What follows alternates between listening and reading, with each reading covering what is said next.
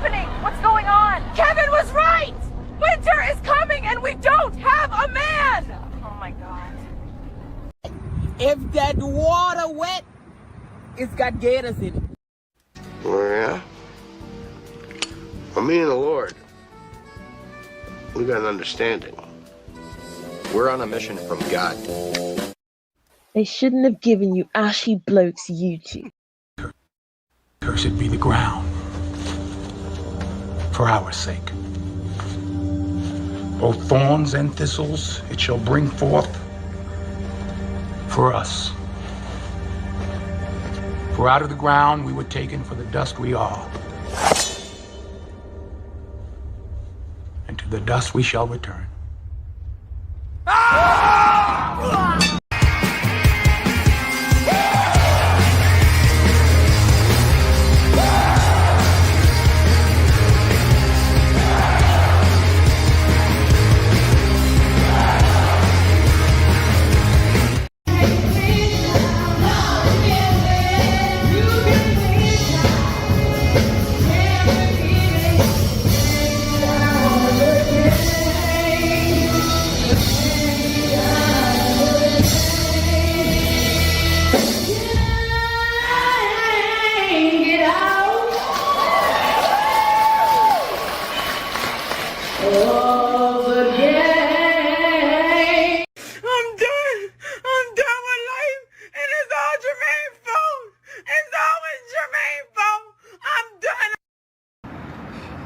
Hey, yo, lesson here, babe.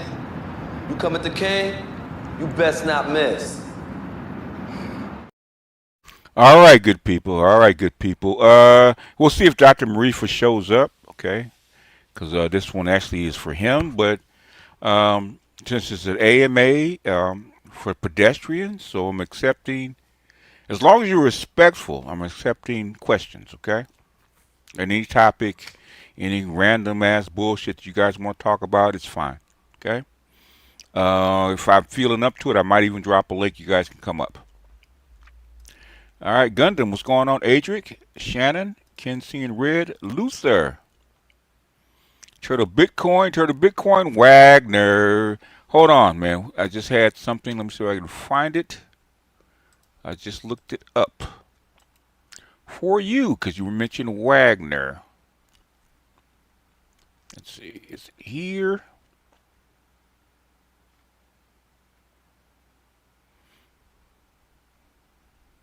Here we go. Since you mentioned Wagner, let's go ahead and pull it up. And we'll get back to welcoming people. Around Central and South America, a move that would likely add some 5,000 troops to the region and significant firepower designed to ratchet up pressure against the Venezuelan government. The strike group, which is currently operating near Croatia, would likely need at least several days, if not weeks, to arrive, suggesting that a military attack against Venezuela is not imminent. The move raises questions about Trump's pressure campaign aimed at getting Venezuela's president to step down. Trump recently threatened a direct attack on Venezuela. So far, the military has struck 10 alleged drug vessels in the region, including 8 of them near the coast of Venezuela. But all of those attacks have all been in international waters. Recall USS Gravely, a guided missile destroyer with US Marines on board, docked in Trinidad and Tobago's capital. The warship is in the Caribbean nation for a 4-day visit, which will include joint training with local defense forces. Venezuela has criticized the Caribbean nation of Trinidad and Tobago, which lies just off its coast, for conducting a joint military exercise with the United States and allowing a US warship to dock. Venezuela denounces the military provocation of Trinidad and Tobago, in coordination with the CIA, aimed at provoking a war in the Caribbean. Venezuelan President Nicolas Maduro's administration said in a statement, Trinidad and Tobago lies just 11 kilometers from Venezuela's coast, at its closest point. In the statement posted by Executive Vice President Delcy Rodriguez on her Telegram channel, Venezuela accused the island nation of acting as a military colony for the United States to conduct war across the Caribbean against Venezuela, against Colombia, and against all of South America. In this case, reports of the arrival in Venezuela of military transport aircraft linked to the Russian private military company Wagner suggest that Russia is plotting to draw the United States into its Ukraine, that is, to turn the operation to overthrow Nicolas Maduro into a protracted and costly conflict for Washington. Analysts note that in principle, such a scenario appears entirely plausible. However, to implement it, Moscow would require close coordination with Beijing. However, if Russia, China, and Venezuela manage to establish the necessary coordination, the United States could sorely regret taking this step. Analyzing the potential requirements for such an operation, experts emphasize the need for a large troop concentration, robust logistics, well-trained local security forces, long-term stable funding, and an adequate level of political coordination. Otherwise, a good plan could turn into an adventure with difficult-to-predict consequences. It's worth noting, however, that the U.S. has so far hesitated to launch a ground operation. In other words, basically, they don't want another Vietnam, because that's what it's going to be. Got to remember, Venezuela is mostly swamp. Okay, this is Vietnam times 3. So that is your Wagner news of the week. Okay, Wagner has been sent to Venezuela and to train and support the army there. So it is what it is. Okay, that's your Wagner news of the year. Now, Wagner's not in Togo. Oh, is it in Togo? Yeah. I think it's in Togo because of the port. Shannon Moore, what's up? Instant Media, LAXT, Dusty D, what's happening? Prince, Espresso, Louis.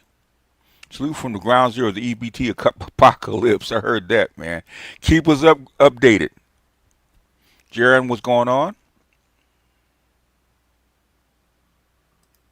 You said the black community is in a hole. Was to celebrate, and by how long before it is totally gone? I don't know what that question is, sir. Got to restate that. BGS, when are you planning to unleash VHS content? I recall you mentioned that you want to say some things, but YouTube and Keisha are friends. They are very much friends, okay? Salute. We need a BGS website for its uploads and VHS content. Oh, boy. BGS, your thoughts on Trump saying that he will fund SNAP? There's actually news that the federal courts are basically telling them that's to fund SNAP, but we'll see. How do you see people using AI on the continent to educate women and take it the same shape as it does today, still used to manage the population? Okay, sorry. If they have smartphones, it's already being used. In fact, East Africa has a big training center for AI. It's already there. I said jungle warfare. That's what they're looking at. Free owl and coke allegedly. Okay. I don't know what that means. A6 was the oil. Okay. Oh my God! I completely missed Wagner in Venezuela. Oh, that's a new thing. Okay. Good, more gorgeous Venezuelan refugees for passport bros. I heard that, man. If Venezuelan women have some badonkadonks on them, man. T. Riller, your thoughts on Trump and Xi meeting and the subsequent deals that came out of it, including restoration of China buying soybeans. It's called Trump bending the knee. That's what it's called. They got to the table. Trump bent the knee. They made an agreement, which I knew they would. It was just a matter of time. They worked their way all the way up to China, and they had to bend the knee to the processing of rare earth metals, because they don't have a process for it. It would take too long to get it through the Environmental Protection Agency, EPA, and all that kind of stuff to clear it. It would take at least 5 years for them to even start. So what they're going to do is fall behind. They're already 30 years behind. So there's a lot of things that they get out of China that they're 30 years behind on. So he went and did a deal and bent the knee. It's because unless you want to double your inflation. You think these heifers will rob stores tomorrow? I think they will. Not all of them, but I think a lot of them will, because they believe that they're right. So D.C., the Black Minister should host an annual Black Male State of the Union right after the presidential address each year. Well, the thing is, we used to kind of, but the thing is that the Black Ministry is full of stray cats. And people get in their fifis and their feelings, and they blow up at people, say stuff they shouldn't have. So it's kind of hard to coordinate it the way you used to. And I'm not really up for it because it's not that important to me. I might cover it, but it's not that important to me. I'm glad logic and cooler heads prevailed. Yeah, so far. Well, yeah. Well, the thing is, unless you want to blow up your own country, okay, for what? To make the posture? I didn't think it was going to happen. Besson is too smart for that. So they backed down on a lot of stuff they were going to do, and once they signed the agreement, China has no problem with taking America's soybeans or America's product that they need. They don't have no problem with it. It's the United States that has issues. Okay, now they're gonna have to work through their issues. I don't know exactly what the devil in the details are. It's gonna take a while for that to come out. Jesse, what's up? Ministry has really been making college level master classes with the panels lately. Good. It's about time. It's about time, okay? Okay, everything can't be Keisha related. In fact, Keisha is a symptom, not a problem, okay? We have to get we have to get to the root of the problem. Keisha, all Keisha knows is what she's been told. I said, Toya says, whoops, what are you whoopsie about? Nvidia stock went way up. Could you give your forecast for the next year? I have to look at it, but Nvidia is basically is going up. It's because they're really embedded in the AI in their data centers, because most of their data centers, especially Western data centers, run on Nvidia chips. That's probably why.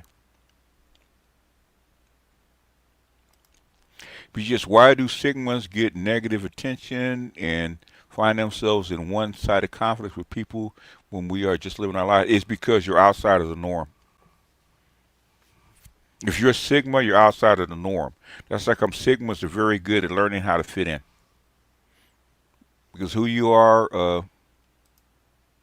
whoopsie about Keisha. Keisha,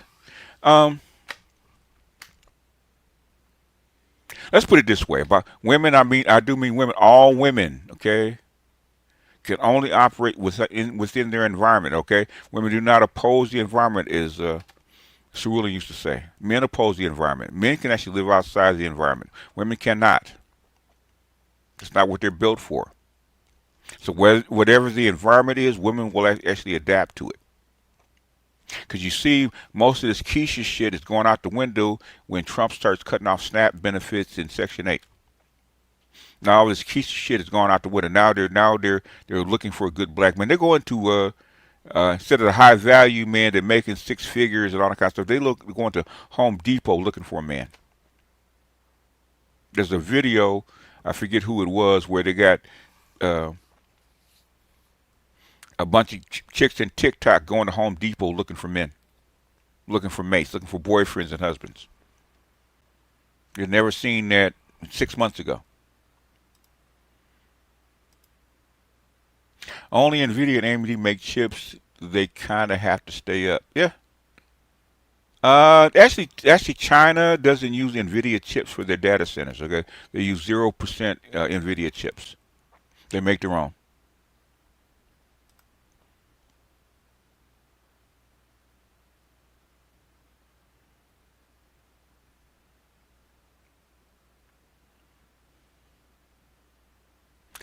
All right. Any more questions? Let me scroll up.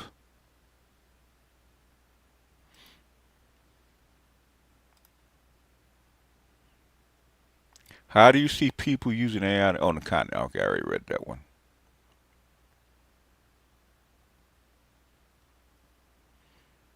I said, you said the black community is in a hole with the celebrating how long before uh it's gonna ebb. It's not gonna go. It's not gonna implode. Okay, it's actually gonna drift away as men marry out and people marry out, and the fertility rate drops. I say about a generation. It'll be gone. It'll be pretty much gone unless they do something.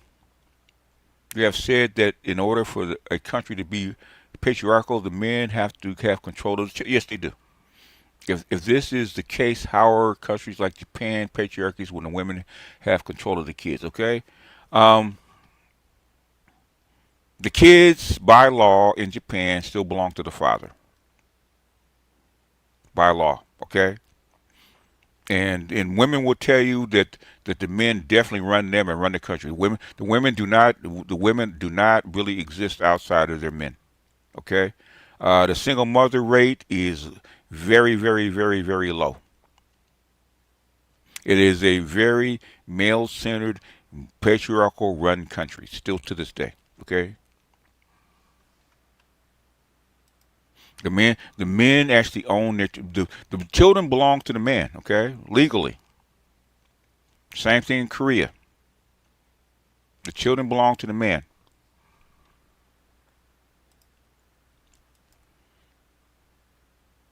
So Passport OG said this is correct, even if the man is a foreigner. Okay, legally the children legally belong to the man. Now whether the women have guardianship over the children because the man is working so much, that's a different story. But legally, the man can come take his kids legally. And in the West, since 1839 with the 10 years doctrine, the women the state has ownership of the children, and basically the state gives primary guardianship or ownership to the female by law, assuming marriage. Yes, assuming marriage. Yes. And guess what happens if she has a baby out of wedlock? Guess what? She don't get no child support. If you didn't have that baby in wedlock, you don't get no child support, baby. You're on your own. You're a starving mother. You're less than 2% of all Japanese mothers are single mothers. Yep. So I don't know where you get the stats from, sir.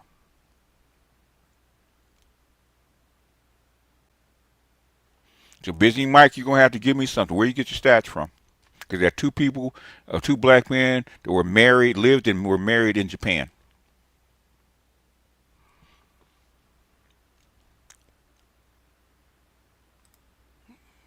What's up, Chaz?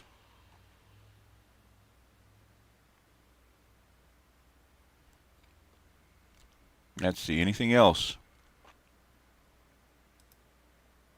Are there any viable ways for African nations to overcome Chinese economic dominance in their nations after they've acquired a certain level of infrastructure? Yeah, they will, because first of all they're going to have to they have to pay back their loans. Number one, okay. They have to train their people. Number two, and Africa is not able right now to wean themselves off of China. Okay, if they do, what are they going to do if they wean themselves off of China right now and China's help? You tell me. Why would African countries wean themselves off of China and the BRICS help right now? How's that going to help them? I've seen a lot of stories where the women get custody, the man never sees the kid again, but you could be right. I'm going off anecdotal stories. Okay, the thing is, can it happen? Yes. I'm sure it can in some cases, right? Okay. But legally, as a rule, in Asian countries, the children belong to the father and the father's family, okay? As a rule. Talk about people think it's a liberal country. It's a highly patriarchal, father-led country, okay? Korea is probably even worse. China is a little bit more liberal, but even then, they're father-led. A man can actually make that woman get an abortion in China and Japan. I don't want the kid. I don't want you to have the kid. Go get an abortion. You can make her go get an abortion. I mean, it used to be that a woman couldn't get an abortion in China or Japan without what? The husband's consent.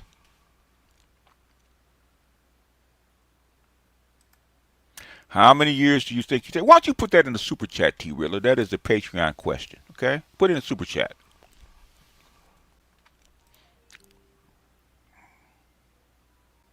Shalom. I've answered that. I've answered that question. If you're on my Patreon, I've answered that question many times. BG Lesson audience, Keisha is wearing sunglasses so that the sisterhood doesn't notice her looking at black men. Earthquake Trump at work. Yes. It's not just earthquake Trump. Basically, man, I don't care who the president was. Okay, at some point, this was going to happen. At some point, it's going to happen.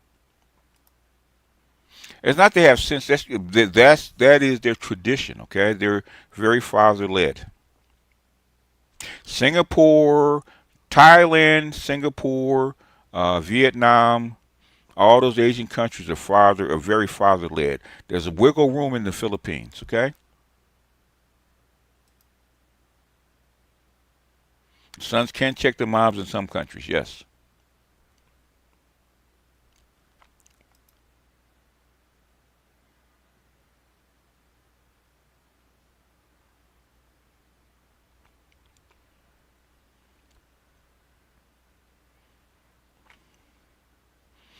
Any other questions?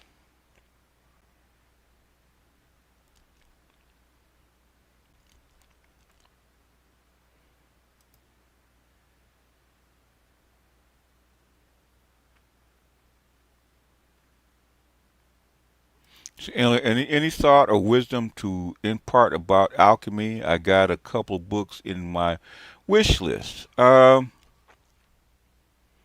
I would say if I'm talking about alchemy, I would start off with the Alchemist by Coelho. Okay, it's mostly a teenager's book, but it actually goes through the whole kind of ritual. Okay. There's a lot of mystical books. It just depends on what your tradition is. Um, I can't suggest one, okay, because they're all a lot of stuff is actually intertwined. Um, there's a good book. I think it's Why People Don't Heal by Carolyn Mace. She does a lot of alchemy puts a lot of alchemy in her books. MYSS. What is it? Why People Don't Heal and the um, what's the other one? There's another. I just can't remember the name of it. But it's a lot of this stuff is blended in. A lot of Jung stuff is alchemy. Okay, Gnostic alchemy. BGS jerk, turkey legs, rice, beans, and homemade candy.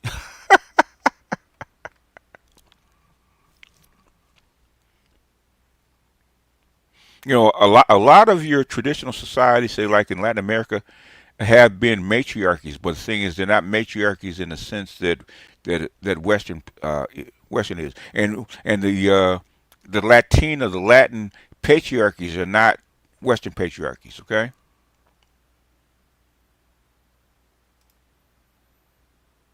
Jung has a lot of alchemy in his books. Okay, especially his Red Book.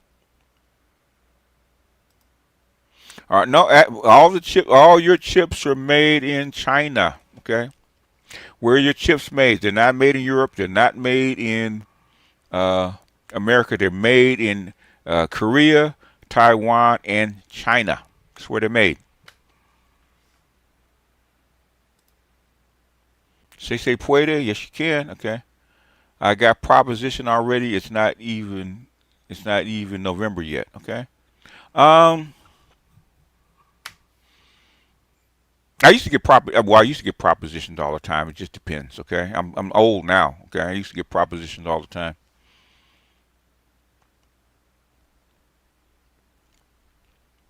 but I'm a Sigma. If I was a Pookie man, I might be laying up.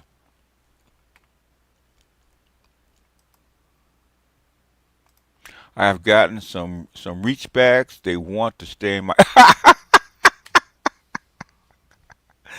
Oh boy. So are the reach backs black, white, or a mix? I say, has 2025 been a success for the Manosphere? 2024 was a success. 2025 are the results of that success. Okay. The Manosphere actually weighed in and actually it didn't elect him, but it actually weighed in and actually did what? It actually had an effect on the public domain. Okay. On the public election. So now you see the side effects, like the 50-50 custody in Kentucky, like the Ohio bill that just got passed, DNA testing at birth. Okay. All the reachbacks are snow bunnies. Okay. What did homegirl say, right? What's happening? What's going on? Kevin was right! Winter is coming and we don't have a man! Oh my god. Back. They're agreeing. Okay. They're agreeing. Snow bunnies are trying to get the reach back first. Landon, wait for it. Wait for it. Somebody will say the Manosphere is dead in the next few months, probably the next few weeks. Okay. I think that's over. Okay. I don't know what that means, T. Riddler.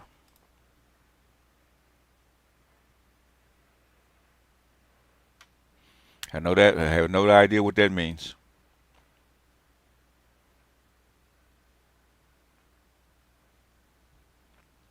So, do you think that black culture will still be around after we go extinct, like hip hop? It'll just get mixed in.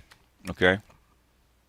Egyptian culture is still around. Chinese culture is still embedded. Okay. Roman culture, even though Rome and the Greeks are classical, their cultures died like 2,000 years ago or like 1,500 years ago. It's still around.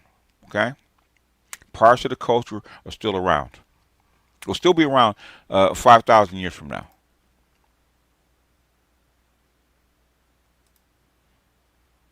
Once it's adopted, okay, and people like it, it'll keep carrying forward. A lot of our African culture was actually brought here to this land, okay? It's still around. Slave culture after 200 years is still around. Reachbacks to university-educated snow bunnies, 35 to 39 without kids, and who thought that jobs would save them, okay? They now don't have jobs. Yep. The DEI is gone. They talk to me about making little chocolates. Yes, they do, right? Okay. Okay, because guess what? Right now, I got nowhere else to go! I got nowhere else to go! and remember when I played this one? What this model shows is the music, so to speak, just slowing. If the music were to stop, as you put it, then this model wouldn't be even close to that scenario. It would be considerably worse. The music's just slowing, okay? The music is just slowing, okay? The music hasn't stopped. It's just slowing. Have you seen a finished studio by Canva? No, I haven't. Well, Adobe basically, okay, if you have AI, then 90% of the people don't need Adobe. The things that you use Adobe for, you can actually do with AI without the work. Black people will live on through Ebonics and slang. Not really, because the language will change. We'll be speaking Chinese within 150 years. Okay. Theo, his inbox probably is flooded. I went on a chat GPT and asked it for some data, and it said women get custody of kids and divorce of 90% of the time. They called it They have full control. It's called Shinken. Okay. Well, things busy, Mike. You have two people that were married in Japan actually on the panel. Okay. You had one who has a child, who was divorced and has a child in Japan. Okay. Now, ChatGPT can say whatever it wants, but you have two people that actually went through actually lived there and went through it. Okay. You got sources. They agree with me. Okay. ChatGPT is not Japan, bro. Exactly. You have two people that agree with what I'm saying. Okay. Legally, the kids belong to the father. It's assumed they belong to the father. That is a patriarchy, okay? Now, if you want to fly to Japan and interview people on the street, go right ahead. I believe the people that live over there, okay, that live over there, and people that have been married and married over there, okay? I'll take their word first.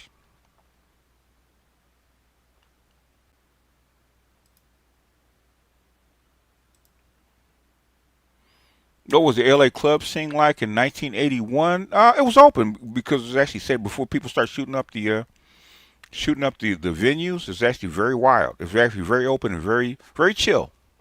Okay, and very lively. And then the drugs came in, and the hoods came in, and the violence came in, and started to slowly but surely shrink. So it's not what it was. Go to Japan, learn Japanese, and marry a Japanese woman. Yep. To hear them tell it here in America, the patriarchy has never oppressed them. Patriarchy is nothing but a means of putting people together. A Western patriarchy, okay, in a sense, okay, a Western patriarchy, in a sense, the men had ownership of the children, okay? If you don't believe it, stop being fucking lazy. Go fucking read like I did. If you haven't read like I did, don't argue with me, okay? Don't go to ChatGPT. Pick up the fucking books like I did and read, okay? Start with The Mothers by Briefault. I love Japanese women. My queens.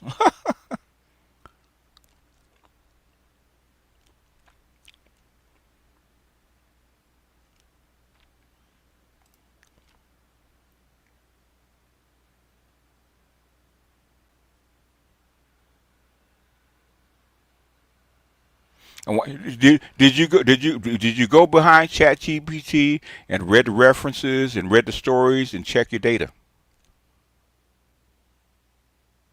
Did you actually go to the sources and verify that ChatGPT was accurate?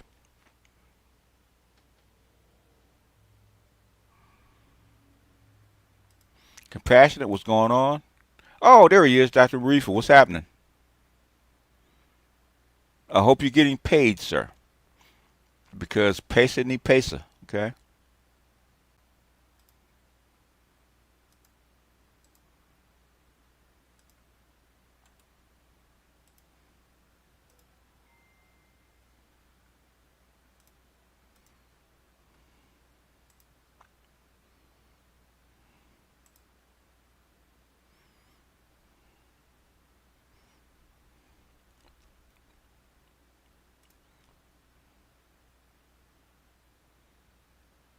Wait, I don't know. I don't know.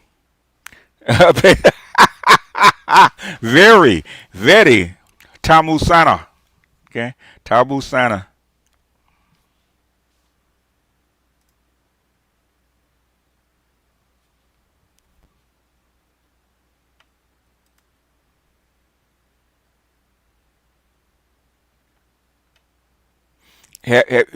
Okay. All right, Busy Mike. Yeah, what's going on? What's up? Playing with that Affinity Studio I just mentioned. hmm Busy Mike, why don't you instead of reading the summary, why don't you go look at it? Why don't you read the shit, okay?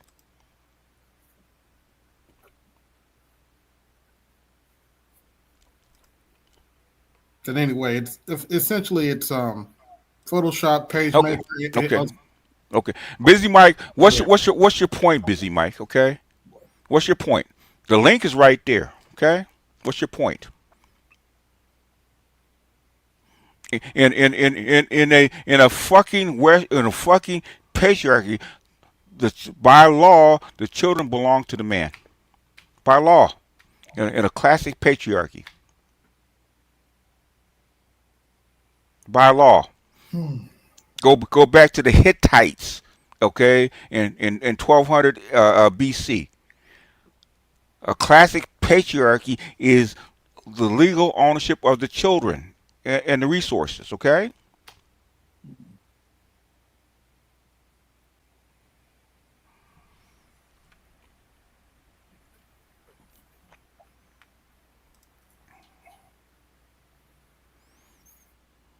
You had two guys that were Slim down. you got two guys that were married in Japan. You got one guy that has a child and married in Japan, and he says the exact opposite of what you're saying. Okay? You know, black people like to argue with the experts.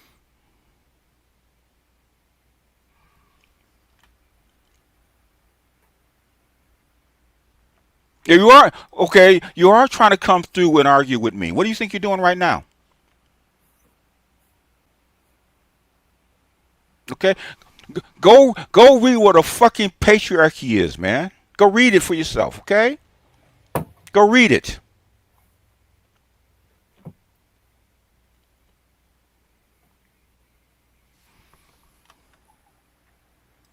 All right. Good evening, Master Teacher PGS. Just come from doing a rewatch from earlier. Thank you for your time in preparing us men for better. Okay. Mike, busy Mike. Stop. Okay. Stop. 喋っていいですか？デジバイクはね、お前はとてもバカ野郎だよ。何もわかりません。日本のことは全くにわからない。Look, okay? If you can't understand what the hell I just said, shut the fuck up. All right? Okay. Okay. I'm sick and tired of stupid foreigners talking that shit about Japan, and they haven't been over there. They don't know the Japanese laws.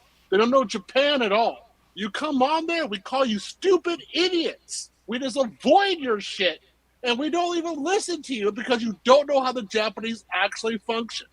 You're actually going to do in ChatGPT? You're an idiot, dude. Okay? So whatever you think you got in English, no.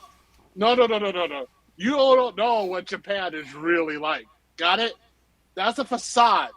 That's something for idiots like you to believe in. You're a pedestrian, as BGS likes to say. That's what you are. You're a pedestrian. You don't know shit. You go and raise ChatGPT in Japan? That's nothing.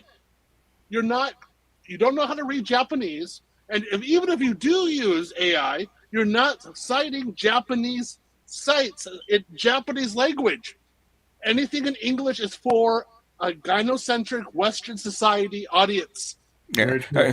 In Japan, in China, in Korea, okay, legally, the children belong to the father. Yes. Legally. Yeah. That's what I said. Legally. Yeah. Okay? In the United States, they do not belong to the father. Now, what the courts do within 5 or 10 years, I don't care, okay? Legally, by law, the children belong to the father. Why do our people argue with the experts? I have no idea. I don't even know. When these people come to Japan and start talking shit, we just look at them in Japan like, oh yeah, you're not going to stay here. We know you're going to die. So we just wait for them to go back to And Narita. and when the people come over to with the liberal shit, they think okay because people think Japan is liberal. Okay, they do. They think Japan is a liberal country. Okay, Yeah, well, good luck with that. okay. They go over there. They go over and find out. Oh no, Japan is very authoritarian. They just do it nicely. That's all. That's the difference. Okay. They do it with cute colors and Hello Kitty.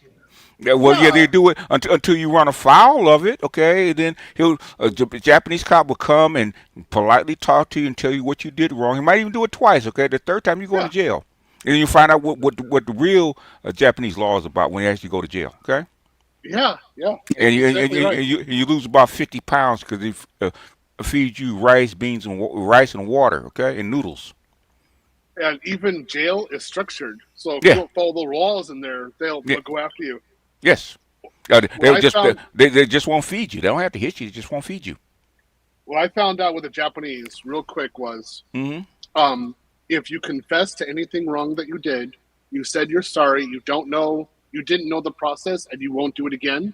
Yeah. The Japanese will smile and say, "Cute, good, okay, Yes. we understand. You understand? We're done." Okay. Yeah, we're done. Yeah. You learned your lesson. Okay.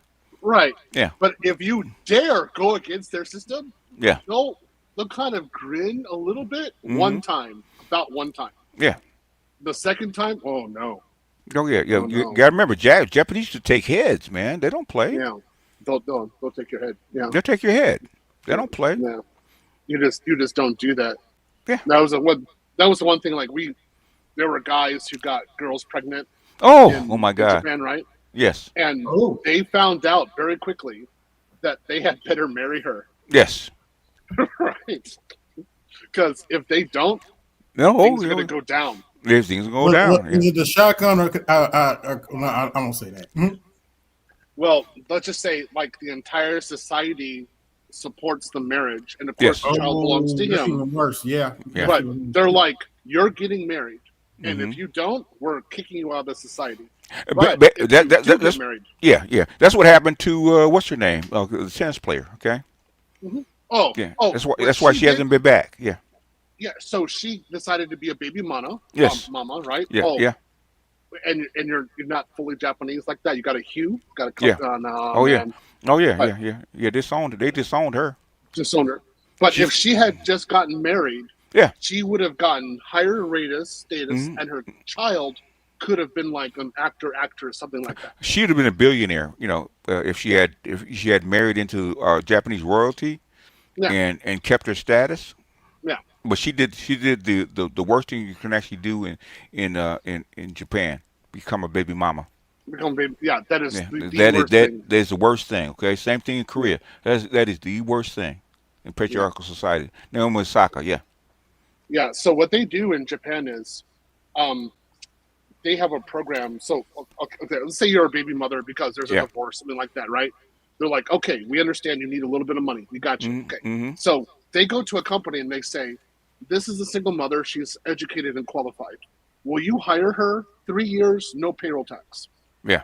And then, by the way, do you have a lot of single men? Yeah. Oh, you do have a lot of single men? Okay, perfect. So then what they're trying to do is get the single mothers with men who haven't gotten any for a long time. Right. And they try to get them to mingle, and then they want them to get married. Yeah. And they're like, good, now we've got that solved. Yeah, because they're trying to keep the family structured that way. Right. People, when I because I said that when I said that Asian countries actually father-led patriarchies. Okay. Yeah. Yeah. And legally the children belong to the father legally. Okay. Yeah. So even if a single mother gets remarried, Mhm. those children still belong to the biological father. Yes. It's only in severe cases where the father absolutely disappears and there's some sort of real collapse. Yes. That's where the father Yeah. doesn't exercise the right, Yeah. but he has the right still. Yeah, he has the right still. If Japanese men wanted custody of their kids, they could get custody of their kids. Okay. Yeah. Because legally it belongs to them. Okay. I just can't. So I don't know. I don't know where that came from about all these baby mamas in Japan because that's very single mothers are it's very rare. Okay, very rare. Yeah. Is They it don't. tough? They, Extremely rare. Go ahead. Talking about the black woman that traveled over to Japan. Let me shut up. What do you say? What do you A say, black Ben? woman traveling on to Japan. She if she can travel there, but to stay there, she can't be a baby mama. Okay, so She got to adhere to the same rules everybody else does. Go ahead. I'll say okay. So No, I was saying, is he talking about the black woman that go over to Japan? Because no, I'll say Western women. I'll just say Western women, yeah. Okay. Western. So for the most part, even I did this when I was in Japan. For the most part, Western women are totally ignored. And when I'm saying no, not when I'm saying ignored, like if they're in the same room as you or the same train car, Yeah. we act as if they're not there. Oh, really? Wow. Yeah, we just keep on going. Wow. We don't look them up and They down. really they put up nothing. TikToks actually. Like they put up TikToks bemoaning that fact right there. Like they said it all the time on TikTok. Yeah, we just keep on going, and the reason is multifold. One is us Western men are so sick of Western feminism, Mm-hmm. and then we get these amazing feminine women in Japan. We're like, we're done. I mean, But- why would a man travel 8,000 miles away from the West to get a Western woman? Yeah, exactly. You So, know, like, why would a black man in Japan look for black women in Japan? okay, Doesn't make sense. Yeah, go ahead. Let me give you the story. Okay, so I was in a dormitory when I originally was in Japan in 97, 98. And we had what we called the Sue test. Okay. Yeah. So Sue was a English girl, 23, 24 years old, blonde hair, blue eyes, had to have at least a D cup, very curvy. All of us would want to tap it. Right. Okay. This is what happened. Sue was in the dormitory, right? Mm-hmm. The new teachers would come on the airplane and then they would arrive to a dormitory. Some of them saw Japanese women and wouldn't talk to Sue. Okay. Some of them had not seen Japanese women and talked to Sue, hit on her immediately. Okay. The next day, those guys went out and saw Japanese women, like went to the supermarket and went out, right? Mm-hmm. Stopped talking to Sue. Okay? Okay. Every single Western man stopped talking to her within 1 week. Wow. And if we did, it was just polite. Mm-hmm. Like, no, you're here. How you doing, Sue? Like, we'll talk with you, but we're not doing anything. Okay. Yeah. Sue said in 1 year, it wasn't that she didn't get laid. She didn't make out. She didn't hold hands. No kissing, nothing. It was like forced virginity for her for 1 year. Wow. She didn't get anything. And it was the same way for all the Western women in the house. The only way they can get any of them who were successful, all with like a Western man, would only be like 1 or 2 nights. It was because he was drunk and he didn't have an option. He just went. Okay. All of us went for Japanese women. All 100%. That's why. Well, that's why you went there. Okay. Yeah. Don't go to Japan to get Western women. That's why you go there. Yeah, BGS. You got people who are who don't travel, and they want to talk about the travel about situations overseas. They have never even been out of the country. Only less than 20% of people even have a passport. So most of these people haven't been anywhere, and they'll come on these sites and start talking. And they don't know what they're talking about. Or some of them, some of the military guys, they're talking about 30 years ago. I talked to some of the military guys, and they'll tell me, well, I have a whole bunch of people, friends and relatives in the military, right? In the military, don't actually live the same life that you do as a citizen, okay? It's different. Yeah, very different. And everything has changed. It doesn't matter. Hold on. You could go there and just be there, okay? You're not a civilian. You live a different life than being in the military, okay? You do. So many places you can go, okay? You don't have to learn the language, okay? You don't have to fit in. Or your food, your clothing, your shelter is all taken care of, okay? You live a different life. Yeah. So they don't know what's really actually going on in some of these places, even though they've been there. Correct. The thing is, they know some things, but the thing is, they haven't integrated themselves into the culture, okay? They haven't. So it's a question of power. So what we call expats are very similar to GIs, in that they're paid in dollars and their power source is the U.S. Mm-hmm. So they have 401ks and things like that, right? Yeah. So they're in bubbles in Yes. Japan. Yes. Somebody like me, I was working for a Japanese company. I had a Japanese work visa. Yeah. My power center was Japan. I wanted yen. I was paid in yen. I paid Japanese taxes. I didn't do anything with the West.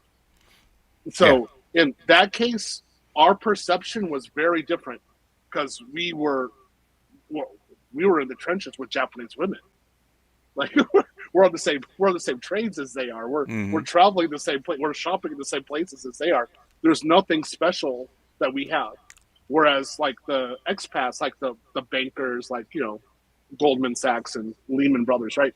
They're an exclusive area. They're in an exclusive area. Yeah, that's true. That's true. You're not riding the train with the regulars. Okay. Right. Yeah.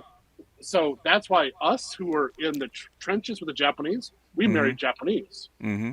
Oh, that was it, because we integrated ourselves with the Japanese power. Yes, you did, and that's the whole thing about the difference between being in the military and then being even an expat. Okay, even an expat, even with a connection to American money. Okay, the people that you're around, the people that you integrate with, the people that you have to socialize with are actually natives. Okay. Whereas if you're in the military, you're around GIs most of the time. You're not out there with the natives. You're not supposed to be. Okay, they won't allow you to actually be that way. Okay, you go to approved bars, approved places, stuff like that. And if you go off grid, they'll actually chastise you. Okay, you ain't supposed to be over there. Yeah, or if they bring in this case, I was their pedestrian. So they bring me to one or two, too often, then they start getting chastised. Yeah. Whereas I would go to exclusive areas maybe once a year. That was it. They would invite me and they're like, okay, I see this world, but I'm not allowed here. But we know. So fine. Yeah. In some places, the Japanese can frequent, but the thing is, there won't be a lot of locals in some of the places where the GIs actually hang out. That's correct. Yeah. That's very correct. Yeah, you're entirely it. So I just don't. Again, the thing with the narrative about Japan, if you start talking anything that is too gynocentric at all, forget it. They're patriarchy. Yeah. And as a GI, you're not subject to the local laws the same way that an expat is. Okay, expat, he's on his own. Okay. You get in fucking trouble, you go to a Japanese jail just like everybody else, okay? Right. If you're a GI, they call your base. They still beat you. They might, but the thing is, they call your base. They call your base, okay? Yeah. So we had experiences where like in Roppongi, Yeah. GIs would get too rowdy, drunk. Yeah. And the police would come and say, like, stop that. And then they'd keep on going, right? Right. So it would take like 20, 30 Japanese to go against one Marine. Yeah. But they'd finally subdue him because he was drunk and then beat him. And then they put him in jail that they have to make the telephone call. Yeah. Right? Like, we got one of your guys here. Yeah, got one of your guys. Come pick him up. Yeah. Right. Yeah. Look, we go, no, we're sick of this. Don't let this happen again. The base would just apologize. Yeah. And pick him up. They pick him up. Yeah. Right? Yeah. Yeah. But if I do something like that, oh no. Oh no. You actually subject to Japanese law. Right. Yeah. That's it. I'm gone. So they have a different experience in these countries than the even the expats do. Yeah. Yeah. Entirely. Yeah.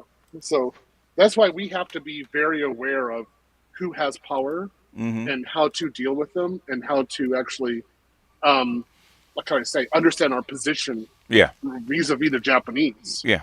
And so you learn quickly how to integrate with them and be good, like mind your manners, or you're not gonna last 2 years. Yeah. I was just listening to somebody complain about that. I think it was a Japanese girl complain about that because she's Japanese, but seeing as she's Americanized, right? And she listens to the Japanese complain about the Americans that come over there and think that Japan is a liberal country, just like America, right? and find out they complain about what they do in Japan. Said you're not in America, okay? It's not Japan is No. not what you think it is. Yeah, it is. It's not, and they have an entire way of doing things, Mm-hmm. and you have to follow it. Yes. And the Japanese will, like, the first 2 years, Yes. they consider you to be kind of like a barbarian. Yeah, So they do. they're Same thing with kind of China. they're kind of like, okay, we'll deal with you. We understand, but we, Yeah. we understand that you don't know everything. So, Yeah, okay. you're a foreigner. Yeah. Right. Yeah. After 2 years, they're like, do you understand our system, or do you need to go to the airport and leave? And leave. Yes, basically that's what they tell you. Yeah. So I assimilated very quickly. Like the first month, boom, done. Yeah. Like it's like, okay, I'll just do your power. It's because you wanted to. We realized I'm a guest. I had to follow the house rules. Yeah. It's not that hard. It was like replacing white power with Japanese power. That's Yeah. all. Yeah. And people were perfectly willing to tell you how they do things, okay? We don't do that here. We do it this way. Yeah, exactly. Yeah. But we, can I say, the people who had, so let's be honest, the people who had the hardest problem were Western women. Yeah. Oh, because yeah. Yeah. they could not exercise power at all. No. And I was like, you understand here, you and me are the same. You're black now. Yes. Okay? Like, I don't have power in the West. You don't have power here. It's the same thing. Yeah. And they couldn't understand it. I was like, oh, yeah, you're not going to make it. Yeah. But, I don't even, the things, why are you there? Okay. If you want to live your life as a Western woman, why do you go to Japan? Why are you there? BGS, you got a whole bunch of black women in Thailand going through, and they're not being very successful in their situations. The most successful black women in Thailand are actually lesbians. Okay. Yeah, well then you already know that's what's going on, and even that's not working out for them because they come out there trying to be lesbians, and they find that they're having similar problems with the men that are here. And they're American women, so they end up trying to find a man, but they can't find one. Is because the men, black men especially, do not go to Thailand looking for a black woman. Nope. No. Otherwise, he'd have just brought her with him. And the Thai men won't date them because most of them are bigger and taller than the Thai men. And basically, they're much more needy. Okay. And even the beautiful black women find out that all the Thai men want to do with them is just have experience for one couple nights. But also remember, go ahead. Sorry, these women are raised with the blank slate equalism idea in their head, and so they think that everything a man can do or does that they can just do it. So if these men are being quote unquote passport bros and going out and traveling all these experiences as women, like of course I can go to this same country and have all of these experiences as men, and understanding that the world does not work like that. If they want to do what men do and pay for the privilege, they can do it. No, they don't. Again, that's that blank slate equalism thing in their brain. No. That's not equal. Then, okay, that's not equal. Okay. But in their brains, they think that it should be because I'm a woman that I should just be getting all these great privileges because I get them here, so I should just get them. I get them everywhere. It's like that's not how the world works. That's what Leo said. Yeah, well, that's true. That's not how the world works. They find that out real quickly, don't they? Yeah, so, they find it out. Go ahead.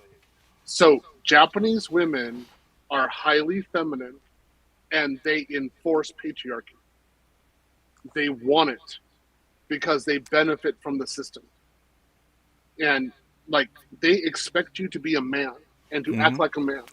And in that system, they're like, if you're a Western woman, we expect you to be a woman, and if you're not, you're not going to be with us. No. Like Thai is the same. Yes. It's just that it's on steroids. Oh, really? On Thai is on steroids in Thailand? Yeah. Really? Okay. Much more. It's much more like I can't BGS. I talked about this in class. Thai women are the only ones I kind of melt down with. They're so feminine. I just couldn't believe how they acted. They took total control. I mean, Yeah. That was it. Yeah, they serve. Okay, they do. So even in Kenya, dudes don't realize that they got to integrate into the country. Ninjas get spooked when the bride price gets mentioned, especially if she's from the upper crust, specifically Kikuyu women. The thing is, you have to learn. Okay, it's called a learning curve for a reason. Okay, you just can't go there and instantly integrate. It takes a while. Okay, you have to learn. You're not from there. You didn't start out as a 3-year-old and raised in that society. You had to learn. Yeah, I mean, the reason why they go to Thailand is they feel like it's safe for them to, walk around and stuff like that. It is safe. And and it is safe. And they are making American dollars, so they have money. Yeah. But they won't learn the language, and they won't, adopt the cultures over there. And they're trying to be men over there as a woman. And why are they there? Okay, what are you there for? Hold on. Let me address Busy Mike real quick. He says, if Japanese women enforce patriarchy, why do they date out group men? I don't think you understand. Like, okay, me, right? They dated me because they expected me to be a part of the group, the Japanese group. Yes. And so I adhered to the Japanese system. Yes. That's why they date. So if you're just a foreigner off the airplane, they don't date you. No. Because they're like, you're not a part of our system. But if you're part of their system, they're all over you. Unless you go to a specifically group of women that date foreign men. There's always that group, and no matter where you go. But they almost always, Japanese women expect you to eventually integrate to their system and live there. And that's just the way they are. And so if you're going to live there, So they of course, like in my case, my Japanese wife wanted to have Japanese baby, but when we say have Japanese baby, the baby would speak Japanese, go to a Japanese public school, right, do all the customs Japanese, and like English or American would be garnish on the side. It's not the main dish. The main dish is rice, fish, and miso.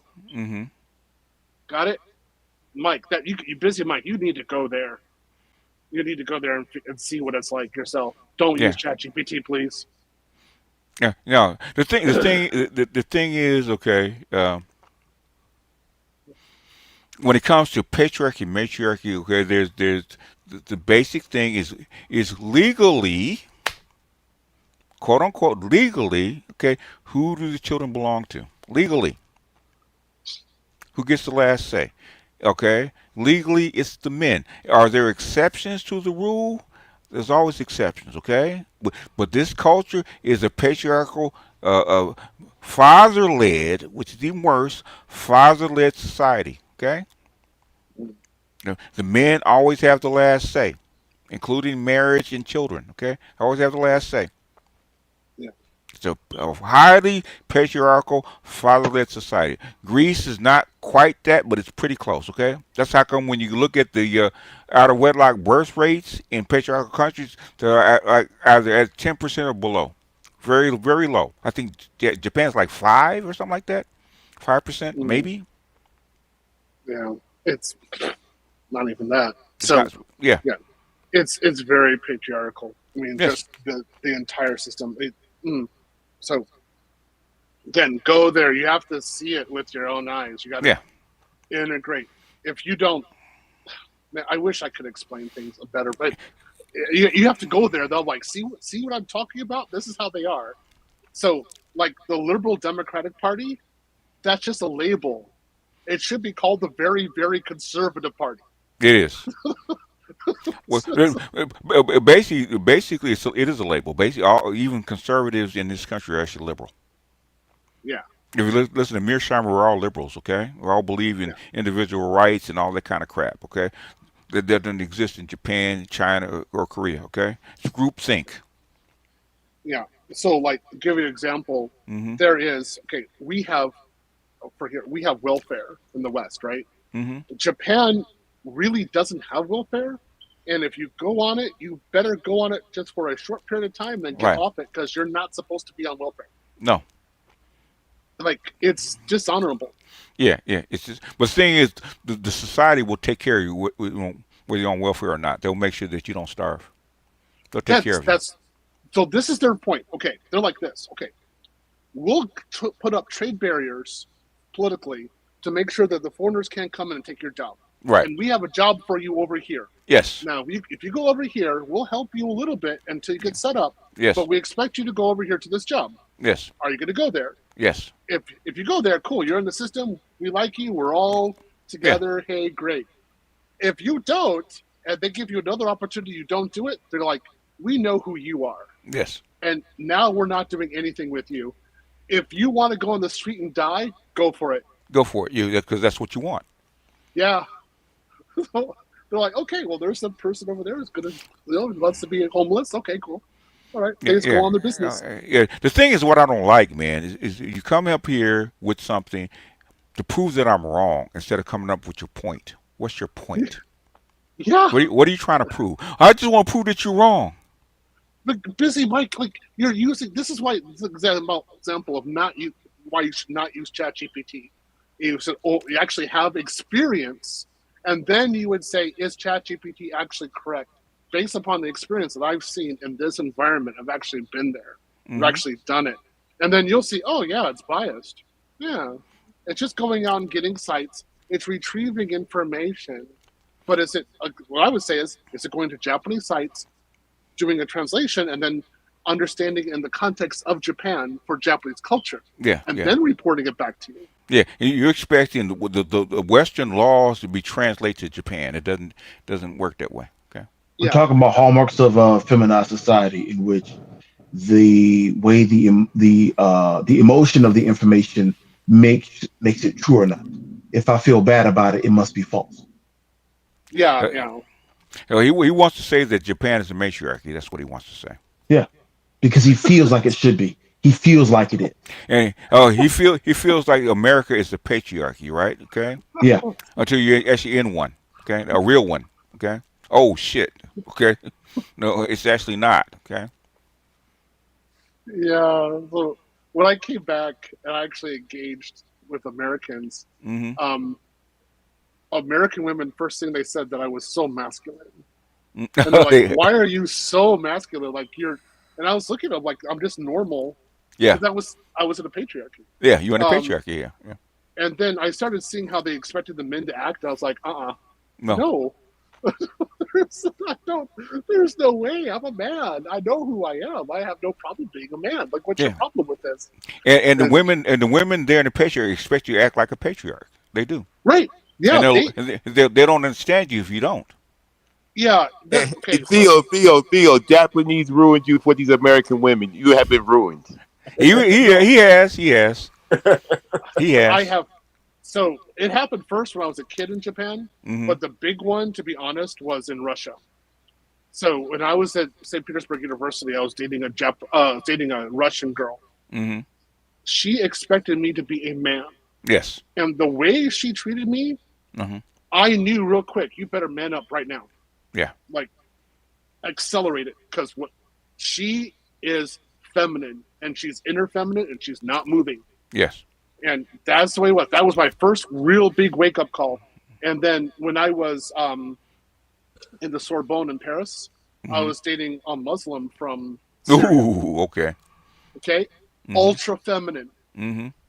Ultra, super. And she's like, you are man. Right?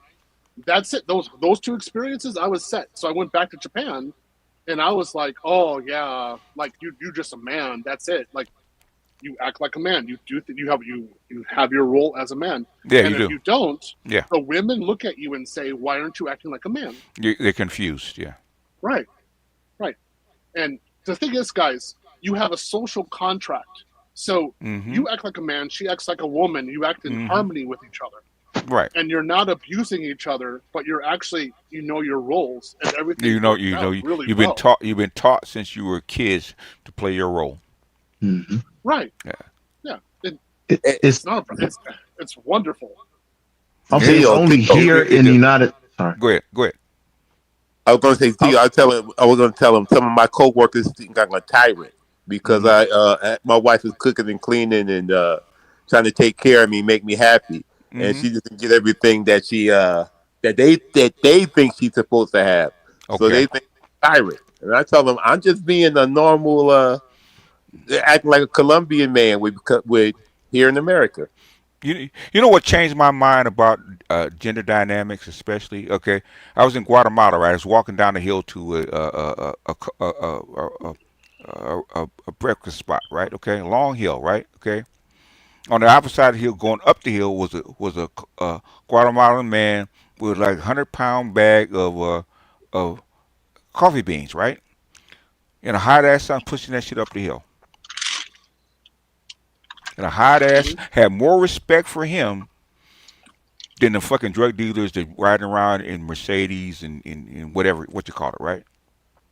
That motherfucker to support his family will push 100 pounds of coffee beans up a fucking hill to catch the bus to sell them. Okay, that's a fucking man. To me, that's a fucking man.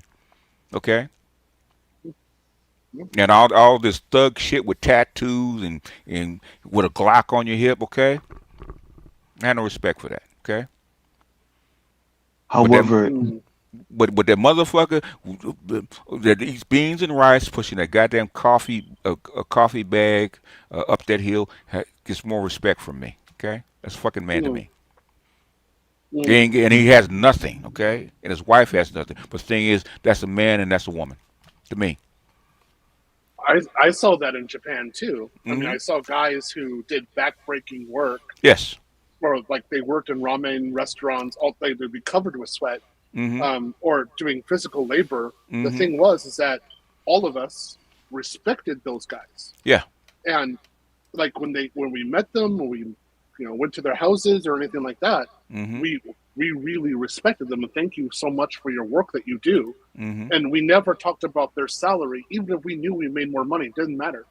We respected them, and then it's kind of a lot of salary is based upon age in Japan. So if I knew, let's say that I was younger, but I knew that I was making more money than somebody else, I would offer to pay for everything. Like if we went out, something like that. And I knew that was my responsibility, and that if somebody else went out with me and they were richer than me, they would usually volunteer to pay. Yeah. And because you have this dynamic, like I know my role with you, you know your role with me and everything, it's very harmonious. We're like, yeah, we know what's going on. Okay, good. Okay. Yeah, we got it. We understand.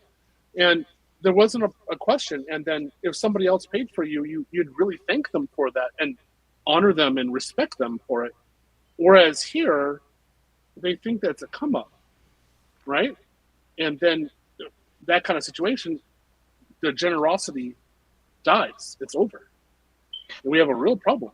Yeah. I would say it's really only in the West where you have the incentive to, or a group, or certain groups have the incentive to break the social contract whenever they feel like. And that's what makes everything screwy. Well, because they go across the water and they think that, oh yeah, I could just break the social contract at any time just because that's what you do with it. Because you have a highly liberal country in America, highly liberal. Okay, individual rights trumps everything. Right. Until you go too far, and then guess what happens to you? Yeah, but where is too far? What's the line? I mean, I know what it is, but like, I'm saying. No. You tell me what's too far. You talking about in terms of like obviously like murder and stuff like that is too far. Can you walk up to somebody and slap them on the middle of the street? Is that okay? You can. You might not like the consequences. Yeah, I mean, yeah. But there's social consequences for doing that, right? Yeah. Yes, there are. Okay. You know, if in California, I'm not allowed to carry a gun on my hip. Okay. I don't care how individual I am. Okay.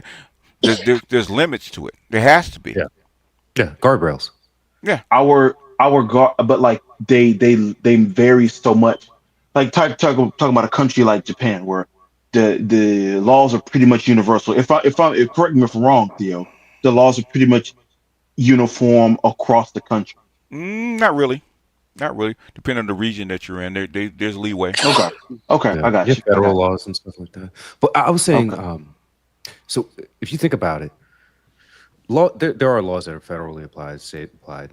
They're customized to the region, right? But there's general guidelines that you should follow doesn't mean that they're pressed on you. And a part of that liberal democracy is that there's a lot of suggestions, but that freedom is this freedom of choice, which is a very tempting illusion that you can have a freedom. Like if you can imagine, if you sleep outdoors, you could be among the butterflies, you could be among the trickling rivers that are crystal clear, but you're also among the wolves. You're also among the ants and the wasps and all those things that could attack you and make your freedom a lot more difficult. So people build things like structure, like a home that has walls and a roof and has plumbing and it has electricity to protect you and guide you. Even the most oppressive societies, if you want to go out in the middle of the wilderness and on your own, nobody will actually stop you. I don't care who That's you are. true. Even in Most people Japan, don't do that because they want that. They want that. because you structure. won't They just want it survive. as- You won't. 90% of people won't survive. Okay. True. Like the one guy I point to who he's known in the West is Dick Prenneke, and they made a documentary about him. He like moved up to Alaska and lived out in the woods and all this stuff. 50 years, and he still had to get stuff flown into him. Whenever he had to get checked out for medical stuff, he still had to fly out. He still has to be attached to society, right? Exactly. And then when he was dying, he moved to his brother's home in somewhere in And Southern California. if you're attached to society, there's certain rules that you have to adhere to. Exactly. How do you get stuff flown out to you? You have a structure that can allow that. Satellite You got a phone or structure about whatever. it. Be taken over. But any place, I don't care what country it is, how oppressive it is, even in North Korea. If you want to go out in the middle of the woods and live on your own, they'll let you do it. They'll let you starve to death. Okay. Yeah. They're not gonna go Yeah. look for you. Oh, you went out in the middle of the woods in the cold and on your by yourself. Okay. They're not gonna come look for you. Yeah, Japan very much is like that. Yeah. All countries are like that. If you want to be part of society, you actually want to separate yourself and live on your own. Okay. As long as you're not harming anybody, they'll let you go. Yeah. Go for it. Yeah, they have no problems with it. It's No. So like that's how they thought about at least in Tokyo. That's how they thought about the homeless. Mm-hmm. They're like, okay, this is what we're gonna do. We're gonna give you an opportunity. Mm-hmm. Hey, well, you can get a job. Here, this is it. It'll be enough for you to get an apartment. Mm-hmm. You can support yourself. And for the most part, these guys were like, no. Yeah. So the Japanese are like, okay, you want to be there? Go for it. Yeah. I don't think people understand that like de facto laws matter just as much as the jure law. Like the de facto, like, okay, here's what we do here. Like, what do you mean what we do here? Like, yeah, like you follow what we do here. I don't care whether you like it or not. Like, you can't just go out and do whatever you think you want to do or whatever you used to do back there. Not if you're going to be in society. If you're going to be among people where you actually inflict on what they do, no, you can't do it. I don't care what country you're in. I'm from North Carolina, right? And we were, when I was growing up, like kids had family up in like DC and New York and everything in Jersey. And so what do is they would come down after they would fuck up there, they would come down for like high school to North Carolina, and they'd be like, "Bro, I'm from New York," and you're like, "Bro, who the fuck you talking to? I don't care that you're from New York. You get your ass whooped in North Carolina. Is what happens because you bring that New York attitude. Is like, bro, you are several hundred miles away. Calm down. I'm from Brooklyn. Yeah, you're in Yeah. But where are you now? Yeah, okay. Exactly. You don't got numbers. No. Yeah. Now you need more people. If we open carry down here, okay? What Yeah. you got? Yes. Yeah. So we again, based upon that. So the Japanese, when I was there, okay, you bring your Western ways there, and at first they kind of like, okay, that's cute, we get it, and then they would show you what their system is, and then sometimes they would engage with you. If they thought you were being genuine, they would engage with you and say like, this is how our system is better. This is what we think is actually should be. And at least it would be an open dialogue. And for me, most of the time, I would convert to their system. Yeah, right? Yeah, it works better. Some things work better. Some things work better. Yeah. Right. And I was like, oh yeah, I'm like my idea of power is really whack. I shouldn't even do that. Like, why am I trying to express power that way? It's stupid. It's futile. Like, why am I thinking of it? So I just get rid of it. But yeah, the same way, if you don't, and you go through and you have your own expressions from your own culture, and you keep on thinking you're going to do it there, nah, it ain't going to work. It's the same way of like going to New York, then you go to the Carolinas, and then you think you're New York way. Ain't gonna work. Yeah. So the street law. Yeah, that's what you have to pay attention to. Yeah. Definitely agree with that one. Is it the Western ego that makes them resist the Japanese? No, their worldview will. Yeah. Yeah. They're not raised in that kind of society. Okay. So a well-ordered society. The well-ordered A Western society, supremacy sort of idea. They're not. No. It's just a different society. That's all. They're not. They don't understand that they're Western, especially for white people, that they don't have power. Yeah. So if you like, example, I'm black, but I'm still Western. So when I went to Russia, I had, in a way, everywhere I went, I was still kind of in a bubble. Yes. Because I was Western. All right. So they put me into that. France, no, because they're Western anyway, so they don't care. Yeah. But when you go to like Japan, South Korea, China, they're like, we don't care who you are. We have like thousands of years of history. Right. You conform to our system. Yes. Or otherwise they'll put you out. Yeah. And they're like, we don't have any. Sounds like expression of white privilege. Correct. Well, you don't have any white privilege. That's it.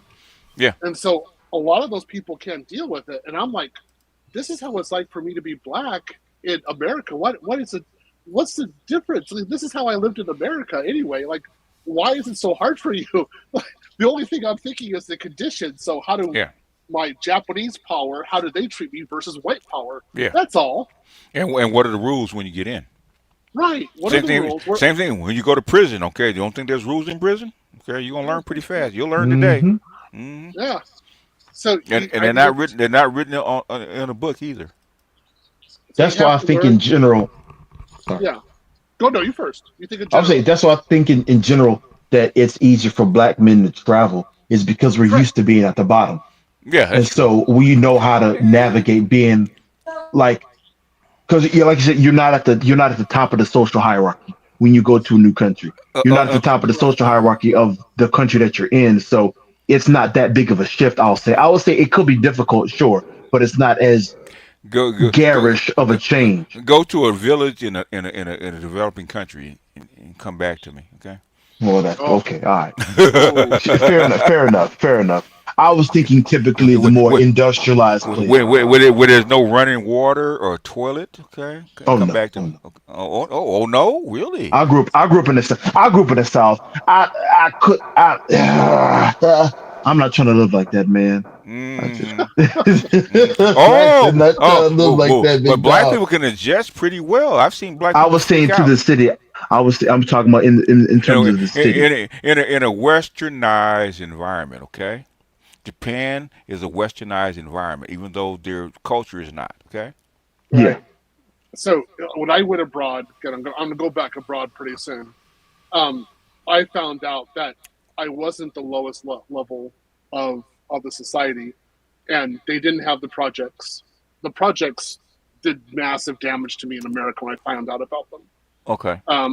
And I was like, wow, they respect me. I'm not the lowest level, and they actually communicate with me, and they're nice. I like these people. Yeah, what's their system? Oh, okay, I'll just adhere to it and go into it. It's not a problem, right? So most black people, also, just so you know, okay, when I was in grad school, one of the things I learned is that for some reason, Africans or anyone of African descent can learn language better. Yeah, because we can actually hear the tones. Hear the tones better. Better, yeah. So almost all people, everyone is black or African based. Yeah. We all could speak Japanese, or we all spoke Russian, or we all spoke French, right? So it was not a problem for us to integrate. We knew the system, we knew how to talk with them. Whereas you have white English people who are mainly monolinguals, right? Yes. White people have a hard time with Chinese, okay, because they can't hear the tones. Yeah. Yeah, I don't have a problem with it.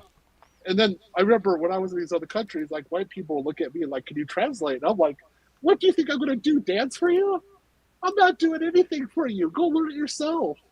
I'm not going to help you out. I'm not under your power here. Yeah. Go learn it. God, I'm not helping you. Go get out of here." So like, "Oh, you won't translate for me?" I just go on my way. Yeah. People are Dance like, for me, black man. Dance for me. That's what it was. It was dance for me. I'm like, I'm not dancing for you. mm-hmm. I'm not under your power system. Oh, yo, that's true. That's true. Yeah. That is true. Yeah. So That's one of I the can't big wait to go problems with back. people Americans going to France, and they want the French people to speak English to them when they like, no, you got to speak French. You got to speak You gotta French. try. Yeah. If you try, they'll work with you. But if you don't try, they Yeah. just get upset with you. Like you better speak some French. Try to speak some French. We do the same thing when people that don't speak English come here. Okay. If you What's don't up, try, John? we push you off into the corner. It's very common. Okay, as they're supposed to. What's up, gentlemen? What's up? Hey there. And you'll have a great time if you got somebody that speaks French, a little bit of French. You'll have a good time. But if you refuse to speak French, you're gonna have a hard time. But motherfucker, put in some effort. Go to school, even if it's elementary school. Go to school actually learn the language. Okay, like a little kid. Okay. Okay. Go to school. So I got a more I got a importantly, story. you could. I put my. What's up, BGS? Hey, what's up? What's up, this Mike? Mike. My son is in Spain right now playing semi-pro football. Football, And, yeah. When I tell you he's immersed in Spanish, he's like, "Dad, there ain't no English." I was like, just a little. He's like, "They just look at you stupid when you pull out that phone and translate it." They want you to try. They want you to. They'll walk. They'll basically handhold you through your sentence. Yeah. Yes, they will. Try to get you to understand. So yeah. But what city is he in? Yeah, I just want to hop up here earlier, man. I was listening to y'all earlier, man. But we just want to stop in, man. I ain't heard you in a while, man. So yeah, I hope you're doing good, man. How's the chica, man? How's she doing? Oh man, we had to let that one go. Oh, I'm sorry, man. She was a nice one. She was nice until she thought she was bigger than the program. Oh, she pulled out her black girl card, huh? Yeah, no, that part. Well, the funny part was, thought she could do better, thought she was better. Okay. And then, I was like, all right, cool, go do your thing. Yeah. And then find out she can't do better. Now trying to come back. Oh, she tried to spin the block, huh? Yeah, and I'm just kind of like, nah, I'm good. You know. Yeah. You got out there. You rolled the dice, okay? Well, I think it's funny that they don't understand. They don't understand what real intellect is or real common sense and having to have a conversation with people. So when she's out there, she's just kind of like, yo, these guys, she's like, she goes, I'm using your words. I'm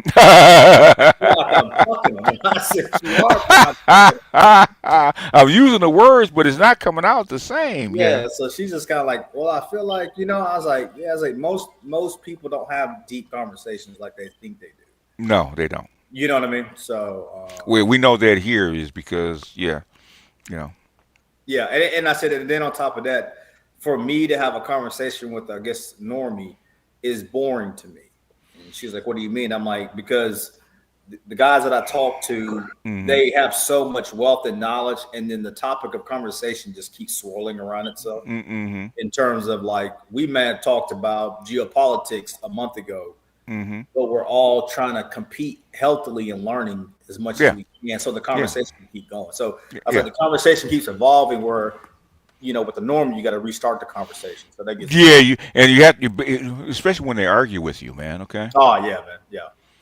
Dude, you have two people on the panel that say that you're wrong. Okay. Both of y'all wrong, even though you live there. But ChatGPT says. I know. I had the same thing. So, like I had somebody saying to me that, like I say, girls selling it in Tokyo was becoming widespread, and I was like, no, it's not. No, it's not. One street. It's one area. Yeah. And they're like, oh, it's everywhere. It's everything. I'm like, no. Geisha girls been selling coochie for centuries. Okay, it's not new. Yeah, it's not new, but it's very constrained. Yeah. So there's places where this happens, and then Mm-hmm.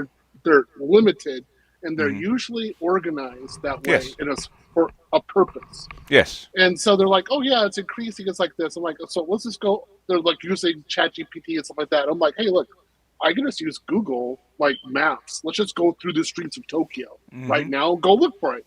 Oh, there it is, right there, exactly where I thought it was. Where do you think it is? I don't know. Yeah, because you don't know the maps of Tokyo. You haven't been there.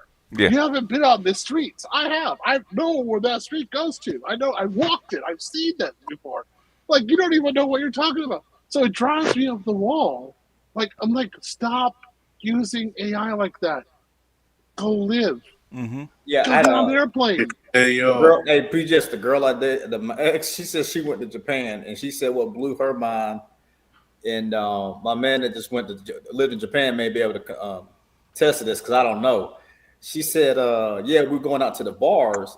And I said, you went to the bars? She said, yeah, but in the bars, there's no music. You just sit down and talk to each other. Yeah. And she's like, and I was like, wait, what? I was like, there's no jukebox. And she goes, no, you go to a bar, you sit across from each other, and you talk. And you drink. Yeah. Yeah, it's like, oh shit. Unless you go to an Americanized. Yeah, Americanized. Yeah. Tokyo Drift or some shit like that. Yeah, right? yeah. In other words, where it actually catered to expats, okay, or this visitors. Was interesting that she was just saying no. She goes, we went in there, we ordered sake, and we talked and laughed across from each other. Like the conversation had to happen, and I was like, that's pretty cool. Yeah. So if you go there just alone, right, like I did many times, it's unlikely that you're going to be sitting there alone. You're going to be eventually talking to someone and ordering and having beer, and then there's a certain way to do pouring beer. They have a Japanese style, and they've done it for hundreds of years. You have to learn it, and if you don't understand it, then you get drunk learning the system. Yeah, it's really fun. I'm really good at it. So you go into the bar and you actually have friendship, and you talk with strangers, but there's a way we know how to be friends with each other and have camaraderie, and it's great. It's wonderful. I talk with people like all social classes, everything. It doesn't matter. Yeah, we're all there just eating good food and drinking beer. Yeah, observing the social contract. Right. I mean, why are you in Japan trying to be an American? It doesn't make sense to me. Hey, but it blew my mind in terms of the just where she said the conversation. Like it was almost as if it couldn't stop. Like it just had a life of its own, and it'd go up, go down. She's like, y'all would be arguing about something right quick, and then y'all back to laughing at each other, and it keeps it going. I was like, that's pretty. She goes, it's the funny part about it is there's no specific agenda or guideline for the conversation to flow. You just talk. Yeah. When she goes, the worst part actually is doing the catch up. Hey, how you been doing? Like not just starting the conversation like, hey, this weird ass shit happened to me the other day. And I was like, oh. So I said, pleasantries aren't cool. She goes, everybody does pleasantries. So just get to the conversation, talk. I was like, that's, you know what I mean? I was like, that's pretty cool. Hey, yo, how's everybody doing tonight? What's up, Mongo? Good. We're going to do that. We got to do it in unit. 1, 2, 3. Woo! I got to get the owl. Charles, I was talking about you last week to some young guys in my gym, and they were. I was like, "What y'all call him?" I said, we call him Black Superman, and but he up in Baltimore. But just talking to him about being in the gym consistently, man. You know what I mean? So yeah, it's kind of funny because lately, a bunch of females call me a narcissist. I ain't talking Lex Luger. A little bit. You got a little bit of that in you. It's okay. They like, you think you know it all. I'm just used to people not knowing enough. that is true. That is true. That is true. Homeboy came up there trying to debate, and I'm like, get the fuck out. And Dr. Reefer, you can jump in at any time. You don't have to wait on us, okay? That's why I said BGS. Not all heroes wear capes because you stayed with the boy. He was embarrassed. Man, VHS came out today, man. They pissed me off today. Oh yeah. Somebody just did more. It was good. Listening on the internet. What was the malfunction today? BGS. We talk about women all the time. How come we don't talk about business and how to make money? I said because you come to a relationship site, sir. Okay. I'm We gonna. I'm sell. gonna. Well, not even that. We, That's what the good. Coliseum was for. You know what I'm saying? And when I do, I get complaints. I'm not talking about women. Okay. I'm gonna I tell you gotta. the same thing Shorty said to me. You Hmm. always said that we can't have first level shit. I said, when I'm talking about serious shit, Hmm. who's the first person to get upset? Who's the more calmer person? Well, I said, there you go. You're worried about how people judge you. I'm worried about how much can I say fuck you to everybody around me. I'm not caring. I said shit. I got my Okay. food left, and it's like I told her. I said, this is the difference between me and you. I learned the ancient art of not giving a fuck of what people think about me, Hmm. but I'm not so crass with it. It's the fact that you have this anxiety. You might have got it from when your time in the army. I don't know. Or that's how you grew up under your mom and your dad. But like I told her, I said, you got to stop thinking that I'm so intelligent. If I'm saying, okay, ask me deep questions about me, Hmm. I'm giving you permission to ask. You're afraid. Well, I think she's intimidated because of the body count. Because of the who? My body count. Your body counts. Oh, Okay. she know the number? Why is she around you then? Because she thinks I'm cute. She knows I'm Okay. sexy. Okay. But if your body count, you can't you. If your body count bothers her, why is she around you?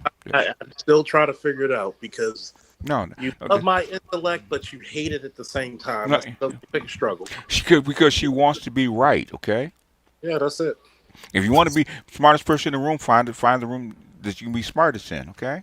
It's not that hard. And she knows she can't defeat you in that department like Patrice O'Neal used to say. You The know.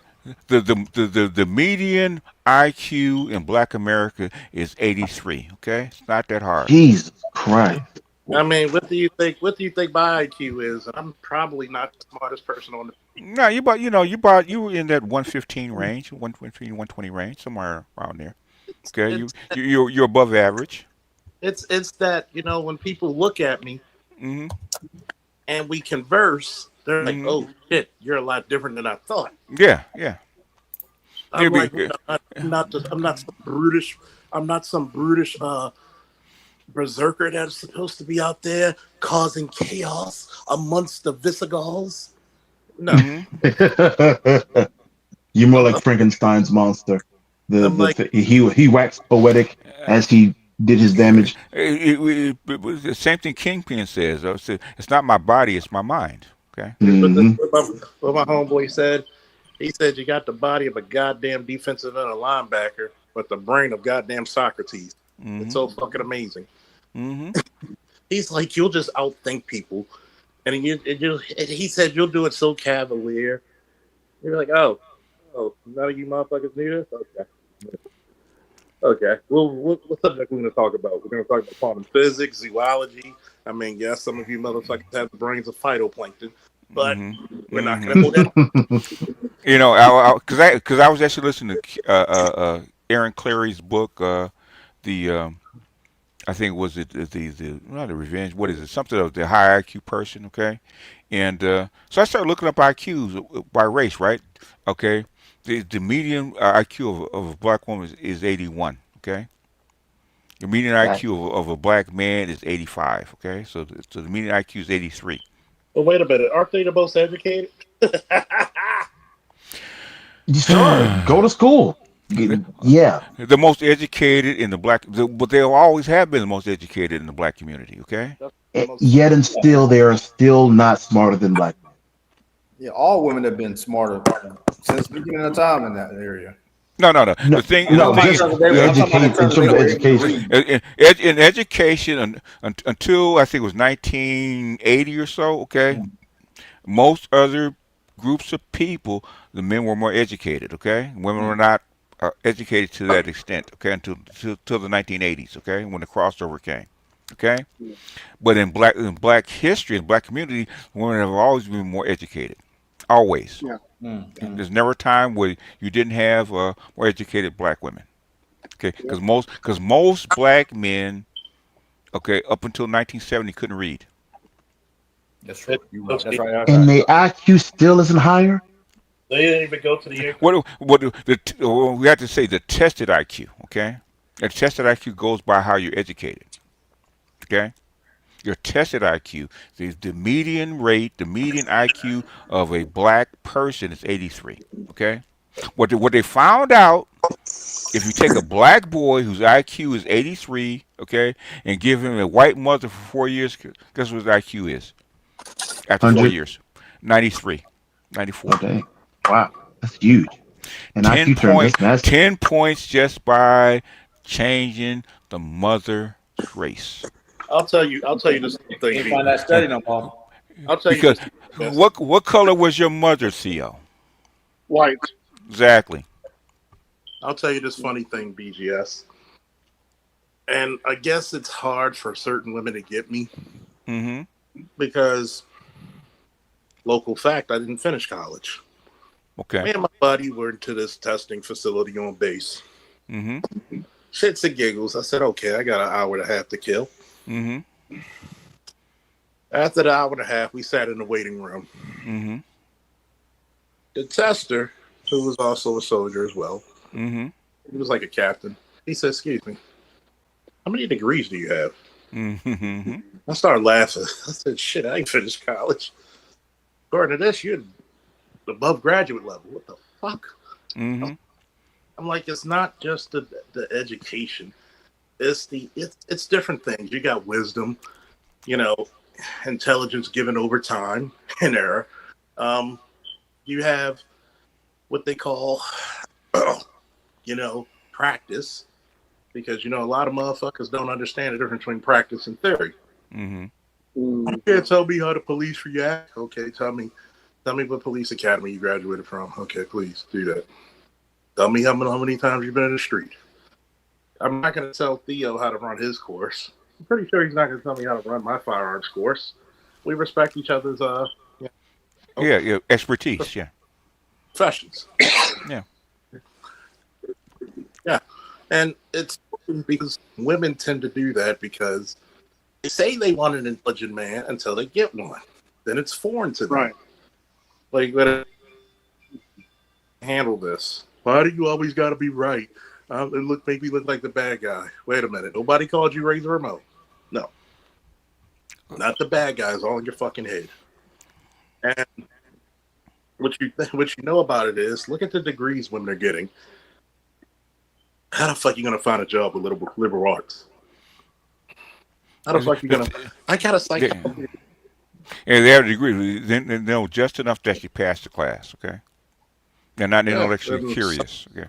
Yeah, well, that's even now, BGS, because this kind of was the only question I wanted to hop up and ask you right quick. Okay. And so it kind of leads into that. I'm just shocked as 8 years ago falling into this black hole you motherfuckers pulled me into. No, you jumped in. Don't say we pulled you into. You jumped in with both foots. Okay. I had to know. Fuck it. Is that when we talked about the automation and the AI stuff, I don't know if I'm just you're ahead of the curve. No, just flabbergasted to how many people were not looking at this. I knew we were ahead of the curve, but you get what I'm saying? It just it amazes me, and I'm not talking about no. Why would they look at it? Why would they look at it? But I'm just saying the technology was there. You know what I mean? Yeah, but why would they look for it? They wouldn't. I mean, they wouldn't exactly. They wouldn't. Only people that are actually curious would actually look for it, like us. Yeah. That's why.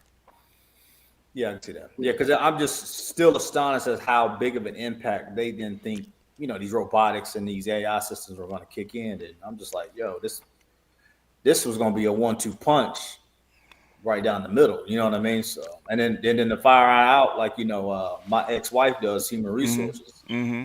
I'm like, bro, your days are numbered. These CEOs and executive managers want HR out the building. You know what I mean? And I used to be told, okay, that's not going to happen for another 50 years. Okay, Yeah. I was always told that. Okay, I said, oh, all right, okay, no, they can't do without us, and the machines are not that smart. Blah blah. I said, okay, all right. I'm not going to argue over it. Okay, I can show you articles and talks and examples, but you're not going to believe it until it happens. Okay, and when it happens, oh my God, I didn't think it would happen. Okay. All right. Well, and it's also just funny how you and Kevin, all of us really, Charles, everybody used to always kept saying, "Hey, man, this gender war is over with." And I'm like, "What?" And then once you kind of see it, you're like, "Oh yeah, this shit's over with." Especially in the majority, the greater society in terms of their complexion and numbers of how. Man, they're running to the table big time. Yeah. I mean, they're begging these dudes to come back without having to. I mean, COVID put the stake in the heart of the gender war in 2020. Okay, it was over. Okay, and Kevin proved that it was over. It's just people gonna keep going back and forth because they're hard headed. Okay, like bitch. I'm like bitch, starve. I don't care. I tell black men, let them starve. Okay. If they want to go out there and be assholes and starve on the street, hey, it's not your problem to save them. I'm getting tired of black men trying to save these hoes that are hard headed. That's true. I really am. I'm really sick of it. Right? Just like dudes want to play cosplay thuggo to get some pussy. Okay, and think that you're not part of the problem. You are. Oh man, I ain't really a real thug. I'm just playing one to get some pussy, okay? But you're cosplaying and keeping the problem going. How does a cop know that you're not cosplaying? If you fit the description, he doesn't. Okay. No, it doesn't go. And you get mad because you got all you're wearing a uniform, okay? You get mad when he pulls you over. In a drug area, okay? You fit the description, sir. Yep. I know my rights. You like the girl who get mad when she got her ass up. People like, damn, look at that ass. How dare you speak about me? Like, what are you talking about? Like, you look like a hoe. If you rolling in a brown Toyota with a suit and coat and tie, he ain't gonna fuck with you, okay? But you roll up in whatever on dubs, and you got the tattoos and dreads, he gonna stop you, okay? Because you fit the description. Yeah. I'll let me comment on that. So, I live in an area that's being gentrified.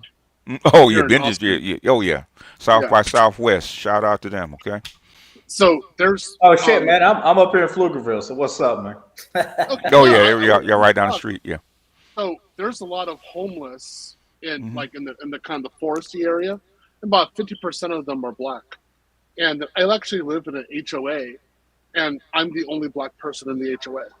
So they just did a raid on the homeless areas, right? And what do you think? Where do you think the perception of the police is as they're doing a raid, right? So I'm walking outside as normal, I'm just my normal self, right?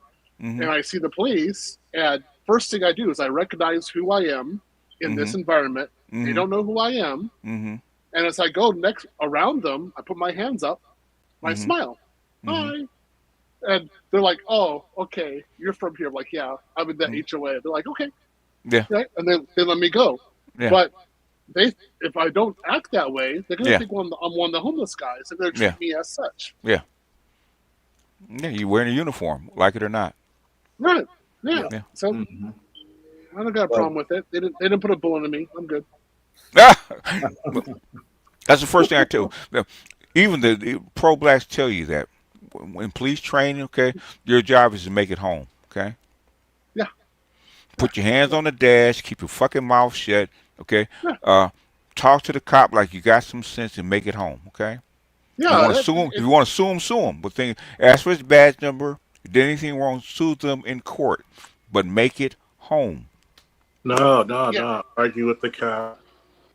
Go up there, start the site.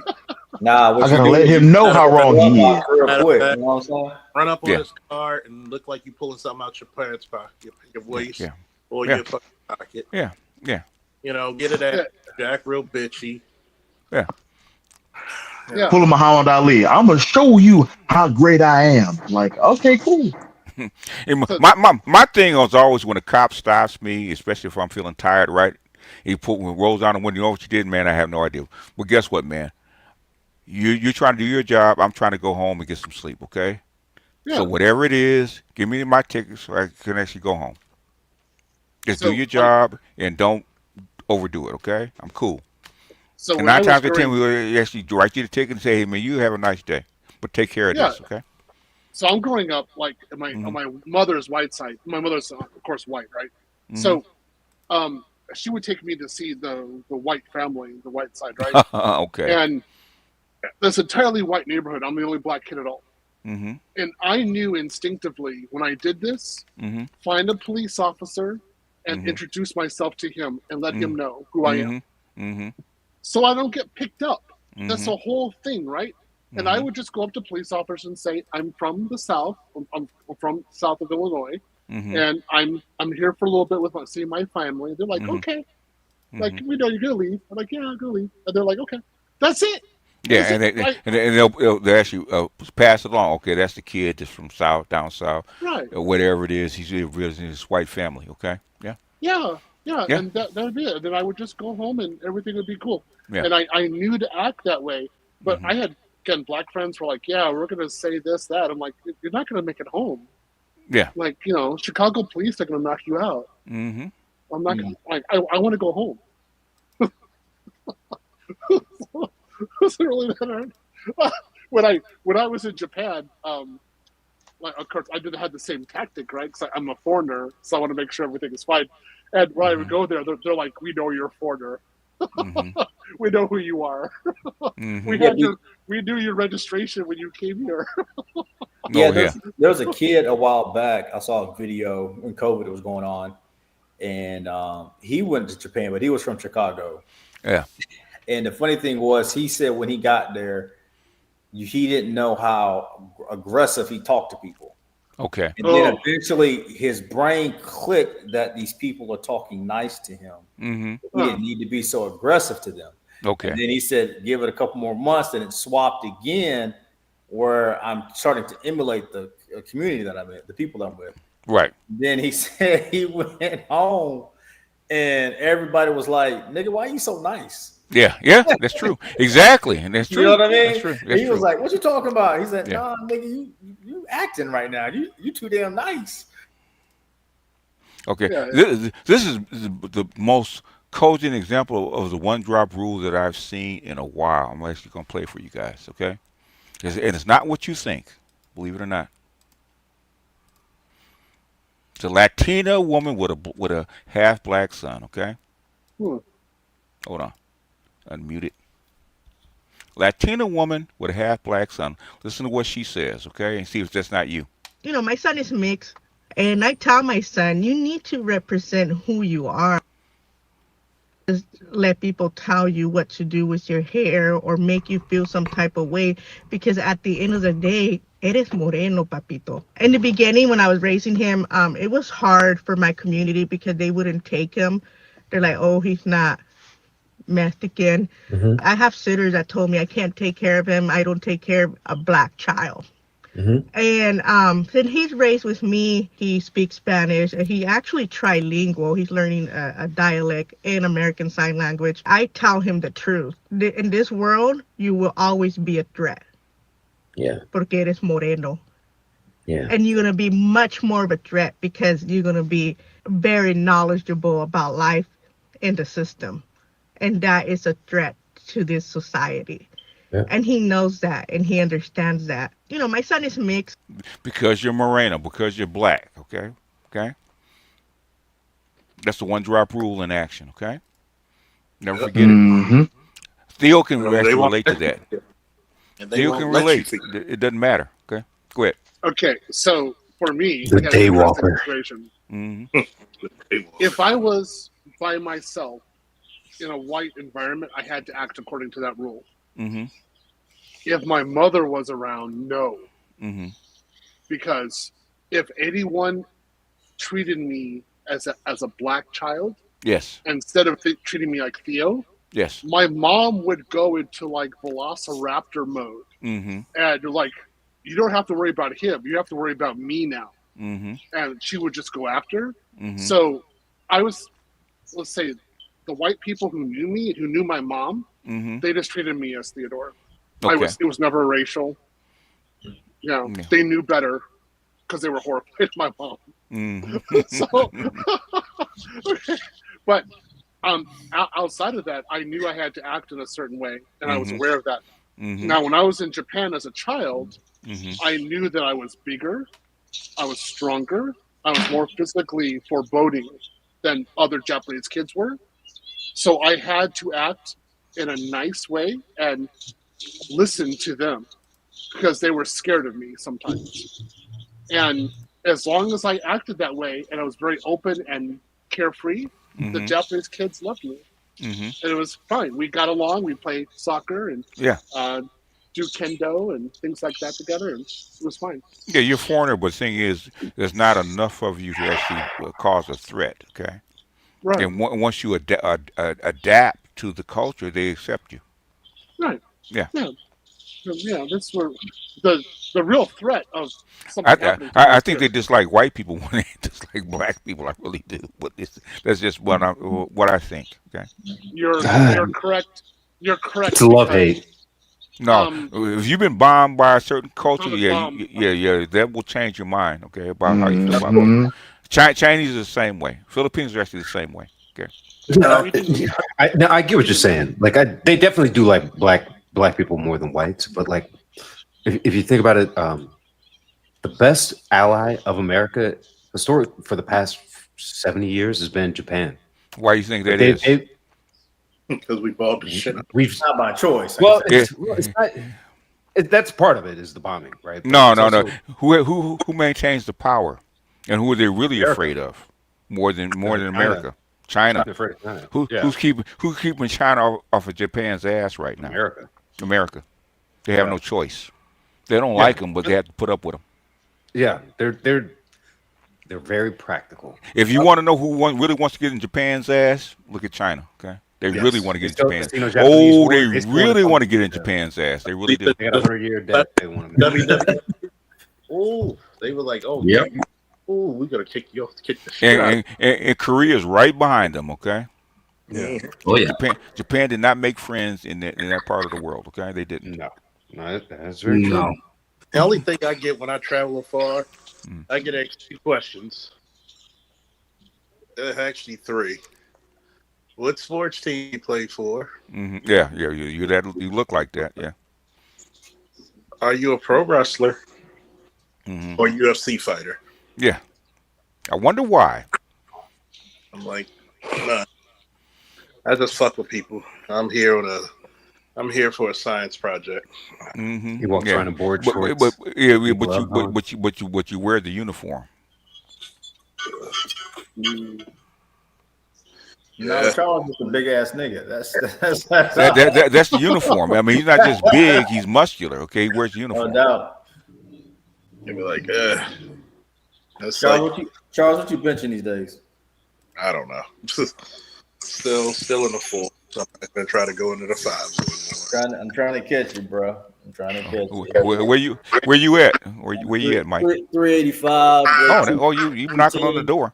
You're knocking at the door. I've been. I went and did the Kevin Samuels way. I went and hired somebody. Oh, okay. You know what I mean? So definitely changed the.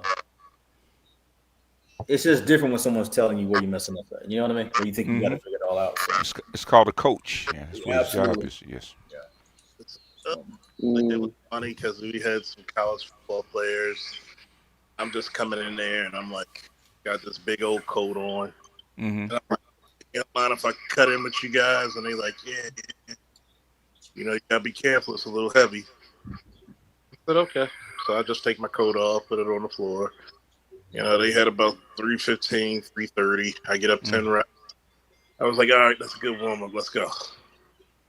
So they're like, you know, that's some of our max. We ain't doing maxes today. Come on, we're going up higher. So yeah, that's where the arrogance comes in. Okay. Yeah, That's the so, yeah, Aries. I was trying to hit. That's where the Aries comes in. Hey, I'm an Aries too, bro. I was trying to hit 405 last year, but Cannon looked at me. He was like, "You too skinny," and he said it nicer though. You don't want to tear something. That's why. And he was like, "Nah, yeah. you need some more mass, man." So Yeah. we went down and did more leg work, and then put some more mass on, and did more back work, and then so. But he talks about I'm arrogant. Yes, his black ass tell me when I first put the video up, no warm up, when I just did 315, and he's like, that's all you gonna do? Shit. Then all right, let me do this next video. Yeah, I know. You know, yeah. What was it? The video was called what? Lightweight. Yeah, there's no warm up. Lightweight, no warm up. And then he like, oh, that's you gonna do. And then when I do the 405 for reps, he like, oh, that's more like it. I'm like, what the fuck? Yeah, it is. And if you do, damn if you don't. That's right. Shit, like, God damn. You got to be who you are, Aries. Should I do more? Dr. Reefer, you want a job, prop in, man, anytime. If you Yeah. Now I'm just listening to this. Okay, all right. It's on stuff. you. Okay, it's on you. Yeah, you know, I know when to fold my cards and. Okay, real quick, about 10 minutes. Okay, what is it that you read with the Wagner Group going to Venezuela? Yeah, limited engagement at this point. Okay. Oh, it's too soon. Okay. It's too soon. Too soon. Okay. And logistically, it's complicated. It's more complicated. Yeah. It's in other words, it's too soon for you to talk about. Okay. Okay. Well, I got a question. Go ahead. You jump said in. it. You said it, not me. I know. I know it's too soon. I did that when I talked about the Russian ruble right after the invasion of Ukraine, and Lindy told me it's too soon. Yes. And I looked at it and said, "Oh, you might be right. Okay, way too soon. Like 2 years too soon." Yeah. This is in my world we call it a fluid situation. So yeah. But Steve Bannon called it. Steve Bannon said it a year ago. This was the play. Yes. Yeah. I got a question for you. What they gonna do with all this? These farmers going bankrupt. It's already worked out. They just signed. He just signed the deal, so all that stuff is off. What is? Trump just signed the trade deal, so they're gonna start selling farm products to China again. You think they'll take them? Yeah. Yeah. China's just doing that in retaliation. Okay, you're gonna fuck with us, we're gonna fuck with you. Okay, once you sign the deal, they have no problem with taking your soybeans or your farm products. They don't have no problem with it. Gotcha. Back to business as usual. Back to business as usual. That's what Trump was really trying to reset. Go back to business the way it was before Biden got in office. That's what he's trying for. Even though he can't do that, it's too late for that. But yeah, and also just check some of those Eldridge Colby impulses. Tell them, hey, listen, don't push too much. We are not those people. We're not. This is not 1995. Yeah. It always takes a bit of slap in the face to be like, hey, this is not 1995. It's not 1990 all over again. Okay, or what was it? 1991 with the New World Order and George W. Bush. Okay. Yeah. Most people don't really know what that means, but unless you read Quigley's book, you don't know what that means. You read Quigley, you know exactly what else. I know what motherfucker. I know what you mean by that. Okay, I know exactly what you mean. Anyway. Yeah. So, but it's good at least for there's a bit of stabilization when it comes to that. From the US side.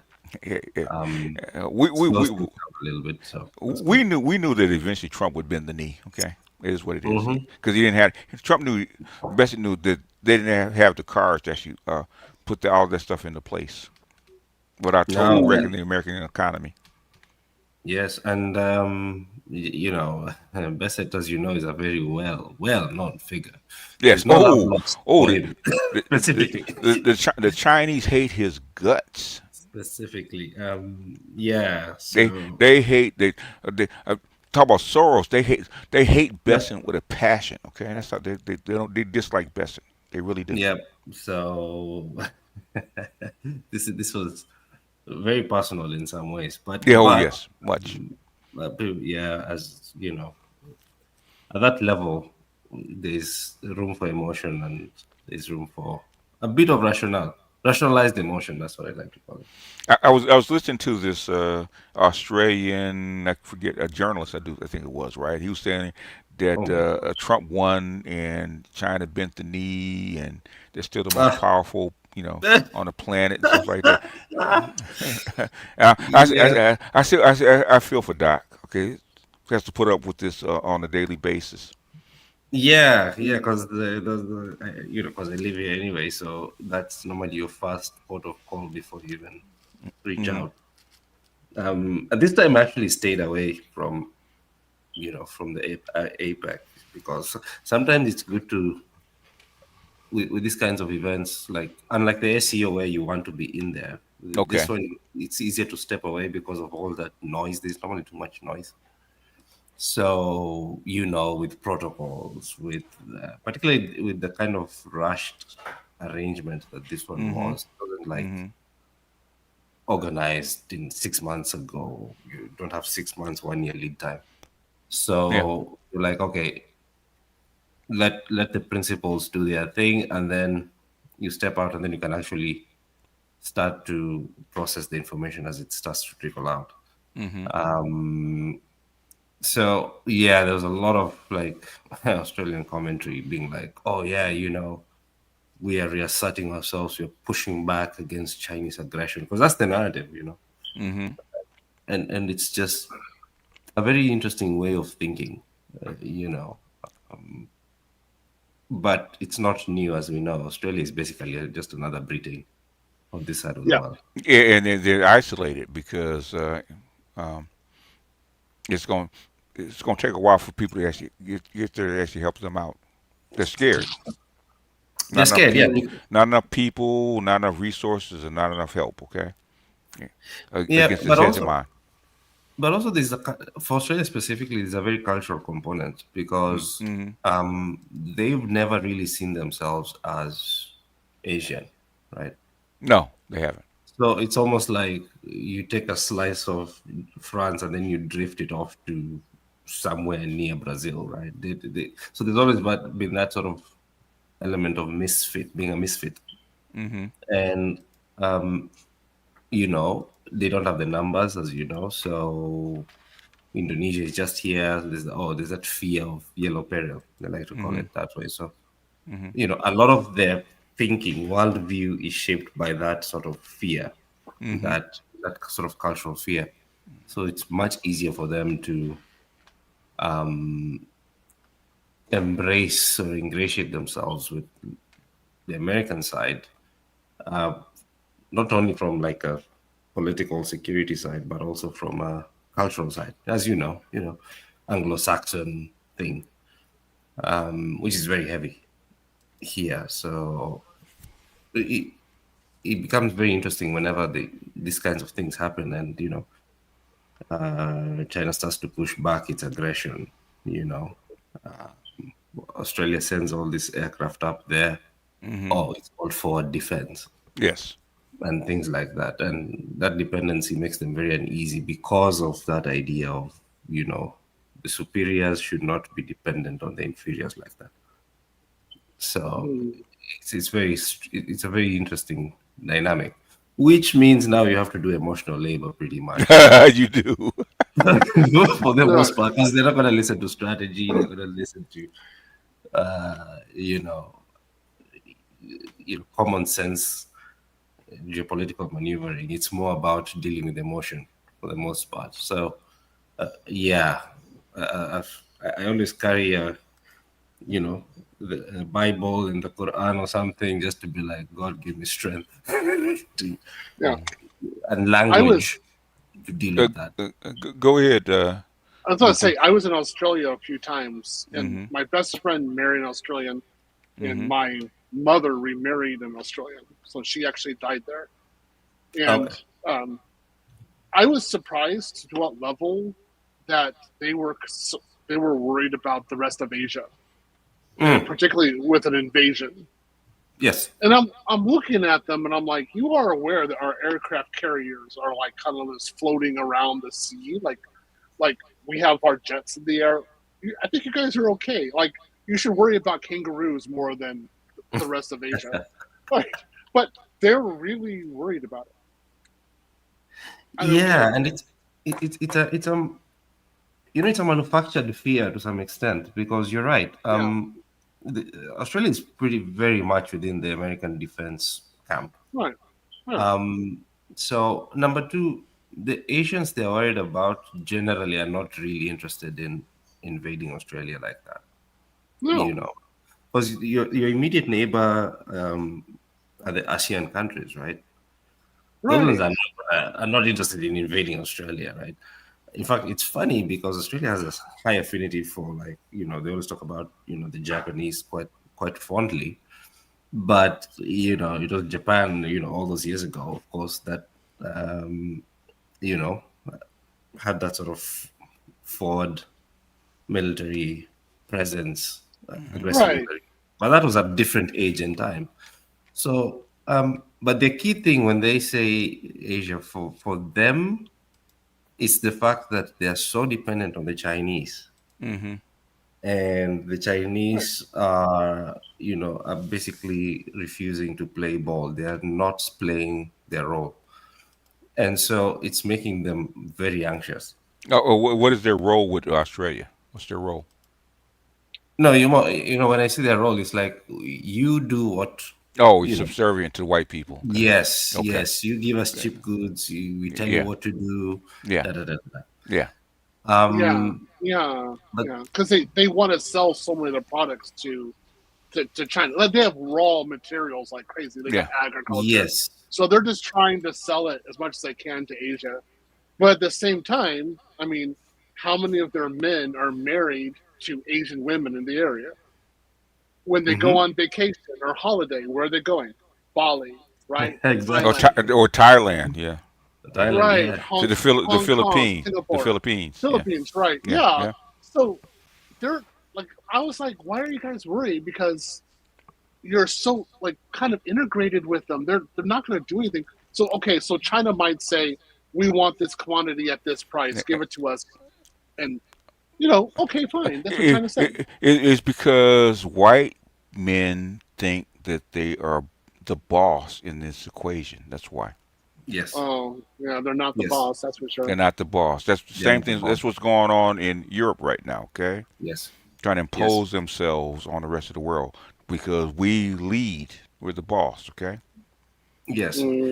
Yes, and that phase amplified a little bit because, unlike in Europe, you can sort of have that sort of commune, whereas Australia is kind of on its own on this side. So there's that really deep insecurity because Australia knows they're very dependent on the Chinese economically. Americans guarantee the security, China guarantees the economy. Two, they know that they're not a match for China in any way, shape, or form. Like, no, these are two different weight classes, right? Yes, yeah. And so, as China becomes bigger and stronger, in some funny way, it translates to this idea of it's like being, if you're a competent, educated black man and you walk around in certain environments, you're seen as intimidating. There's a threat in there because you're so good, you understand stuff, right?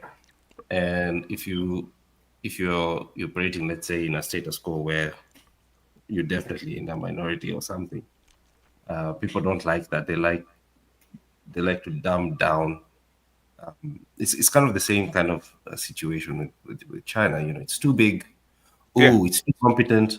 Oh, we don't like that. It's threatening. It is threatening. And competent.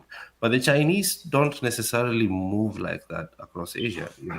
They really don't. No, it's not that what they do not. They can if they want to, and that's what bothers the Australians. If they wanted to, they could. And exactly. what are you going to do? Well, when Charles enters the room, all right, he's not going to do it, but he can, right? Yeah, but that's an irrational fear because if you understand the region, I get it. Like they can if they want to, but it's not as if Australia can do anything either way, right? That's true. Right. But still makes you gives you a healthy amount of healthy fear and respect for that for that. Yeah, this is beyond healthy now. This is almost pathological, like you It say. it This it is is about it's cultural yeah superiority. yeah. Well, It's not that China is big. It's that yellow China is big. That's different. Yeah. So this is what I always said to like Australians or thought that way, like people in the area. I was like, look at the history of China, last 6,000 years. Right. When have they ever like fought a war that isn't related to its boundaries? Exactly. Like in terms of international war, right? And it's the answer, of course, like you said, never. They only think about their borders. So if you're on the border with them, okay, you have an issue. If you're not, you're far away. They don't care. They think that you're going to them to respect them because they're the center kingdom. That's what China actually means in kanji. Yes. Center kingdom. So you're going to them to show them, like, to acknowledge their greatness. You're your country is the backwater. That's how they think of you. Yeah, of course. But the thing, but they don't. But the white folks don't think of themselves as that. It's because they've been on top for so long. Exactly. And that's where the problem comes. That's where the problem comes in. Okay. Exactly. Exactly. And if I can't, my big brother can. Okay, which is United States. Exactly. And that's what leads these guys to start. It's funny because sometimes you speak to these guys, and because of that association, they overestimate their capacity. So they think that, we are a peer competitor. Competitor, yes. To the Chinese. With the Chinese, yeah. And they do, and they really do. They think like that, Yeah, and they really do. So in some cases, it becomes more of emotional labor rather than actual just. And sometimes not even peer. They think they're superior to the Chinese. Yes. We Australia with our 60,000 troops can do A, B, C, D, and we have this. Like, okay. how dare they send a ship close to within a few hundred kilometers of our border? How dare they? Okay. Yes, and I remember I was somewhere, and the chat was like, "Is this an invasion? Oh my god!" I remember that. And, you see, Theo, you understand this. Like sometimes what you're doing is you even forget the technical knowledge. At that point, you just are reassuring.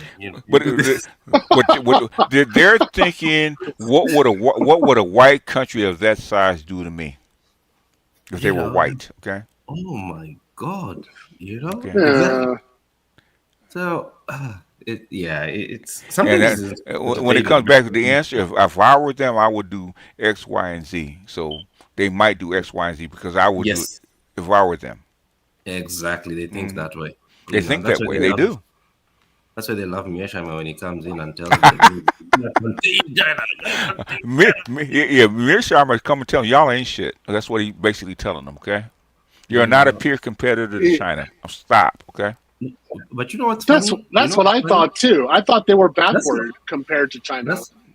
That's what the message they're taking from Mearsheimer's visits and lectures. The message they're taking from Mearsheimer's lectures is that it's our duty to contain.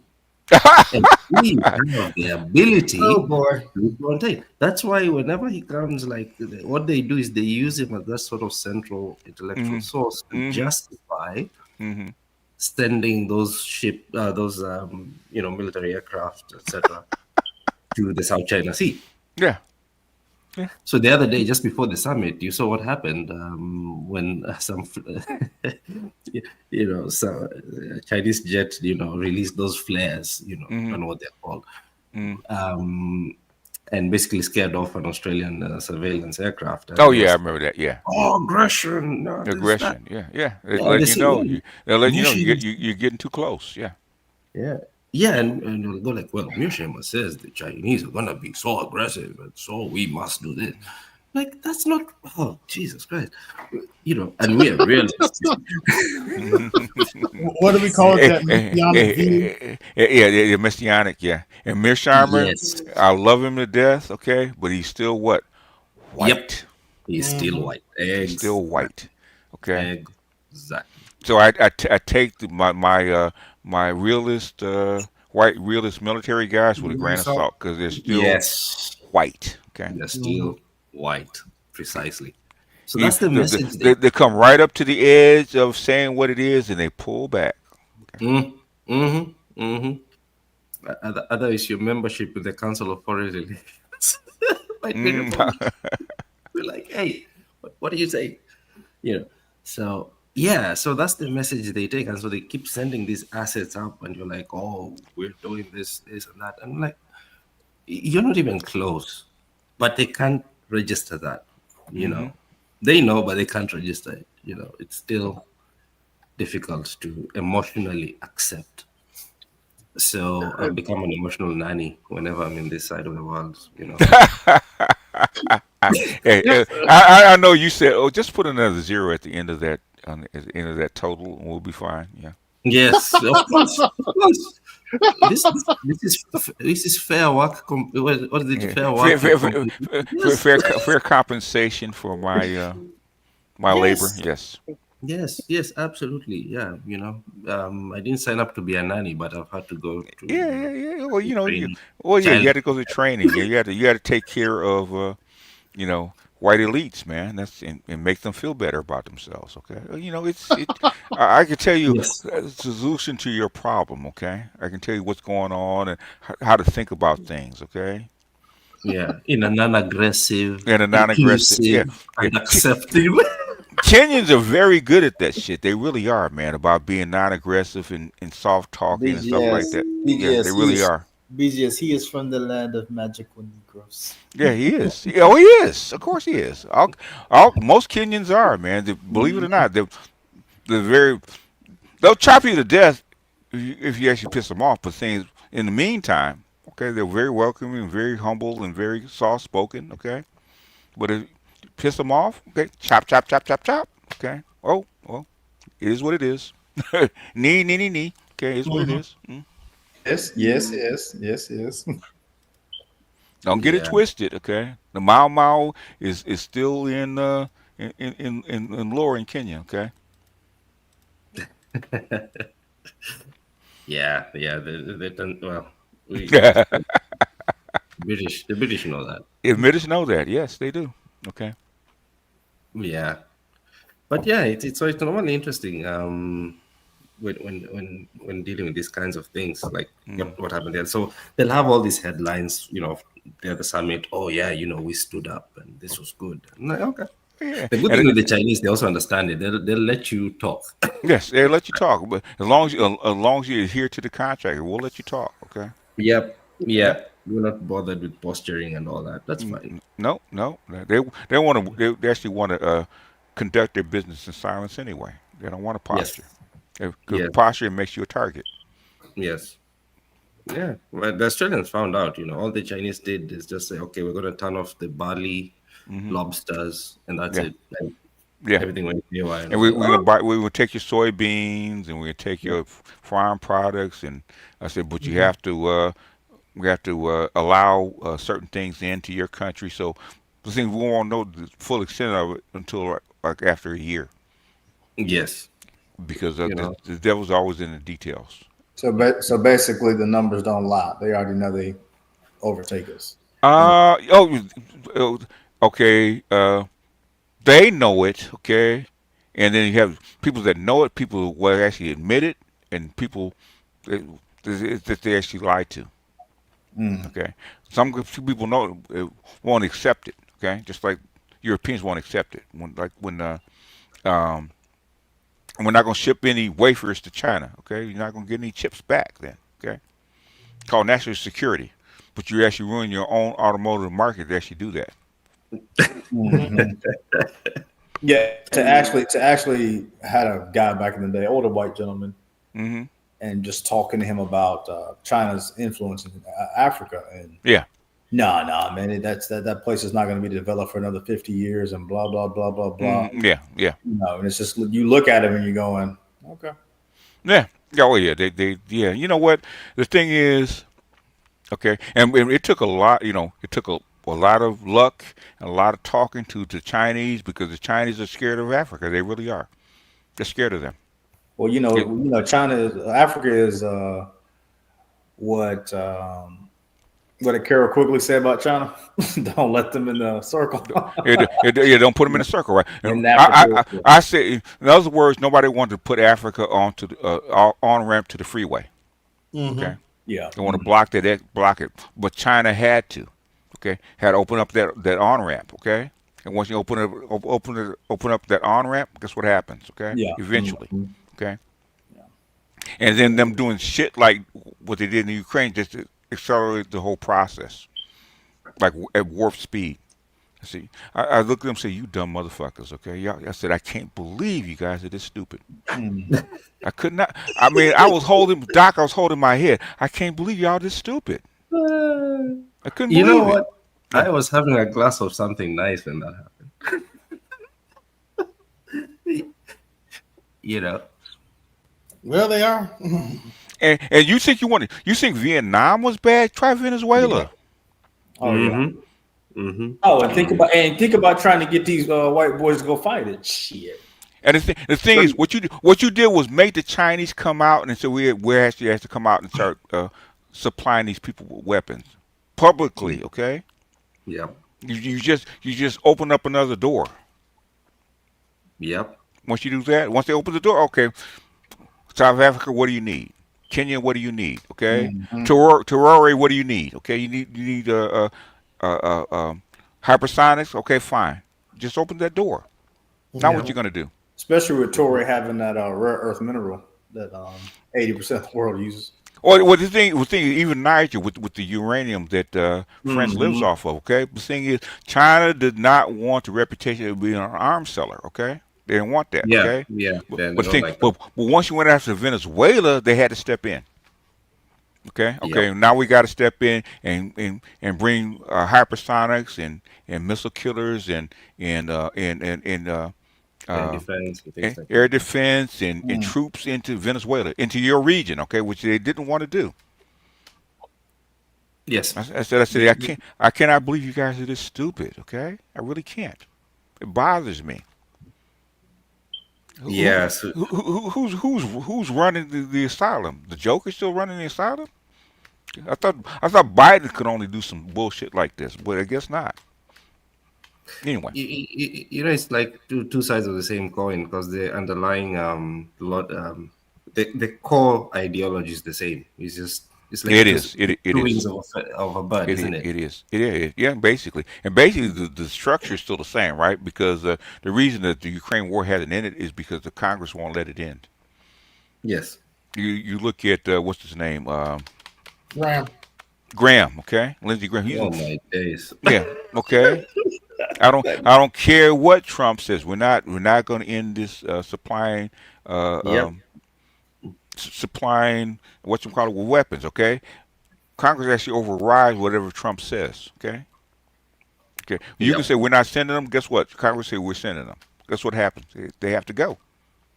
They have to go. And the Europeans and basically Lindsey Graham stepped in and said, we're going to keep this war going. Okay, what you going to do? And Russia says, why not? Okay, go ahead and bleed yourself to death. It actually helps us. Okay. It does. And you give us an excuse to do what they're doing in Venezuela. Okay, y'all do it. How come we can't do it for Venezuela? What are you going to say? We can't do it. You guys, what you guys doing in Ukraine with the weapons and stuff like that, you guys do it. Same thing with Iran. Yes, Iran. Yes. When I talked about her blue, this has nothing to do with what's going on, right? Anyway. Who talking about Venezuela? No. About Iran? No.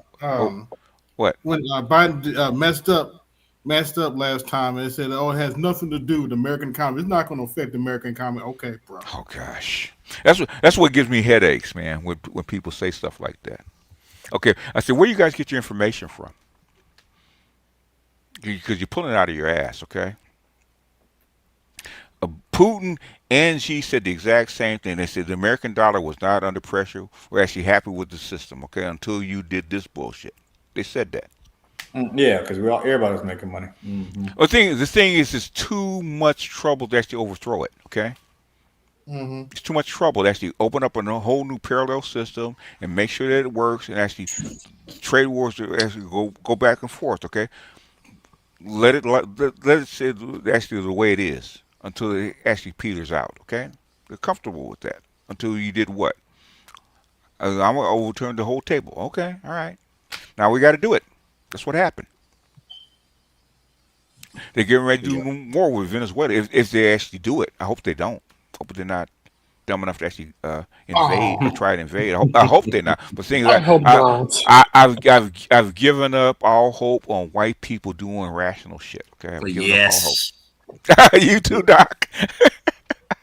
You too. This was the revelation of this century. That whole Enlightenment stuff was bullshit. How do you say bullshit? Bullshit. Yeah. It's all out to everybody else. You know, we enlightened. It's funny to hear a Kenyan say bullshit. That's funny. That's like, y'all are getting better. Y'all getting better. Bullshit. Yeah. Bullshit.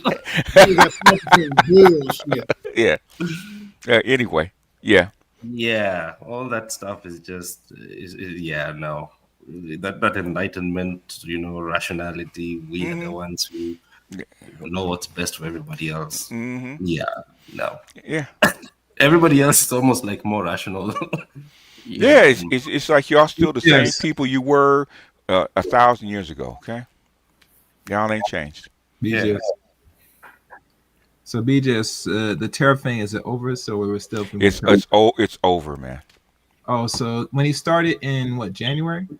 I think he started in February, I do believe. Yeah, with the tariff. So that's like almost 8-9 months. Anybody that knows Trump and knows best, that it was actually going to end with a deal. Okay. Yeah, well, that's what he's good for. He always said, "I make deals." So I'm hoping the thing is, tariffs are just pressure to actually bring people to the table. I said that from the very beginning. Okay, so it's over. It's pretty much over for the most part. Mm-hmm. China was always the goal. Okay, the last boss, as they say. Oh yeah. Now imagine these prices are gonna be stable now, but we'll see. That's how come interest rates went down. That's how come your prices are starting to go down, ebb down. Okay, and stock market actually went up because they actually stabilized. Okay.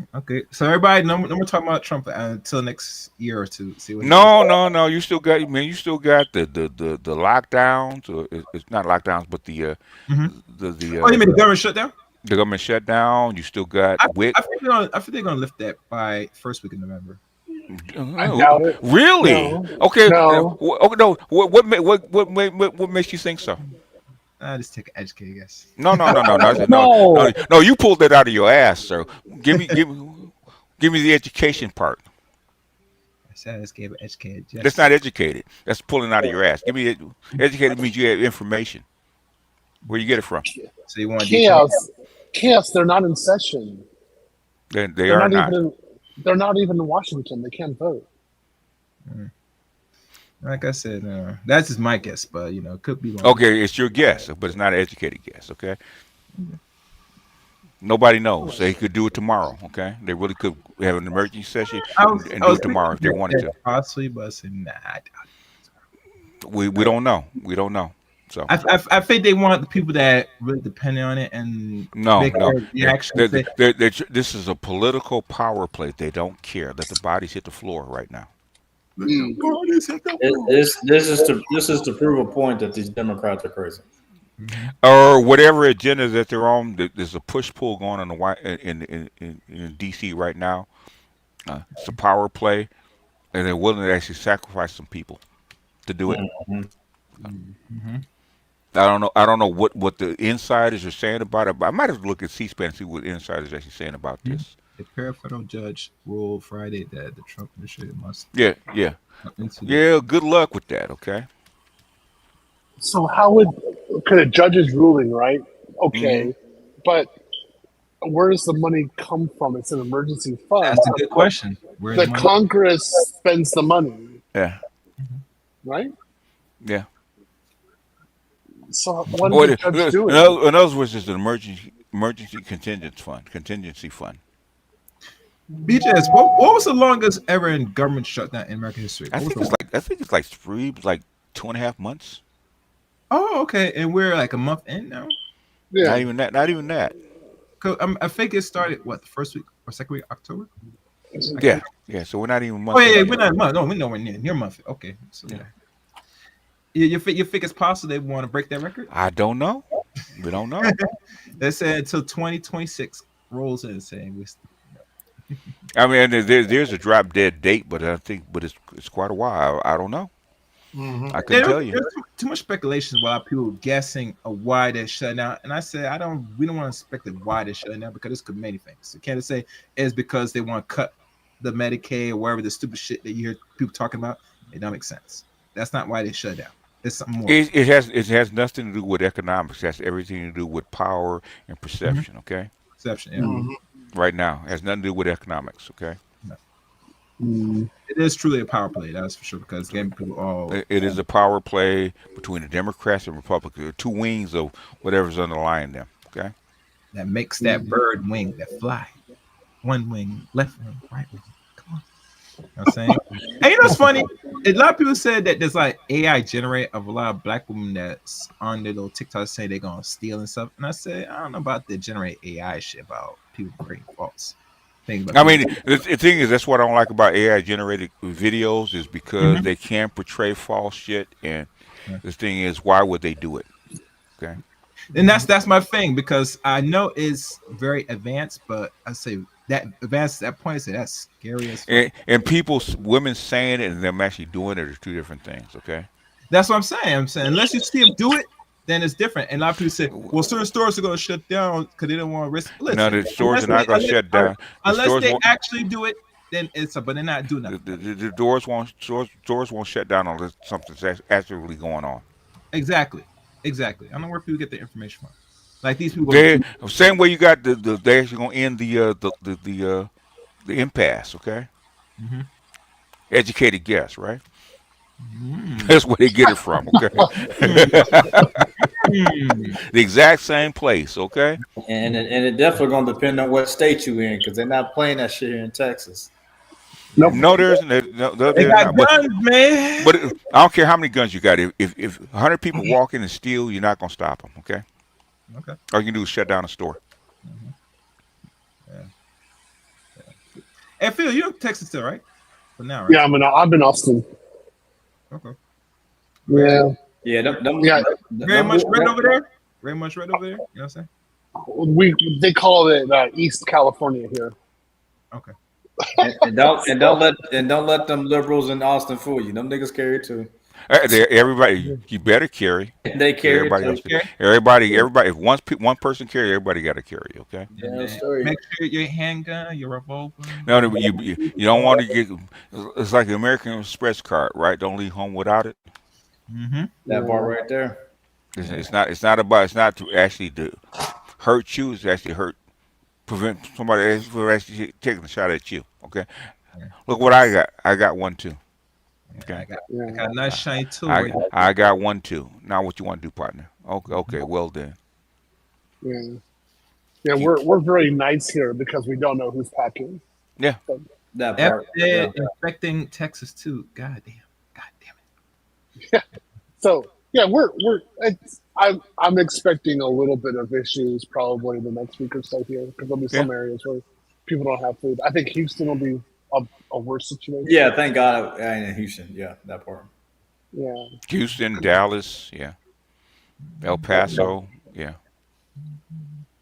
Yeah, but most of us in Austin, we're like going to Whole Foods and Trader Joe's anyway. It is now. Wasn't 20 years ago, but it is now. Yeah, like an HEB. So we don't really care. We're like, okay, because you can't do anything with the cart EBT anyway. Mm-hmm. So not that many people have it here. That's true. Yeah. Mm-hmm.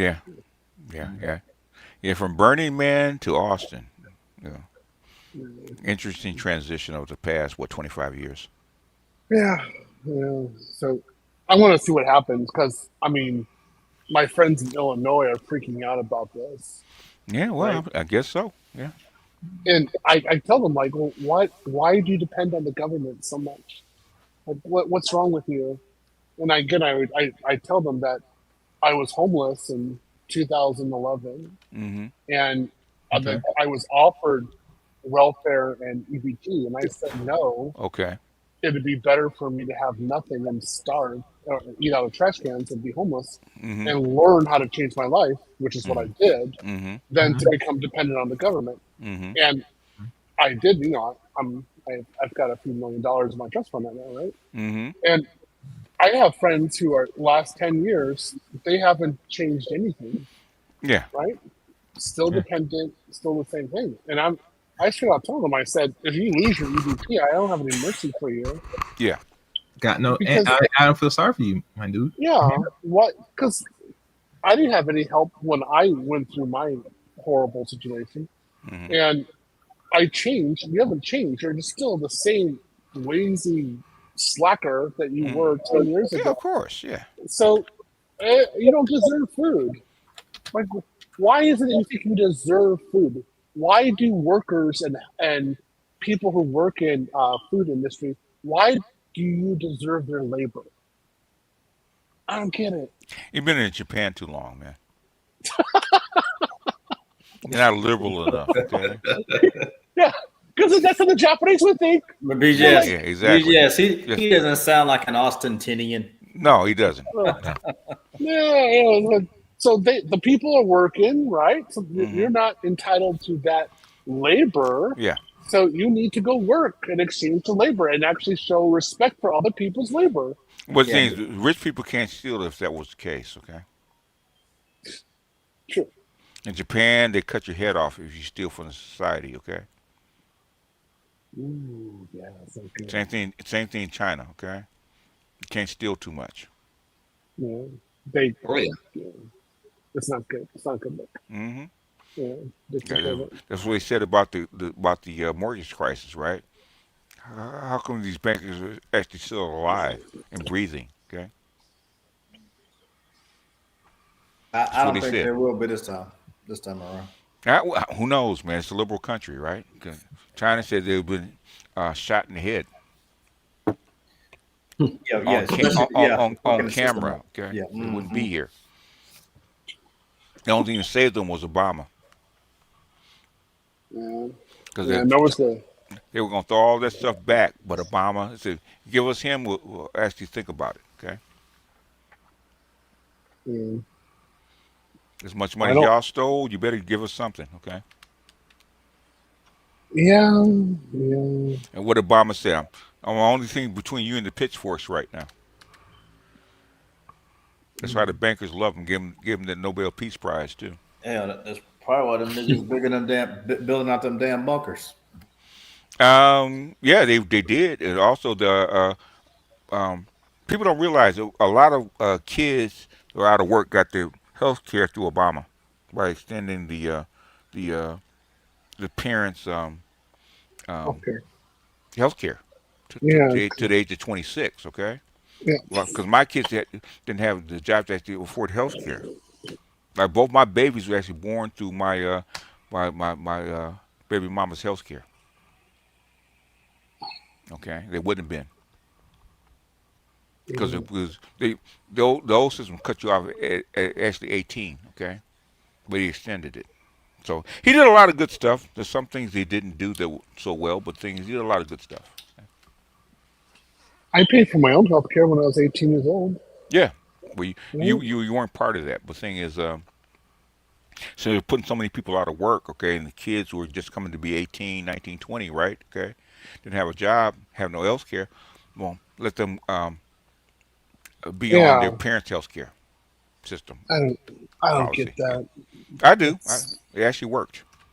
Actually worked pretty well. Kept a lot of people healthy and off the streets. No, that's good. I'm like, yeah, get a job. You're 18 years old. Get a job. Well, even with a job, a lot of jobs don't have health care benefits. So getting a job is not going to guarantee that. That's why he did it. Yeah. Yeah, silly. Oh well. Yeah. Okay. I'm used to Japan. Well, Japan, they make healthcare affordable for you because they care about their people. Yeah. So you have to pay 4% of your salary. Yeah. Or a minimum of about $100 a month. Yes, which is reasonable, then, right? Yeah. Yeah, it's very reasonable. Mm-hmm. And then your copay is so ridiculously low. It's like $2. Yeah, just Something like China, Korea, Singapore, they're all the same way. But America, no, they want top dollar. And I don't like the system here, to be honest, with medical. It's a capitalist country, capitalist liberal country, or might makes right. Yeah. And your Congress is lining their pockets with the healthcare money. Yeah. I'm not saying what is right or wrong, but I don't feel sorry for people. You guys actually like this system, so my sympathy's gone. Okay, because they let it go on. Okay, I don't feel sorry for them. The first people say I'm a capitalist. I don't believe in the socialist shit. Okay, fine. Okay. I ain't nothing to say. Communist. No. But I'm paying $2,000 a month for my family's health care. Okay. Yes. It's capitalism. What you gonna do? Mm. I don't think it's fair. Well, okay. You don't think it's fair? Okay. Yeah. These are communist regimes. That's communist ideology. Yeah. Well, shut up and pay. Exactly. So I have a funny story about this. Okay. Mm-hmm. So I didn't have. I had healthcare for about a year in Japan. My second year, I didn't have it, and I thought it was like socialism BS. Right? I thought this is bad. And so I was with my girlfriend, and we were on the log, and we were doing stuff. I broke my tailbone of all things. Oh wow! How'd you do that? You fell off? Fell off the log? No. Let's say that she had a lot of force on top of me. Oh, I see. Yeah. Okay. So, it got into an issue, right? And so she brought me to the hospital, and they're looking for my insurance card, and I said, no, I don't have one. This is stupid. I could just pay on my own. This is socialism. I don't want to do the system, right? And the two Japanese doctors looked at me, and they're like, you're really a stupid American. We are both trained in America. And they're just laughing at me. They're like, we're going to treat this for you. Go to the city hall, go register for the government health care, and then come back and we'll do your, what is it? Your copay, right? Your copay, yeah. I did it. I didn't have to pay anything. Like my first premium was $0. But you just register in. My copay was like $10. Okay.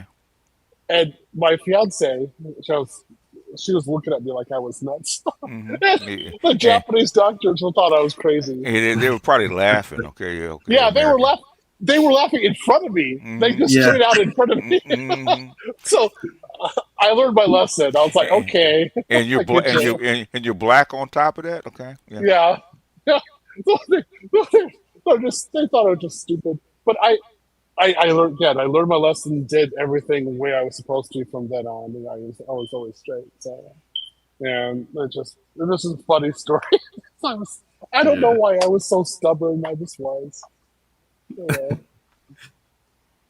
And Theo, it is a big thing if they laugh in front of you like that, isn't it? Because normally they try to hide, same face, not embarrass you like that. Or they do if you're a part of the system. Like I was a part of the system at that point. Okay. So at that point, they're like, "Yeah, you're getting it." Yeah, you're getting the whole shame thing. Okay. Yeah. You're getting the full-fledged Japanese shame. Okay. Right. So, what would the price would have been if you had to pay out of pocket without the? Oh, it would have been like $200, something like that. Yeah, and it's still not bad, okay, compared to but to Asian people, paying money is stupid if you don't have to. Well, it's government mandated. I'm supposed to be paying it, and that's why I agreed to the system. So again, this is my second year in Japan, right? So I'm still not domesticated yet because you have to have 2 years to be domesticated.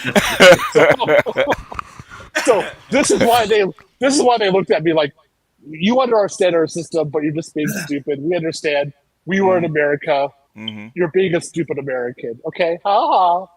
Go get your insurance. We know what you did because she's here. We know why you broke the tailbone. We knew what you're doing on that log. Oh, it's so funny. So anyway, good kisser though. It was worth it. How much would that be in the U.S.? Thousands. Oh man, like 15 grand, something like that. To actually fix something like that. Yeah. Wow. Yeah, they had to do a partial surgery to Oh get yeah. it properly. If they cut you open, man, it's 1,500 easy. Yeah, Easy so 1,500 after cut you open. Easy. Okay. Wow. Yeah. Emergency room visit by itself is like $1,000 easy. Just to walk in. It's so stupid here. Yeah. Man, people they steal just so much, man. It's ridiculous. Yeah. And nobody will do anything about it. That's why pretty much giving up. Just like Musk, it can't be fixed. Nobody actually wants to fix it. Yeah, he was just on Rogan. I think yesterday or the other day, and Rogan had asked him like about fixing it. And he's like, dude, they are. He goes, granted, Democrats are taking more, but he goes, they're both sides are fucking taking money, dude. Yes. Yeah. Like, there's no getting around it. So. Yeah. You can't if they don't want to fix it. It's not going to be fixed. Same thing with the basically what he was saying was it ain't broken. Basically, yeah, you know what I mean. Like that's the way it was designed. So yeah. Same thing with the black community. It can't be fixed, man. Yeah. They don't want to. I mean, well, the harsh parts when you read the literature and what you had said, which broke my heart, which was not in a bad way, but it was more. Yeah, these motherfucking females weren't even brought over to the last 60 years. And then you go back and you're like, nah, they was here with us the whole time. Yeah. Like, nah, bro. They're not a true woman. These are not even your women. They weren't even brought over here for you. No, they weren't. They were brought here to breed like for the white man. Yeah. And they still do. Yeah. For the most part. Yeah.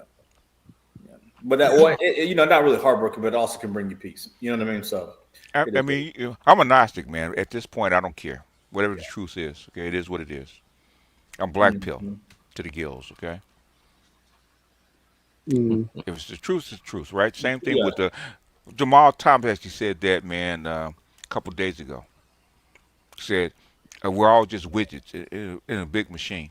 That part, yeah. Yeah. Well, it hurt him to actually say that though. Well, it's the same thing when that white couple put out that video about black demographics.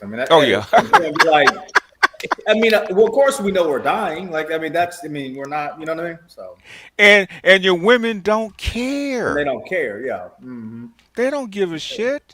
I'm gonna get my abortion. Like the chick got 4 abortions. Okay. Yeah. They don't care. They don't give a shit. They go to the clinic. I'm going to the clinic. Get rid of this. Okay. They don't care. Yeah. You simp ass niggas wising up to the game fucked it up for everybody. That's what happened. You know what I mean? Now they have to be cautious if they get pregnant, bro. And now Dad and Uncle Sam, the real baby daddy. Okay. They don't care. So why try to fix shit when people don't care? Okay. Well, I won't act like Suggo and just so I can get some pussy. Okay. Feed into the machine, man. I don't care. But don't complain about how come it's not working. But yeah, I don't know if you saw Andrew Tate's video with Bonnie Blue. He basically goes, she's the final boss. He basically was like, I commend her. This is what y'all wanted to be. Yeah. And so the guy was kind of like, no, I thought you were gonna go again. He's like, nah, this is who they want to be. I'm happy for them. Yeah. I'm happy that this is, Well, you got to keep in mind they lock him up for a while, so he ain't gonna fight no more. Say fuck it. You hoes can have it. Oh, he was never about that life. He was never about that life. But I'm saying it's not that he got locked up. He just realized they don't want to be fixed. So why you up here trying to fix it? No, they were gonna kill him in that Yeah. jail. Thank you, He BGS. wised up. No, he knows. No, I'm saying I know I agree with that. I'm saying in terms for him as Okay. well. He's Yeah. looking at it going, well, fuck it. If they willing to kill me for this, they don't want to change. So I'm not going to go out here and push my neck to save a society that don't want to be saved. That's what he's saying. In other words, they don't want the boys to wake up and know the truth. Okay, they don't. And listen, and when the boys don't participate in society, this shit crumbles. It falls. Okay, why do you think matriarchies die? Yeah. Well, they're trying to figure out a different way to wake them up, but they can't. Money. They gotta keep spending money on these hoes. No. The thing is, they have to keep propping up the society. Okay. Yeah. What happens when men actually do a matriarchy? It dies. Okay. Mm-hmm. Yep. The West is actually a matriarchy. It's not a patriarchy. And the men are starting to leave. That's what's happening. Mm-hmm. We're starting to go a different direction. Mm-hmm. So that's why it's dying. It's the educated men who have skills who are leaving first. Well, the thing is, they're going to. Well, see, how do the educated boys leave? They don't participate anymore, right? Mm-hmm. Oh yeah, yep. They stay in their basement, stay on their couch, and play video games, right? I'm not being part of this. Okay. Be a couch potato. The funny part is to Hikikomori, right? Speaking of which, did you see that speech? Yes. Yeah, I did. Yeah, I did. Now, everybody saw it. Hold on. Okay. Yeah, just briefly. Just for context, it was just to show first of all to validate what we've been saying, but also to show how serious this is. It was a speech by the Prime Minister of Singapore, specifically using this kind of terminology. So he's addressing he's addressing Gen Z. Okay. Yep. Yeah. He's addressing it. And specifically touching. Can you summarize the speech? For, just a 1 minute. He was basically saying that we're looking to the future to actually protect your future and give you guys good jobs and training, but you guys can actually advance instead of fall behind. Okay. He's giving them hope for the future. Which is really what they want. Ruto's trying to do the same thing in a different way. Well, we'll be first world in 20 years. Okay, all right. Yeah, well, you're very generous. Let's put it that way. What would you say? Okay, you're gonna have to address them. Okay, unless you try Ori. Okay, then he can do no wrong right now with Gen Z. Yeah, I mean, no. I mean, you know what he did, right? He was saying that there, and then he comes out and announces this new tax regime and all that. So if you own land, you have to pay tax, etc. Privatization of public beaches and all that. So I mean, Ruto is a funny creature, At least with the Singaporean one, there's a deliberate sort of thought out. Yeah, they have a very organized, top-down Asian way of doing things, right? Okay, Kenya's not that. Okay, Ruto sometimes says these things, for clicks, like for to look good, put it on the press, go to Europe, send to Macron these videos, and be like, wow. So. Yeah, for him, his motivations are different. Yeah, they're very. He's addressing the problem that they have. Okay, and here's my solution to it. Ruto hasn't gotten there yet. No. I would even not say he's addressing Gen Zs like that. I would not say that. I don't think he knows how right now. I really don't think he knows how. Yeah, of course he's saying those things, but people see what he's doing, and it's quite different. Like there's a lot of double speak. So what he says internally and what he says with these big grand statements are two different things. Yeah, why are you hauling people off? Hauling people off to jail and shit. Okay. And taxations and privatization. Yep. WEF and all that. People know that. So without any kind of economic improvement. So without a vision for where the money is actually going to go. So Yeah, he's trying to position himself as the sort of African Macron or Obama. That's where he talks about all this. Without the skill over Macron or Yeah. Obama. Yeah. Yep. Obama Exactly. was skilled. Okay, this He guy is was. not. Yeah. He was. No, this guy is just He's trying to be that figure, but Obama probably should try to run in Kenya. Okay, for president. yeah, that'd be easy. That'd be Really? very easy. Okay. Oh, you think so? That would be easy. Obama running? Yeah. No contest. No contest. Okay.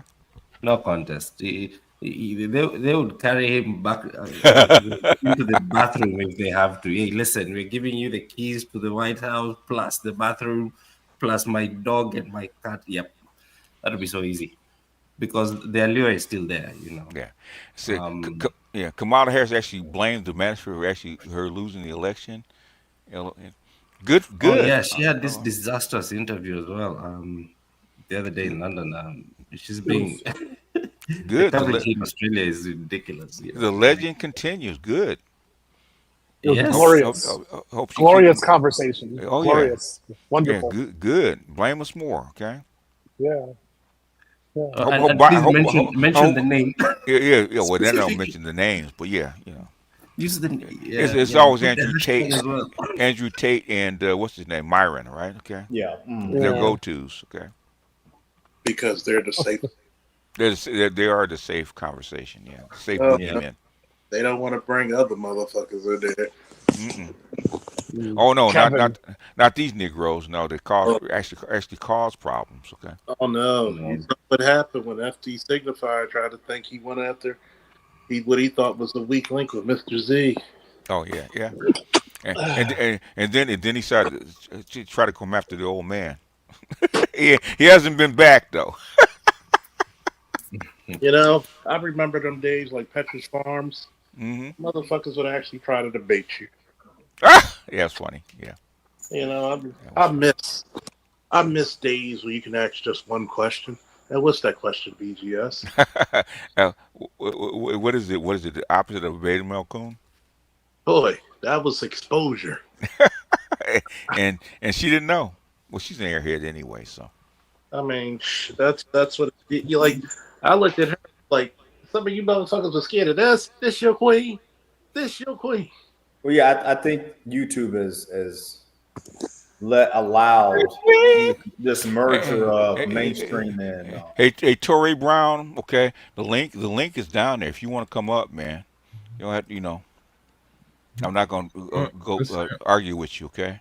See, this is the point that people who've actually had to be overseas did in period of time, whether if you're civilian or military. Mm-hmm. You adapt and survive and evolve. Mm-hmm. The way black men survived is that we evolved. Mm-hmm. We are the most adaptable creatures. Somebody correct me if I'm wrong, and I know I'm not. Mm-hmm. In the planet. The garbage man of data pose. No, adaptable. In other words, why do you think you were actually brought here in the first place? Okay, it cost them more to actually bring you here. Why do you think they actually did it? We're physically adaptable, more adaptable, emotionally, and even spiritually more adaptable than any other creature on this planet. Yeah, that's true. And this is the time I say, by George, we should make money and take advantage of this shit. In a sense we do, but in a sense we don't. It's because your women actually hold you back. You know your women actually make the money. We don't. See, the problem is, like you said before, and I quote, "There's going to come a time when the Egyptians know not Joseph." Oh yeah, it's already happening. Yeah. And there's going to be a time where I don't have the loyalty. Now, I don't interracially date, not because I can't. It's just I don't find too many other women attractive. You've been socialized not to, but it's okay. I tried, but it was like, ooh. You've been socialized not to, which is fine. Okay. Charles, you're not gonna break them, bro.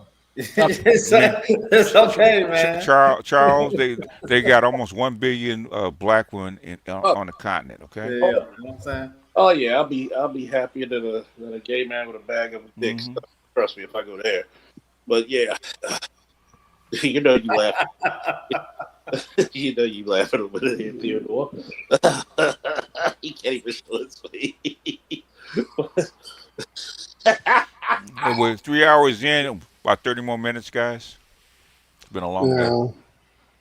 I tell you this, but it's the fact that you know you got to use your adaptability to your advantage. And not like I've said before, I'd rather be the victim of my own success than the hero of someone else's failures. Yeah. Well, unfortunately, the thing is, um, what black people don't realize is that it's a system in place. Okay, how they actually work the system that's in place. Mm-hmm. Black people want to go off on their own tangents, okay, instead of working the You system that's in can't. place. Even if you're in Africa, there's still a system. Oh yeah, well they let you know there's a system in Africa. Okay. Yeah, you got to agree if you want to be done. I mean, that's every system, really. I mean, you got to look at who you can offend and who you cannot. You got your camera on, sir. You want your camera on, sir? Casper, you got your camera on? You want your camera on? You fine with it? Friendly ghost, I guess. Oh man. Nod if you want to keep your camera on. Give me a nod. Can you hear me? Casper, can you hear me? Nod if you can hear me. The friendly ghost. Yeah, BJS, if you're gonna bring it in, but just block the screen because look like these motherfuckers. No. No, he's not a period if he doesn't. If he Oh, doesn't. either you want your camera on, it's okay to bring you up, or not. Okay, is it okay? Nod if you want me to bring you up. Give me a nod. Can you hear me? Okay, thank you. All right. Jeez. Sensei, Theo, hey, how y'all doing? Pretty good. I just got in here, first time fan. One of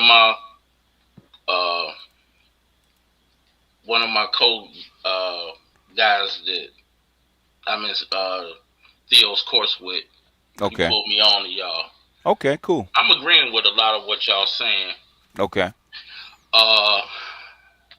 But yeah, a lot of when my one comment was on the average black man. Mm-hmm. What I learned a long time ago was my father, because he was a news junkie. Okay. And he would always pay attention to what's going on overseas. Okay. So one time I just asked him, I said, why do you pay attention to that so much? He said, because what goes on over there affects us over here. True. And he said, when you can find that out, you're going to be ahead of the curve. Yes. As I got older, yes, definitely. Yeah. But I see that too many people, they only concern themselves locally. Yeah. Most people are on a global stage. Yeah. If you don't know how to compete and fit in on the global stage, you're going to get left behind. Because we never had to for the last 80 years. Now we do. True. So we're insulated. Yep. But now we do. Okay. Joseph is not alive anymore. Okay. A new pharaoh's in town. Got that right. And people don't want to actually admit to it. But Trump just bowed his knee to the new pharaoh. He had to. The second thing is that I believe America, they got too greedy. Everything got too high. Our society is too toxic. So the one way that you fix that is you remove the dependency. What does that mean? Okay. Our black women, not all, but some, have to always put in that. They're delusional. Their societal demands are just is whack as hell. They don't see how important the black man is. Okay, well that's fine, because they was married to the government. So okay, well the government just divorced a lot of them. Yeah. Now white ones included. So. Yep. Yeah. So basically, everything has to reset itself. Yeah. Okay. And that's what we going through. Yeah, and things won't reset itself back to the way it was. because it can't. Yep. Because though a lot of this stuff is not new, we've been through a real bad recession in America before, and what happened? Not this one. Not like this. Not like this, but Mm-hmm. the schematic of it is almost the same. Because after we got through it, Mm-hmm. the middle class was established. Well, what in the last, I say, almost 3 decades, there is Not no really. middle class. No, the There's middle class is still. The middle class is still here. It's still there. Is dwindling though. It's dwindling, but it's still there. Okay. And well, Go to a country where there's no middle class. Okay, you'll find out no, I'm that just what I say talking real about quick. just America. No, go to a country that doesn't have one. You Oh actually know no, the difference. it's just Okay. rich and poor. Yes. Okay. Well, go to Mexico. Okay. Ain't no middle class in Mexico. Nope, just Okay. rich and poor. Well, we're not Mexico. At least not So yet. basically, Mm-hmm. in order to, when you have a whole lot of people that can't afford just your everyday items, Mm-hmm. them prices gotta come down. Yeah, they do. So it's gonna Eventually. take a while. Do they come down slowly or all at once? No, it's gonna come down slowly. It has to. Well, you know what? You know what they call it when it comes out all at once? It's called a what? Depression. A collapse. Yeah. A collapse. Do you actually want to see a collapse? Yep. You don't. Okay. No. But it's gonna happen. Well, So, okay. Well, I hope not. We all hope it don't. But we darn sure getting close to it. You've been close to it, but the thing is, it hasn't happened yet. Okay. All it takes is one trigger. Yeah, that's true. And One trigger. And what is the one thing that keeps a country from actually going into economic collapse? Number one, people's belief in the system is number one. Okay. A war. No, war is not going to. People's belief. People can fight wars. We fought wars. Okay. Yeah. Your belief in the system is what keeps the system going. Okay. People don't believe in it anymore. They stop participating. It collapses. Okay. The money. Look at Argentina. Look at Russia in the 90s. Okay. They stopped believing in the system. It collapsed. But you don't want to go through that, man. That's not something you actually want to go through in these modern times with all these weapons. No, you definitely don't. But the thing is that we're on the opposite side of our peak. Okay, the other recessions we're actually either rising or at our peak. Okay, we're not there anymore. We're actually on the downhill side. Well, me, my plan is I'm straight red pill. Mm-hmm. I'm trying to get not just certified, but I want to know what I'm doing, and I want to know it cold. Thank you, Theo, and get the hell up out of America. Yeah, you want to get skilled enough to actually be able to move when necessary. Okay. Yep. Theo will tell you the same thing. Okay. First time I heard Theo, I knew he wasn't capping. Yeah. I was all in 100%. When you see the bears, it's time to move. Okay. Yeah. When the bears are out, it's time to move. But the bears they're out, but they're not in your neck of the woods just yet. Okay. But they're growing. They're feeding. Me and Theo, we know all about bears. Being from Chicago. Yeah, those are tamed. We're talking about the wild ones that eat people, like the I polar get you. bears that eat people. Okay. Hey, yeah, it's true though. Yeah, that's Illinois. You go to the south side of Chicago. There's wolves with no bears. Okay. Ooh. Yeah, like that's where I grew up at. My entire calculation right now is how to move, how to get assets over there, how to set up infrastructure, so that my future family can be prosperous after I disappear. And it's like, okay, like what if I had to work in Brazil? Then I speak Portuguese well enough so I can get a cloud job there as well. Mm-hmm. That's the whole movement right now. It's kind of frustrating at this point in my life, but it's reality because I don't have any more faith in the American system. Mm. The jobs will be there for cloud. This is a wonderful place for cloud jobs. Mm-hmm. But outside of that, things are falling apart. This is not the way things are supposed to be going. They bought into the gynocentric system, and women don't maintain shit. Mm-hmm. Now Trump's trying to reverse all this stuff, but it's not going to be easy. If anything, they destroy it. Yeah, yeah, pretty much. Women don't maintain stuff, so. They will use the beard to buy it. But they don't So it decays over time. Okay, that's what's happening. Women see the price of things. It takes a man to see a true value. Women see an item with status and need. Okay, the price doesn't mean shit. The price only reflects status in this age. Okay, I deserve it. I deserve it. Yeah. Like, what do you mean deserve? It's labor. Yeah. That's something I never when I was in Japan, I never had this problem. Japanese women don't talk this way. No, they don't.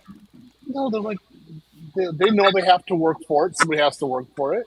Mm-hmm. There's a process in place. Mm-hmm. If they don't have their necessary ability to trade for it, Mm-hmm. they don't get it. They don't get it. Yeah. Yeah. And then I come here in this country, I deserve it. I'm like, who the heck are you? Yeah. Could be they've been talking to. They think they're upscale, high class, rich, middle class white women. Every bitch, she's rich. So you show a price tag. Mm-hmm. A price that she has to go in her pockets for. Yeah. But she thinks that you have unlimited pockets and she deserves it from you. She thinks she can actually convince you to work for it. Okay. Yeah. And sacrifice for her. Yeah. I'm gonna have a broke bitch convince me to spend money that she produced, and then get mad when I say no, call me broke. It's because my mama told me my pussy was actually invaluable. That's what she told me. Okay, I can get anything with this pussy. Your mama should have told you that standard. I've heard my mother-in-law tell my daughters the same thing. Okay. Yes, what's up, everybody? My pussy is magical. What's up, light skin wonder? Mm-hmm. What's going on, trifecta? I made it out alive tonight from work. You too can have pretty eyed baby. Hey! Wait till tomorrow, sir. When D-Day, when D-Day happens, okay? Oh yeah. When they strike Normandy. When D-Day happens, okay? Yeah, we're gonna have like 3 cops in the store. Really? Really? Seriously? And, yeah, and corporate is going to send their corporate LP to all the urban stores in the area. Oh, seriously? For real? That's a good time. No joke. Okay, all right. Okay, this is serious. Hey, I don't lie to you, BGS. I know you don't. I had a lie for you to tell you. But you actually do joke with me though, so from time to time. Yeah, but what we have noticed, like this past week, mm-hmm. a majority of our shoplifters have been all freaking minors. Oh yeah, there's a reason for that. Yeah, they won't send them to jail. Exactly. So mama sends them in. Yep. The good security, like they did with the drug game back in the day. They send the minors to actually conduct the sale.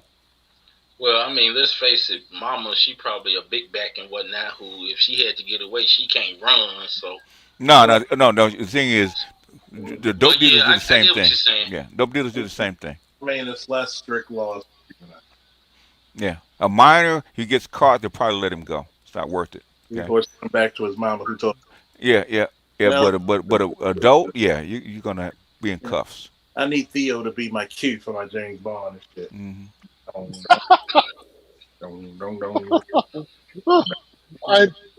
I just think it's ridiculous. Hey, Charles. Yes, sir. Are you sorry about that, Theo? Are you licensed for New Jersey? No. Oh. Let's find out how much it is. You're probably gonna need Black Lion up in the tri-state area. Hey Theo, I remember when I was a teenager, I was actually so broke. You actually going and shoplift books. to read. I couldn't afford them. They said Theo was That's how nerdy I was. Okay, shoplift a book. Okay. how you gonna be like you got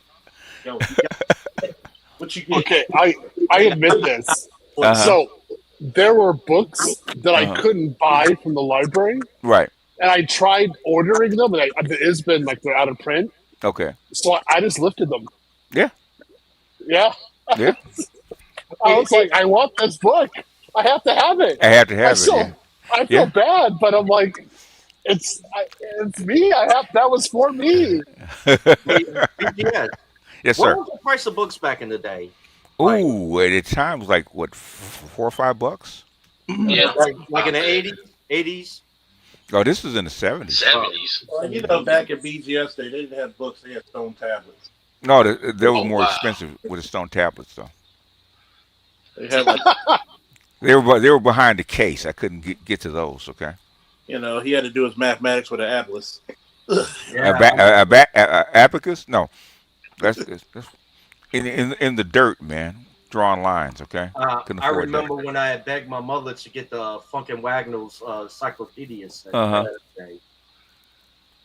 I had World Book encyclopedias, man. It's one thing my mother did for me. I had uncles that were bad influences, so I started reading books at the age of 10. At 10? It's just Really? I was reading the wrong. Well, I can't Okay. really say I was reading the wrong books. I read every Iceberg Slim book. Oh yeah. Yep. Slaughterhouse Five, Mm-hmm. The Happy Hooker, and stuff like that. My teacher, he was like, "Hold it, what book are you reading?" I was like, "Bottom Bitch," and he was like, "So you like Iceberg Slim?" Yeah. Mm-hmm. I said I had no idea that there was actually a woman that ran the whole house and whatnot and kept Oh, it stable so and line and whatnot. really? He was just like, "I continue reading." Yeah, you're reading. You know You're what reading. got me into reading? My love for reading? Pro Wrestling Illustrated. My mother would buy it for me every quarter. Mm-hmm. Oh yeah, I'm gonna tell you one of the books I should have never read that my parents didn't look at Mm-hmm. was the 1988 Dark Knight Return. Oh Okay. man, messing up a store for that motherfucker. Shout out to Frank Miller. I'm not gonna make a superhero that's younger than me, better hair. I'm old, I'm grizzled, and I'm gonna write him a story about a superhero who's old, grizzled, and kicking your ass. Yeah, I was 7. I actually read the whole Wizard of Oz series. At 7. I always thought that was an acid trip. Huh? That was what? That was an acid trip. No, it's actually political. Believe it or not. Yep. Oh my goodness! Wasn't it with the financial system? It was about the gold system and the silver system and the farmers and the politicians. Okay. And the manufacturing north. Because he wrote it in what, first wrote it 1890 something. You fucking carpetbaggers. So the scarecrow was the farmers, the Tin Man was the manufacturing labormen, and the witches was the financial system, and then the wizard was like the politicians. And what was the lion? The lion was the Simp. no, that wasn't a simp. The lion was the like Trump, which is it represented the big populist. You know, what I had to read when I was sick in school was The Giver. The who? The Giver. Okay. Oh my god. Oh, you know what I'm listening to on audiobook, BGS? What's that? Three Body. Oh, Three Body Problem. Okay. Yeah. That's a good one. Yeah. Yeah. I watched this. I probably need to listen to the book because the series is kind of confusing. Yeah, just like the line, The Witch in the Wardrobe. Like, god damn, how many years are we in the future now? God damn.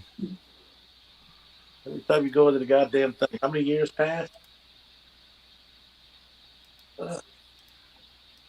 It's like, man, some of y'all watching the movies or books we had to go through in school. Like, man, fuck y'all. Yeah, like 1984. I read when I was going to middle school. So Yeah, one of my favorites. Yeah.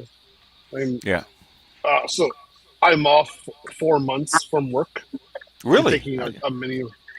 Where you going? Yeah, I had a health scare, Okay. so I decided not to work 4 months and kind of just relax. And Are you going to stay in the states, I'm or are you leaving? I'm here for now because I have to deal with my cardiologist and Oh, oncologist. okay. So Okay. I got to get my health back to a certain point. But now that I'm relaxing, I just got Stalingrad. There you go. Good So book. it's Very good book. yeah, it's intense. So I've Yeah. been reading this. It's pretty good. Well, you And then know, of course from BGS, I got Dark Ghetto. Dr. Clark. Why Clark? Yeah. Dr. Clark. Oh, the black feminists hate Clark for writing that book. They hate him They hate Monahan because he was EPO. because he used the book. Yeah. Oh man, don't worry. You know, all you got to do is positive thinking, Yeah. relax, and when you're working out, always have a Rocky montage. I got to start reading the Black Bourgeoisie by Fraser. Oh, what is that? Hold on. Problem? What? Somebody else. The The three body problem. three Okay. body problem. Okay. Oh. These I are thought you were books that talking I'll about the have to three pick body. up later. No, three body problem. I thought it was three body problem in astrophysics. No, no, no, Sorry. no, no, no, no, no. That's actually science fiction. Would say Casper? I have to pick up these books at a later date because. There's way too many, man. Find Oh, what you're I'll get interested to in. them, Yeah. but for right now, if it doesn't say anything like AWS or Terraform, No, make your money first. Make your money first. there you In go. fact, I was telling Laveris, get your index cards and learn your terms cold. Memorize them, okay? Okay. Just go like flashcards. Learn the terms cold, okay? And then go back and learn the grammar, okay? Yeah. It's a language, okay? Learn like a Definitely. language. Got to learn the words first, and then the grammar. And most people, I did that with math, okay? Learn your terms cold, okay? And then progress. Actually go faster. Man, I remember them days with math. Yeah. So get your terms, okay? You know, say take five cards, okay? Okay? And then learn them, go back and write them 10 times each and flip them back over. Within 30 minutes, you'll probably have them pretty close to memorized, okay? And then progress until you actually finish them all. Take about probably take less than a month. Okay. Depends on. Go to ChatGPT and say, what are the most common, put them in order of the most commonly used terms and go right down the list and write them down and get them down cold, okay? And then go back to the book with the grammar. It'll go much faster. We'll do it. Okay. Definitely. Am I close, Mookie? Yes. I would also say just go to AWS site and go look at how it's used. Mm-hmm. And That's the grammar. That's the grammar. Yeah. Yeah, that's for the part. grammar Yeah. part, and then just repeat it. Yes. Keep on vocalizing it. Yes. And so, I mean, that's the same thing. Like again, like this one. This is a Python book in Japanese. Mm-hmm. It's pretty much the same kind of thing I have to do. Yeah. To learn my vocabulary. And take your smartphone. Record yourself mouthing the words and the terms and how to use it, and just play it back. Okay. Ingrain it into your psyche. Yeah. Actually speed things up. Yeah. All right. I'll pass that on to my study buddy. Yeah, because you have 5 places actually retain memory, right? What is it? Smell, touch, sight, hearing. Okay.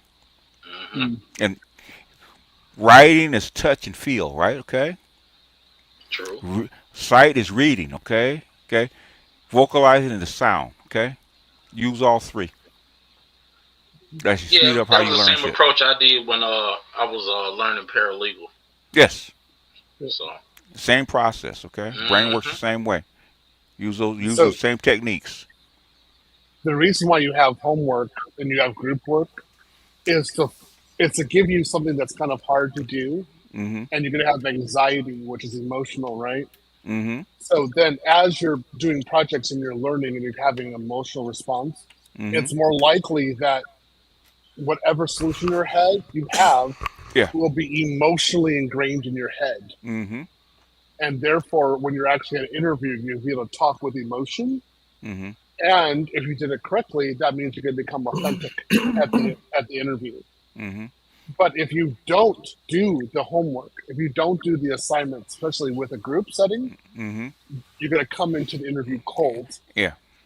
And they gonna know it.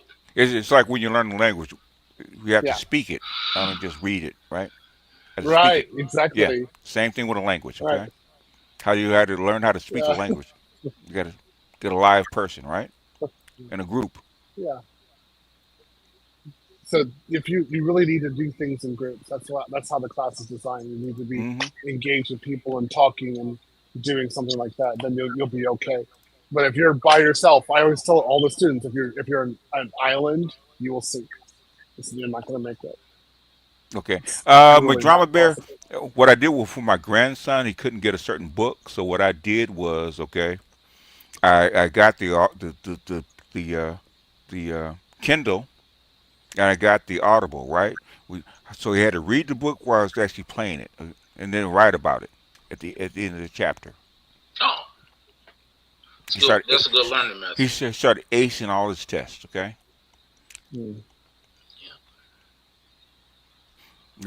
Hear it, read it, summarize. Okay. Yeah. What did you understand about the section? Okay. All of a sudden, and then I had him reading Shakespeare, Macbeth. Good book. Mm-hmm. So he's reading Macbeth at 11 years old. At 12. At 12, yeah, he was 11. Okay. Yeah. So he had to get used to it. Go ahead. I'm just saying, Casper, you can do it. It's not hard. Yeah. No. You just have to apply yourself. Just think about the life you're going to have at the end. That's what I always do. Because I go through a lot of stress, and then I print up like the gym equipment that I want in Brazil, and then I'm like, I'm going to have a gym here. It's going to have this equipment, and then I'm never even going to remember what I'm going through right now. And then that's it. I can go through it. I can endure. That's like lifting weights. It's like trying to get into the NBA. Okay, got to get your reps in. Got to get your reps in. Okay, these are the reps that have to do to actually get to this level. Whether it's running a marathon or running a 100-meter dash or lifting weights or playing basketball, it's all the same thing. Get your reps in. Even pickup. Okay, got to get your reps in. Okay, talking to a girl, get your reps in.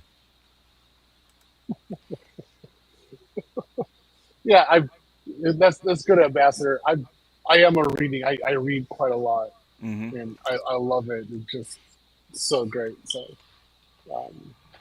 I'm reading too. I'm reading this Martell Blue Swift bottle. You reading what? Okay. Martell Swift. So just keep on going, guys. It'll be fun. That's it. Oh, no doubt. Yeah. I do have a question though, Theo, because you said about the stress. What if it's not stressing me out? Like I'll attack something, and I'll try to figure it out. And I'm a firm believer of sometimes you have to use outside resources. Okay. What if you're underneath the time limit? Got to figure this out within an hour. That's stress, right? Yes. Okay. That's what he's talking about. How do you work under pressure? Actually, I worked pretty good. Having 12 years in the military and 2 wars, I had a lot of pressure in that. Yeah, one thing is you had to be cool and calm and stay focused. Each arena is different, right? Okay, each arena is different. How do you actually perform in this job under stress? Time constraints, that kind of stuff. Test yourself. So That's what the assignments are for. So, if something is new to your brain, In order for it to like go in, it is going to go through some sort of stress because it is a change. So it's kind of normal. However, if you're learning it and there's no problem at all, it might be a natural fit to you. So it's kind of something your brain wants to learn, so you absorb it very quickly. Exactly. In that case, just keep on going. You just keep on doing the absorption because you're in your natural element then. Yeah. Right? But you always got to test yourself, okay, under time constraints and tests. Definitely. Okay, how do you perform? Just like an NBA player, okay. You get in front of 20,000 people. That's your test, okay. Yeah. So yeah, you'll be fine, man. Just keep it going. Just keep on doing labs. Just keep on having fun. It'll be great. Yeah, just you know, the thing is, don't stop, okay. Definitely not stopping, not quitting. This, and I already know that this is a career that I'm entering in. That the learning does not stop. No, it does not. It really does not stop. It doesn't stop. It's going to accelerate. Okay. You should. So since July, I've bought over 60 books. Wow. Okay. All That's IT. Okay. And I'm still going through. I have to use at least 45 of them just for the AI course, and the other ones for Cisco. Okay. And the method I always use is what BGS talked about before: is you're looking for the copy or the overlap. Overlap, yeah. So yeah. If one book says it, and then another book says the same thing, then what you're looking at is, did they say it differently or different context? Yeah. And if it's exactly the same, but there's like a little difference there, you're going to learn that. You're going to learn that. You're going to pick up the difference, You'll pick up, it'll stand out like a sore thumb, Yeah. So you got to be always looking for that. That's why I have multiple books. Yeah. And you'll notice me in the class, students say they want one book on a topic, and I'm like, no. You need 10. You need 10. Minimum 10. Yeah. That's what he said. That's what he used to say. Minimum 10. The same subject. Yeah. All right, closing thoughts, folks, because we're at like 3.5 hours. Anybody? Hey, Happy Halloween. Hey, smoke weed all day. I'm gonna dress up as Keisha and go to a Halloween party. Get high on Friday, because you ain't got shit to do. Okay. Yeah. That's fine. I will say this: that first time here, definitely won't be the last. Oh, appreciate you, man. Appreciate you. Definitely won't be the last. Yeah. We don't have May kicking up any dust today, so. Yeah. We can actually talk. May's server purpose. She won't pop around for any time soon. You know? Well, she's on a timeout right now, so I might let her back in. Nah, I doubt it. But gentlemen, y'all have a good, safe weekend. We shall. I gotta get back to work. All right, man. Hi ho, man. All right. I'm gonna go ahead and drop for my students who are in the AI course. The AI course is tomorrow at 8 Central. Sorry, 8 o'clock Eastern. 8 a.m. or p.m.? 8 p.m. Okay, all right. Because I have students in Japan and Thailand, so that's their Sunday. All right. You're supposed to be resting, Mookie. Resting. Teaching, I like it. Okay. You know, I like. He's like resting, Mookie. Resting. No, I don't need. I don't. You know, I know. Okay. All right, Mookie. All right. I'm not. I won't die. I promise. All right. Okay. You must understand that at the conclave, the black man said, "We know it's on rest days. We out here grinding, making every black man." Hey, we don't want to wind up like Kevin. Okay, so be careful. I've been sleeping 12 hours a day. Oh, okay. All right. Okay. If you hurt yourself, you don't kick your ass. Yeah. If you die, bitch, I'm gonna kill you. Ike Turner. If you die on me, I'll kill you. Yeah. I'm not gonna die. I'll make it. So good. This is a good one. I had a good time today. So I'll see you guys again, right? All right. Appreciate you, Mookie. See ya. Okay. Anybody else? Go ahead. You know, Charles. I actually now create the playlist for your smoke session, so everybody can see all 6 volumes. From 2000 to now 2025, 5 years of the smoke. And so who wants some? You know what I'm saying? They're gonna go back to your classics all in one nice long volume. I think it is a 10 hours. Some of them. Yeah, I think it's roughly almost 8 to 9 hours. Okay. Yeah, that sounds about right. And full smoke. Now, oh, here's May. Oh, you mentioned May. Look, Some of those sessions actually. Yeah. I was noticing that, like some sessions in the career, like, oh, you think you a small motherfucker now, huh?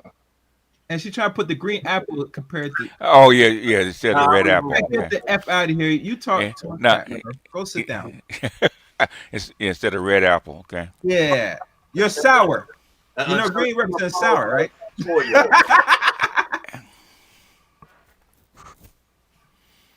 you said, Charles? I said he doesn't put those smoke sessions into people's careers. Yeah. Listen, if people want to know how effective you are, I say go to my channel and look at all 6 volumes, and then they could speak for themselves. Yeah. VHS has chased off a lot of people, and a lot of trolls. Mm-hmm. Oh, yeah. I remember when when Homeboy came on my channel. That was a big one. That was one of the biggest shows I had. When there, my homeboy admitted that he held his wife getting banged out. Like, I'm gonna do that. He likes getting banged out. Like his wife. Oh, okay. Amiri. Oh, Amiri. Okay. When Gigi asked him that question, Did his wife likes to get banged out? Really? If he found his wife banged out, would that make you upset? He was like, no, I wouldn't do anything. Oh, Jesus Christ. Okay. I guess not. Hey, it's in my archive. So. I mean, if she getting banged out, I just hand over the deed to the house and to the kids. Okay. I'm not gonna want you no more. These your problems now, shit. Yeah, she's your problem. Exactly. Don't get up. Don't get up. What the white people say? She's been taken. Yeah. Oh yeah. I can't do nothing with her no more. You might as well keep. I think you might as well keep him, baby. I'm not coming back. You just stay right there. Stay right there. Here, in fact, the bills are due. You're right on time. Look like shit. Look like you like it and say that. I told all my exes. What if you came and caught me cheating? Sign you over to him. You better keep Because you better keep him. That's your man now. You and me, girl. We go a long way back. Yeah. Oh my God. And I hope he keeps you, because I wouldn't trust you if I was him. Yeah. The way I found. Yeah. You cheated on him. You cheat on me too. Anybody using agentic workflow? They're gone now. You should have came up earlier, McTell Universe. I think all the programmers are gone now. Oh yeah. I think I don't think so. I don't think Mookie likes that. So I don't think he is. So Mookie and AB don't use it.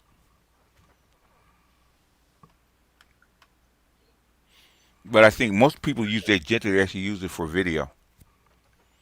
They don't actually use it for what they call vibe coding. Anybody else? Closing thoughts? Yeah. Anything? Go ahead. Doc. Yeah, thanks again. Yeah, as usual, there's a lot of residue to deal with, but it's great to be here. And new stuff coming up all the time, man. So goddamn, can you guys take a break, take a rest? Yeah, Tanzania now is up, but we've been saying it for months. So yeah, now it's Tanzania. up. What are they saying about? Was it Mozambique right now? Tanzania. I know Tanzania, but somebody put up an article on Mozambique. Well, Mozambique on the verge of collapse. Yeah. Well, they had issues since last. I think we've actually talked about it before.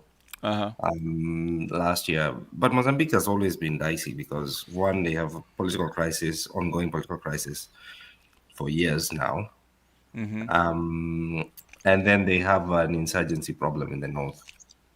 So it's effectively a country geographically on the map, but it's not a functional state. A no man's land. Yeah, because So Mozambique will not surprise me at all. they're saying Tanzania is the one that is active. they're saying it's on the verge of collapse. By the articles. I don't know how accurate that actually is. Yeah, not yet. Not yet. Okay. Not yet. Isn't it like a no man's land? Mozambique, they're not quite a failed state, like Sudan is, but they're all. No, they're not. But they have crises. They have a lot of crises. Yeah, but they're teetering. Okay. They're close. Yeah. Yeah, it's a very fragile state. Mm-hmm. But it's not failed, or it's not collapsed. Sudan is full on, as you know. Failed, yeah. Yeah. Sudan, yeah. There's all sorts of funny things happening there. Ruto has his hands inside there. Gosh. God, Ruto, you have your own problems, man. Leave other people's problems alone. Yeah, well, he's trying to secure. It's survival politics for him now at this point. So, okay. Because remember, we are also Kenya's going into campaign season from next year. Okay. Because we have elections in 2027. That's why he was saying all those things. Okay. He's basically just campaigning. When first world, we're gonna build houses, we're gonna do this, we're gonna do that. Just basically campaigning because he's at risk of being the first Kenyan president to serve one term, and he doesn't want that. Oh, okay. So 2026, 2027 is basically elections, campaigns, and all that stuff. And try to organize the outcome, orchestrate the outcome, which is very dangerous at this point to do. It's a very dangerous thing to do. But so there's that stuff happening, and it's just late nights, lots of late nights. Plus preparing for APEC 26 and G20 26 because the US is taking presidency of the G20. Yeah, okay. Oh, okay. That's interesting. Yeah. Interesting. So, I can tell you a lot. Yeah, well, I'm enjoying this, but a lot of people are panicking because of those two things that are sort of co-occurring at the same time. So it means more zeros. That's good. A fun time will be had by all when that happens. Oh yeah. Donald Trump and headed G20. Okay. Yes, the US is taking presidency of the G20, and what we know is that they are paring a lot of that nonsense that was there back. So there's this sort of legacy industry around it where they focus on a lot of like fluff, so gender, blah blah blah, all these things. So of course this global agendas, global health, blah blah, and Trump is not really interested in those things. So it's a lot of people on notice, a lot of that sort of G20 blob are on notice. But it's interesting because APEC is having its summit at the same time. I mean, sorry, China is taking presidency of the APEC at the same time. Okay. Next year, so starting to prepare for that, and and all this funny stuff in the Middle East. I think they're trying to wind that up. Since Iran pretty much took Israel out. Just trying to wind that shit up. And what are they going to do? Yeah, but from my side, it's not just about the conflict. I'm also looking at the deals, right? Yeah. So I have to chase up those deals and chase up this, Eurasian integration stuff. There's some stuff I'm doing over that side. So, what about Turkey? Turkey actually getting closer to the BRICS and and Russia. Yeah, Turkey is kind of like India. Oh, everybody's giving them a side eye. Okay, one foot in, 1 foot out, huh? Yeah, Okay. but it's funny. Turkey are a bit clever at playing that game Okay. because everybody knows Turkey is that guy who's going to stab you at the front, back, and the sides, right? Yeah. But at the same time, Turkey is one of those countries where you can actually do some very important deals. You can see through some good deals with them. So Mm-hmm. there are those people who you shake hands with, but you have a dagger behind your back, Mm-hmm. just in case. Oh, hell yeah, yeah, yeah, yeah. Yeah. So Turkey understand that where they are. First of all, they're very strategic. Number two, they understand that there are these places around the world, Turkey, ASEAN, where you can actually feel the pulse fast of where. I don't think people trust Turkey since Syria. Since Yeah, but even before, like for example, if you look at the Russians and the Turks, they have this historical thing. Mm-hmm. Remember in World War One, Mm-hmm. the Turks actually wanted to wage a war against the Tsarist Russians, right? Yeah. They lost. Yeah. So there's that loss, and they do all these things in Azerbaijan. Remember there was a beef with the blowing up of the when Russia blew up some oil installations in Ukraine, right? Mm-hmm. That the people in Azerbaijan, the mafia, blah blah blah, elites in Azerbaijan were using. Yeah. And a lot of these connections are, based in Turkey or are connected to Turkey in some way, shape, or form. So Turkey always tries to have its hand and manipulate things in that sort of Caucasus area as well because of those ethnic issues, Armenia, the Azerbaijani-Armenian war, Nagorno-Karabakh, Mm-hmm. Turkey had a hand in there. So they do all these things. And so everybody understands, like, okay, Turkey also is trying to impose itself, is trying to control that region, have its own spheres of influence. Yeah. Sometimes it plays its hand too much in relation to access to the Black Sea and things like this. So yeah, the stuff with Israel is also a completely different issue. So yeah, but at least with Turkey, you can actually do good business with them. Really? Yes, you can do good business with them if you if you play your cards right. Okay. Yeah, you don't trust them. Don't trust them, yeah. But you can do good business. Okay. Which is what the Russians understand very well. The Iranians understand that very well as well.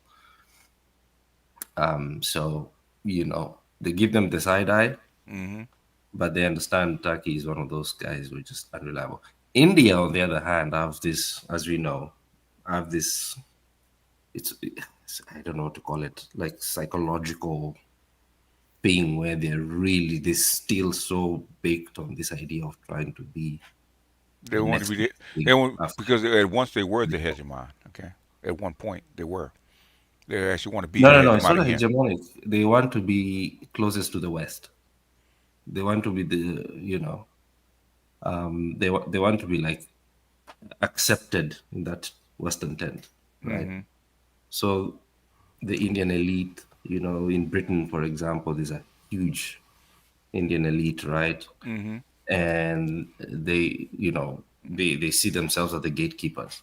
Yeah, they in America too. So yes, in America, here in Australia, and you see it even in the professional managerial classes. It's normally the Indians who give. Yeah, we have three. We had three Indian governors. Okay, in America. Exactly. Okay? Exactly. And a vice president. Okay, so it hasn't dawned on them yet, that the game has changed. It's still loading very slowly. But everybody understands. India can't be a hegemon, not yet. Not at all. In fact, they don't have any serious control over the Indian Ocean. Well, yeah, that's true. And basically, unless they can slow Africa down, they won't ever be. They're not even. Yeah, it's impossible. They know. Impossible. Yeah. They know. Yeah, what they know, what they'll accept is two different things. Now, when it comes to Africa, I can tell you, I can guarantee you that they have a very good picture of where where their positionality is in relation to the other big players. Yeah, I used They've to think carved that out about. their space, Yeah, I used to and they're think that dealing with about. their I used to think that about people, but I'm not so sure nowadays. Yeah, I talk to them. That's why I'm saying. I talk to them. That's why I'm saying I'm confident on that one. Okay. What I know with them is when it comes to Africa is what they're interested in is carving out their space. Like, okay, we we we have our own little slice. Mhm. That's it. You know, because their big issue is, in some ways, it's directed by where U.S. foreign policy is. You know, at first they were like, "Oh yeah, we are going to be part of this great Indian Quad AUKUS alliance, and we're going to contain China, and we're going to play this big game." So Yeah. their focus is mostly on that side, not Yeah. so much in Africa. And plus, they know, like, yes, they have historical ties to Africa going back so many years, but they're also very pragmatic to know where they can push and where they can't in Africa, as far as Africa is concerned. Other regions is a little bit different, but Africa is concerned, yeah, like you don't see them in West Africa that much.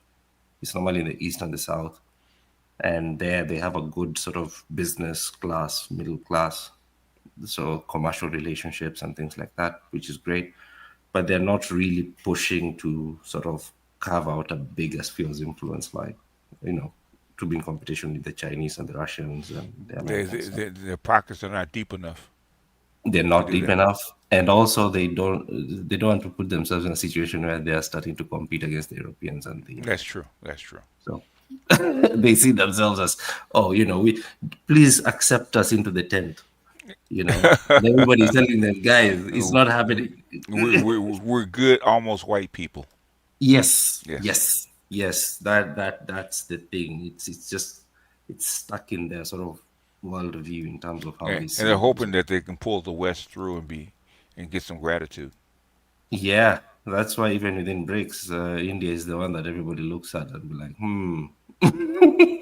you know, I see, you know, because you know people know, like India is the one that you'd rather have. Like people understand Brazil because you know geographically they're in a Yeah. place where there's a lot of pressure coming from Washington and Yeah. proximity, so people understand. Or Venezuela, you know, those are difficult to deal with. Yeah. But South Africa is much more reliable as a member of BRICS than India, as compared to India. So. Oh yeah. But it's because of that psychological thing, you know. And, And for a long time, India's rivalry with China also plays into it. So. yes, which has been exploited very masterfully by the British and the Americans. Well, that's and amplified that's the risk in funny China ways. took by allowing them in. So. Yeah, you kind of have to, because for them it's also a regional issue. Yeah, they share a that's true. border, right? Yeah. And you don't want to have a big 1.5 billion, yeah, you know, people blunt force instrument on your border. So that's true. It is much a regional issue as it is a global issue. But yeah. So for India, it's like, well, you're gonna find out anyway. It's gonna come. Yeah, I think they know. The thing is, they think they can actually maneuver, take control of the BRICS, which is really what It's they want. impossible. They can't really do that. Yeah, And well, two, I can understand, like, from also from, like, if you remember, like, you know, a lot of these guys have grown up with this idea, you know, India was the jewel of the British. Yeah. Wow. And it was at one time. Yeah. Yeah, but you can imagine that sort of thinking. Mm-hmm. You know, you think you're that special person, right? You're the special one amongst the rest. Well, So India had the second biggest economy on the planet back 300-400 years ago. So yes, yeah. that But doesn't go away. What I'm saying is because of that sort of proximity to, you know, first of all, the British, you know, Queen Victoria had this Indian quote unquote assistant who was very close, and things like that, right? It creates this psychology amongst the elites that, you know, you know, whatever happens, we are just as close to these guys, you know, and so we can ingratiate ourselves. It's okay, it's fine. They have their best interest, our best interests at heart, and things like that. We have this special relief. But when the world changes, yeah, you get into trouble. But the thing is that they think they're Australia. Australia. They still think Yes, that, yeah, exactly, yeah. exactly. So The they're West is still slowly. the West is still in charge. Okay. Yes, yes. So that's the thing, and they've been told, oh, you can help us contain China. You're Yes. going to be Yeah. this Yeah. amazing new China, right? And they believe that, and That's funny because when there's a they asked China to actually help contain Russia. I started laughing my ass off. I said, "Really, yeah, y'all? Really?" BGS, Uh, when you say like this is what we're dealing with. okay. I This mean, is they actually think that. They actually really They think do that. that. They think They that. actually Oh do. my God. Okay. And because with India, for a long time, if you look at the Hmm. Congress Party, all these guys, there's that pipeline between the elites, Indian elites in Britain, the United States, India itself, and Australia, right? Hmm. So it's almost like they recycle each other. Your kid is gonna be maybe some minister in Britain, Yeah. Yeah. connection marries my kid or the cousin who's connected to the prime minister here. Yeah. So the politics is kind of captured like that, but they're now the realities are forcing them to to the tariffs, especially that kind of like whoa, shock them a little bit. Like, oh, we didn't see this coming, and everyone's like, we were trying to tell you, but oh, how could they do this? We thought we were, Because they think they're special people. you think we're special, and like, Hmm. okay, okay, And we so got we have a a vice president. We got three governors in the United States. We got the yes. married to the vice president now. Okay, we're in power. Yes, Yes, got influence. exactly. Yeah. Influence in Britain, they Hmm. control a lot of things. Hmm. So yes, so there's that mentality still that exists that is very pro-Western. Yeah. And they we are Indo-Aryans as well. So we're kind of, I promise you, so we're not so far off. Yeah. And they like Sanskrit and yoga, and Yeah. they come Yeah. to Taj Mahal, and They okay, actually think they're white people. They really do yeah, when they get here. Okay. And white people, yes, you're not one of us. And see the smile she drop. Okay. exactly. What? I'm not white. No, you're not white. But I'm Yeah, Aryan. No, but you're not white. Vivek, right? Vivek, right? Yeah, exactly. Yeah. So uh, because of that, even within the sort of BRICS beltway, Hmm. people understand. Because with Turkey, they're like, okay, we know where you guys are, but with Hmm. India, they know there's that sort of leaning anyway. Hmm. But also, everybody knows structurally, India is nowhere near able to, um, you know, be play at the same level with the Indians and with the Chinese and the Russians. So, they know it, but it takes time to accept some of these things. They have to accept it. India, I don't get India. I really don't, man. They confuse me. Okay. Yeah, They it's can't all the knowledge and learning. They can't get themselves together. It just doesn't make sense to me. they believed it. You drink the Kool-Aid. Yeah. That's what happens when you Well, see, drink the Kool-Aid too I much. think they're too tied to racism in India. They pull That's themselves true. together. Yeah. There's that bit. That's Hmm. what I was talking about internal structures of how Indian Hmm. society, the Indian nation is organized. Right? Yeah. They still have all those fault lines. Number one, number two. Hmm. Yeah, in some ways they kind of operate like Britain, in a very sort of feudalistic way as well. So there's Yeah, they that do. They racism do. stuff, and then there's the class stuff. Yeah. And But number three, they are very, very, very, very slow to adjust. Britain was small enough to where it didn't affect them as much. India Yeah, is way too big to it's do way this too kind of big. crap. Yeah. Exactly. Um, and so, and plus, there's no way they've never really had serious control of the sea lanes anyway. Yeah. That's So, true. they can't have any serious aspirations without having a serious presence. It doesn't have to be military. It can be economic, the way the Chinese Hmm. did. Hmm.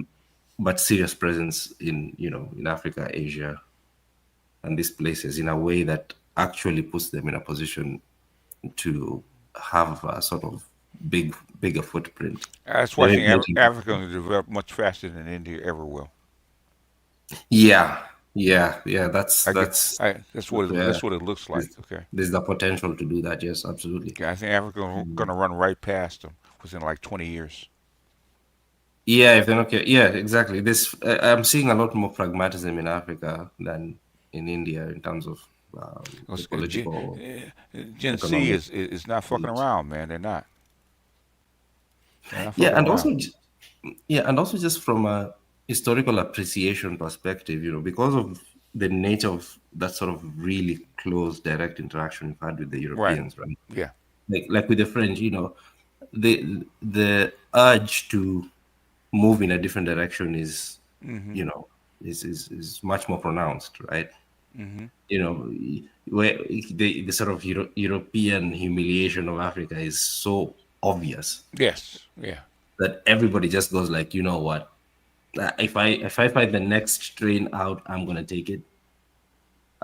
Whereas in India, because they have this elite that is they're still feeling themselves. We're in the Quad, we're in the what is this other one? AUKUS alliance and this and Mm-hmm. that. Oh, we get to have Vivek and this and Rishi Sunak, so we're good. So they're not really proactive like that. They're quite timid in harnessing the momentum that they have. So, a lot of the things that could have happened with BRICS in terms of just accelerating Yeah. progress has been slowed down by India's ambivalence. And Yeah. It has. It really yeah, has. which is understandable in a way because you have these big, very big players in BRICS. Well, very, very. I don't think the Chinese mind because they actually want to go slower if they could, but I don't think they can. Is because they're forced to actually run faster than they actually want to. Yeah, exactly. That's a good thing actually because the Chinese are very patient, Mm-hmm. long-termist Yeah. thinkers. The Russians have a similar sort of leaning as well. They're very pragmatic. Yeah, but they've been pushed to accelerate. So They have been pushed to accelerate. Yes, yeah. absolutely. Yeah. And that's where some of that frustration and tension comes in, because they're like, okay, some of the solutions, whenever they have these meetings, are pretty obvious. Yeah. But then you're like, oh, but we have to hedge because we want to have Indian presence in the South Asia and this and that. And like, come on, man. Oh, God. Okay, then let's start another round of negotiations to make you feel good. Because they want to feel good instead of doing stuff. Yeah. Yes, and like even after the SEO thing with Modi, they were like, oh, now we've sent a message to the West. Now let's go to the West and tell them we can do this. We can do this. Like, there's very little follow through. But also understanding, like you said, it takes time to change these things. These are not things that happen overnight. So yeah, yeah. So this some of that stuff is just there's no leave, there's no breaks, but we try. Yeah, I thought India would have been accelerated a lot faster than they have been. So that's just why I don't get it. Yeah, that's disappointing. Because India and China were actually on the same path, and they kind of diverged. It's like okay, yes, so I don't yes, get they them. were. Yeah, absolutely, they were. China was far more strategic and far more stable. Yes, I think it's them being stable. Yes, India had a lot of funny things happening, but also at the same time, when they were being told by the masters, "Oh, you're gonna be great. Oh, you had democracy. Yeah, gorgeous democracy. You're gonna be fantastic. You'll be fine, fantastic. Yeah, just don't listen to the Chinese. They'll Don't have listen your to the best interest. Chinese. Yeah. In fact, you know what? Just keep amping up the pressure on that border. Yes, just make them enemies. Yeah, make them enemies. Okay. Good. I never say even in some African countries, they still that sort of just But having to wean myself off, but it's happening much faster. I think those J-10s had a lot to do with it when they shot down those Raphaels. Oh yes. Oh shit. Okay, we're not as bad as we actually thought. Oh yeah. Yeah. Had a lot to do with it. Had a lot to do with it. Okay, just like with those hypersonics in Israel. Okay. In Changed fact, a whole lot of minds. Okay. Yes, yes. In fact, now there's a deal being negotiated, being finalized. I think next year or something. Oh, between Israel and Iran? No, Or who? between India and Russia for local manufacturing of Oh yeah, aircraft. yeah, yeah. Oh yeah. Yep. So yeah, they're being forced, you know, defense upgrades and things like that. So they're being forced to accept that, yeah, you know, these guys are not those peasants anymore. Yeah, yeah. I'm just wondering, man, when is West Africa going to actually start building refineries for Venezuelan oil? It's still a long ways. Still a long ways. And it's not because they can't do it. It's just because, you know, if you look at like the Sahelian states are Mm-hmm. a slice of West Africa. Most of the West African states are still politically captured by Yeah, yeah, Europe. So like you saw what happened with Cameroon, which is another state that is to watch. You know, yeah, watch the next few years.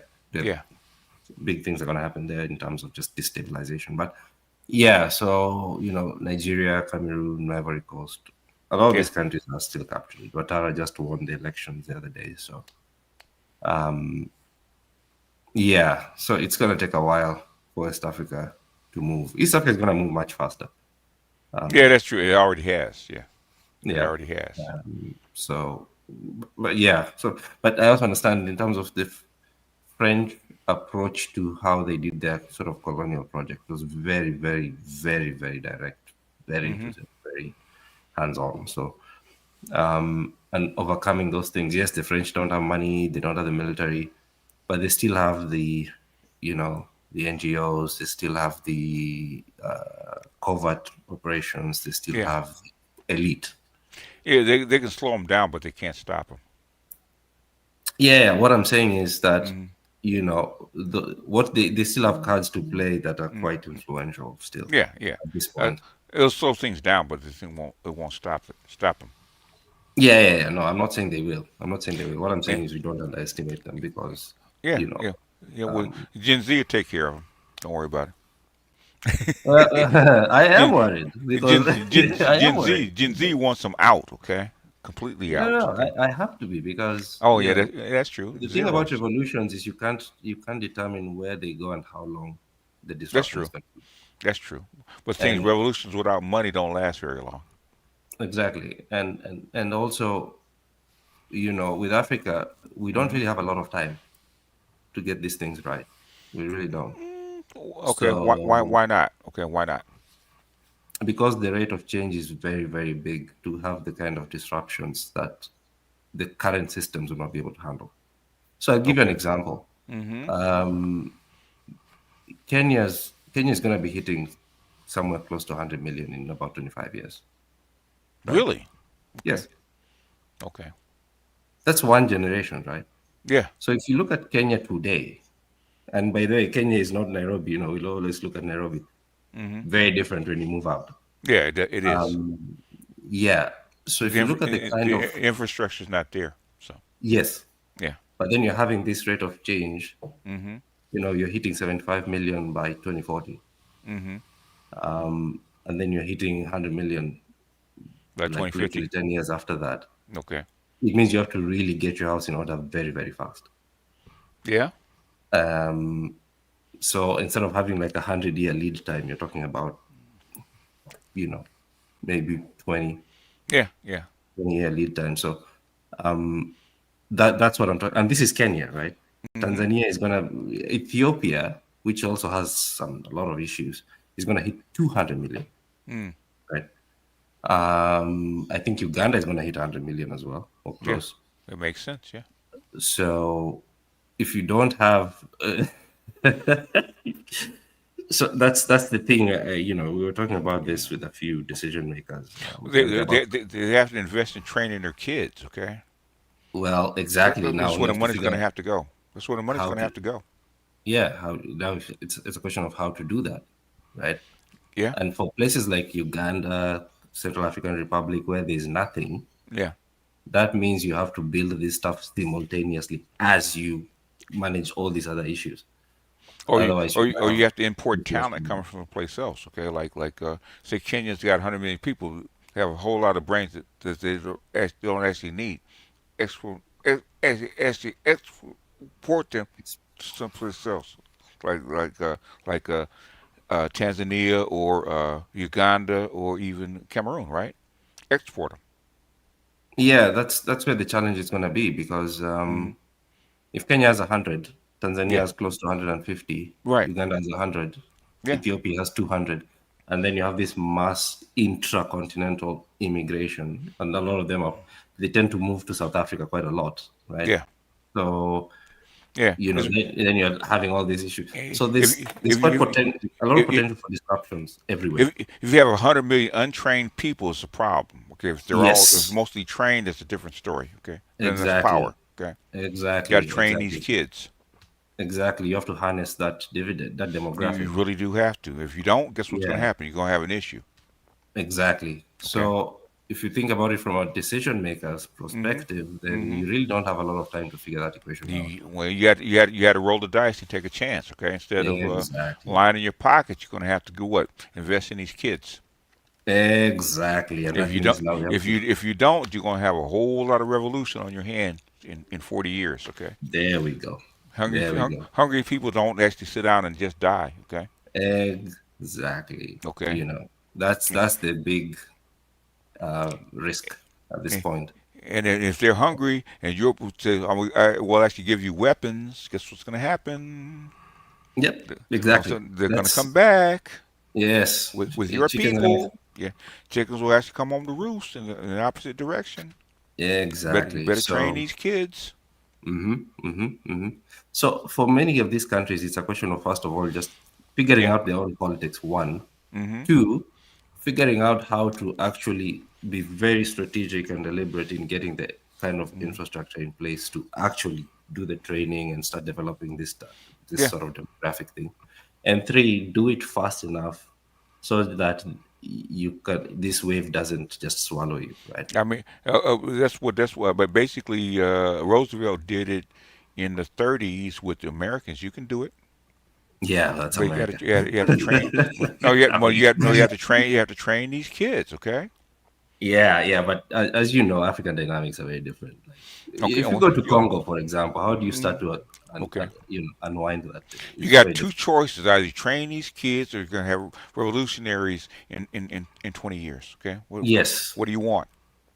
No, that I agree with you. What I'm saying is, Hmm. from a sort of Hmm. technical and mechanical perspective, now how do you get there with the dynamics that we have today? So how do you start moving Sudan, for example, from where it is now to a position where you are actually now starting to do what you're saying? I agree with you. Like you have to Okay. do this. I So mean, it's so a very that, different pathway to where Roosevelt was, because the United States is a completely different space. Sudan's not stable. Okay. Okay. Yeah, that's the But but archetype but, for at but least Kenya but Kenya 70% of those is countries. okay. But Kenya Kenya is is not, stable, actually. Kenya is huh? not. It's not. Compared to Sudan, No, you said Sudan is not stable, but Kenya uh, is. I'm telling you, Kenya is not stable. so it's more It's stable. it's it's Comp- more com- stable than Sudan, but I mhm. will not say Kenya is stable. I mean, when I say stable, in other words, you're not up in armed conflict. Okay. Yeah, okay, that I accept. That's a Okay. terminology I can But use, guess yes. what? They will be if they don't actually train these kids. Yeah, everybody knows that. I mean, 2007 was a warning shot. I was there at the time. Okay. Kenya would have split apart into two in Okay. 2007, 2008. FAFO. Okay. Fuck around, find out. Okay. I know Exactly. you want to. You actually want to align your pockets and drag your feet. Okay. Exactly. You're gonna And miss that's your my You're gonna miss your and, window. and there you go. There's a window to be used, Mm-hmm. to be Uh, taken advantage of. But yeah, that window is not open forever. otherwise, the torpedo's gonna fly back on you and actually kill you. Okay. Yes. Now you see how I'm taking stress pills. And how, by the way, and shout out to your stream today morning. You know, sometimes it's very therapeutic actually when your evil twin comes out. I'm like, yeah, the Reverend is out. You know, I am subscribed to the AME Baptist Church of Jermaine. And I'm like, yes, I long may this continue. So Okay. The thing is that what I would get in front of it. Okay, you guys don't want to. Oh, it's gonna take time. Okay, you got 20 no, years, man. Okay. yes, yes, we have These 20 people years. will actually rebel. You're not gonna Yes, stop 40 million people from actually taking over. It's not gonna happen. yes, yes, absolutely, And absolutely. people actually will arm them. Okay. Oh yes, and I know Europe is very keen on doing that Oh yeah, Europe somehow. Europe is banking on that you come fuck around. Okay. Yes, exactly. That's their strategy actually. So It's in everybody's best interest to do yes, what? Train these children. yes, Okay. exactly. So yeah, that's now my job is whenever I'm doing my sort of African pieces of work is to actually make that point clear. Yeah. It's not easy to get through, but I guess the good thing is a lot of this Gen Z stuff is kind of It's scary, scaring them. but It's scaring the hell out of them. Yeah. no, which is good. Makes my Yeah. job a little bit more complicated, but it's good. Yeah. But yeah, it's some places are easier to work with than others. So I know Botswana, for example, is very is being very When proactive. Gaddafi came to power, guess what the median age was in in in in Hmm. uh, in Libya? 14. Yep. Yes. Yep. Exactly. 14. So Okay. exactly. So that's where now places like this is where for me Ruto is just an interesting case because sometimes some of this damage, you can imagine coming in after him and trying to correct the damage. It's, it's a big Yeah. job. But then that means you've already lost 10 years or 5 years or 7 years of the Hmm. 20-year window, right? And like you said, technology, information is flowing. That means Hmm. the pressure is building. Yeah. These young folks are seeing this thing. They're like, okay, we want this now. Yeah. We want So this now. Yeah. They do. so a lot of these places are kind of setting themselves up for a big like disruption or conflagration or something. Yeah. What happens And when these Gen Z people get drones instead of rocks? oh yeah, exactly. And Hmm. that's what's happening in Sudan. Like a lot of these young folks, the UAE is Hmm. pushing all sorts of funny things in Hmm. Sudan, and you're seeing what you're Yeah. seeing. Yeah. They're Um, funding it. Yeah. yeah, and Nigeria is also another one that is playing with I this I issue. I don't get Nigerians. Okay. I really don't. And for them, they're gonna, it's one of those countries where it's gonna be a population hotspot as well, isn't it? Why don't they just break up the country into two pieces? Okay. You know what? And get along. That was the genius of the British before they left. They let them all together. They made sure you create this thing that is not designed to work. Mm-hmm. Why don't they just You break it know, up? Why don't they just yeah. break it up? Okay. It's like putting the Bloods and the Crips in the same, Yeah. Yeah. and then Same expecting in them to somewhat. the same neighborhood. Yeah. Yeah, you're just setting that place up to fail. So that's what the British did, and they did it very effectively, which is why we end up with the Rutos of this world. So As you actually amalgamate or actually separate one of the two. yes, you have to reconstruct the whole thing. Cameroon has the Mm-hmm. same problem. It's literally a country split into two, Mm-hmm. with the Anglophone and the Francophone fighting each other. And so the current power is vested in the Francophone side, Mm-hmm. and they always, which is very curious, they always try to lord it over the Anglophone side. And Mm-hmm. sometimes you're talking about people who have like relational, close relations, right? Mm-hmm. Some tribal, familial, but because I'm Francophone, I'm somewhat superior. So all these pictures, all these things are everywhere, spread out everywhere across Africa. But yeah, so that even increases um, the the nature of risk and the depth of risk and the magnitude of the kind Yeah. of risks that you've highlighted, which is very true. You're right on the money there. So Mm-hmm. it's yeah, it's a funny movie to watch. Not funny, but funny. Yeah, it gets more confusing when you actually start breaking them up into tribes and peoples and stuff like that. Okay, what the fuck are you guys Yes. fighting for? You actually want to get rid of the British and the French. Why are you Mm, fighting? Okay, exactly. or just sell out and completely. Okay, Yeah, you know. Can't do both? You can do both. You can do both. I don't want the French controlling me. I don't want the British controlling me. But I'm francophone. I'm actually anglophone. Learn Swahili, okay? Adopt a different language, okay? Stop using that language. Your own local languages, okay? Exactly. You still have them. They haven't gone away. No, but that is tribal, you see. It's not modern, you see. I want to go to Britain and, US and work in CNN. You saw like what happened. Don Lemon was shifted out, and there's this other guy who's come in, this Kenyan guy who's come in, and he's been given all this access, and but in exchange, you control the media, you control the you're gonna have to use a little propaganda. Yeah, I understand. Yes. So, and we have this class in Nairobi, especially Nairobi, because it's a hub for all sorts of funny things. That is very useful when it comes to pushing some of this stuff out. So, which is. Go ahead and run Obama for president, man, and get it over with. Yeah, we might as well have. While he's still young enough. Yeah, I mean, yeah, but I don't know that Michelle would need to give permission first. Just permission to cheat. Okay, that's all. Yeah, Michelle and Tiffany Cross, right? Yeah, get him a nice little Luya girl. Okay. Yeah. What is he's Luo, right? What is it? He's Luo, yeah. Yeah. He's part Luo, yes. Yeah. Yeah, I mean, for him it would be easy, but he has to report to Keisha first, I think. He looks Kenyan anyway. He'll fit right in. Yeah, he would. He would. You look at the jawbone on them ears. Oh, you mean you're Kenyan? Yeah. Them genes are too strong. Okay. Exactly, and a bit of Kenyan with an American swag. Oh my! Hilarious. It's over. Yeah. Anyway, Doc, let me take my old behind the bed, man. Okay. Thank you so much. Thank you for your show. Thank you for your preaching today. Appreciate it. Please do that more often. And VHS has to take them in small doses, okay?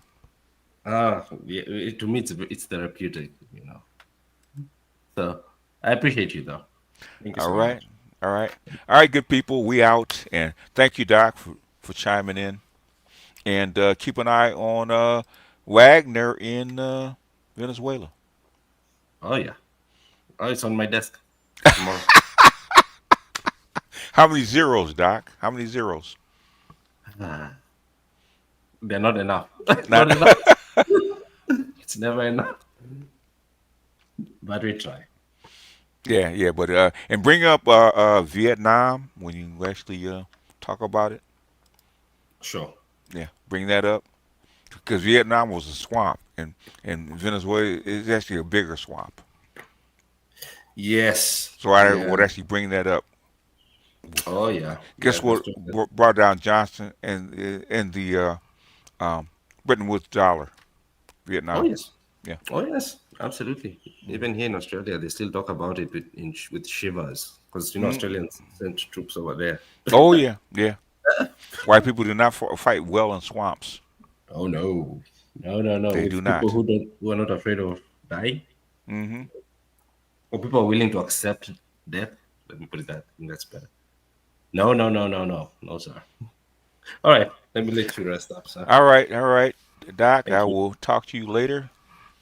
Okay, and all right, good people. I will. Let me go ahead and play Obama. And with that, I just have two more words to say.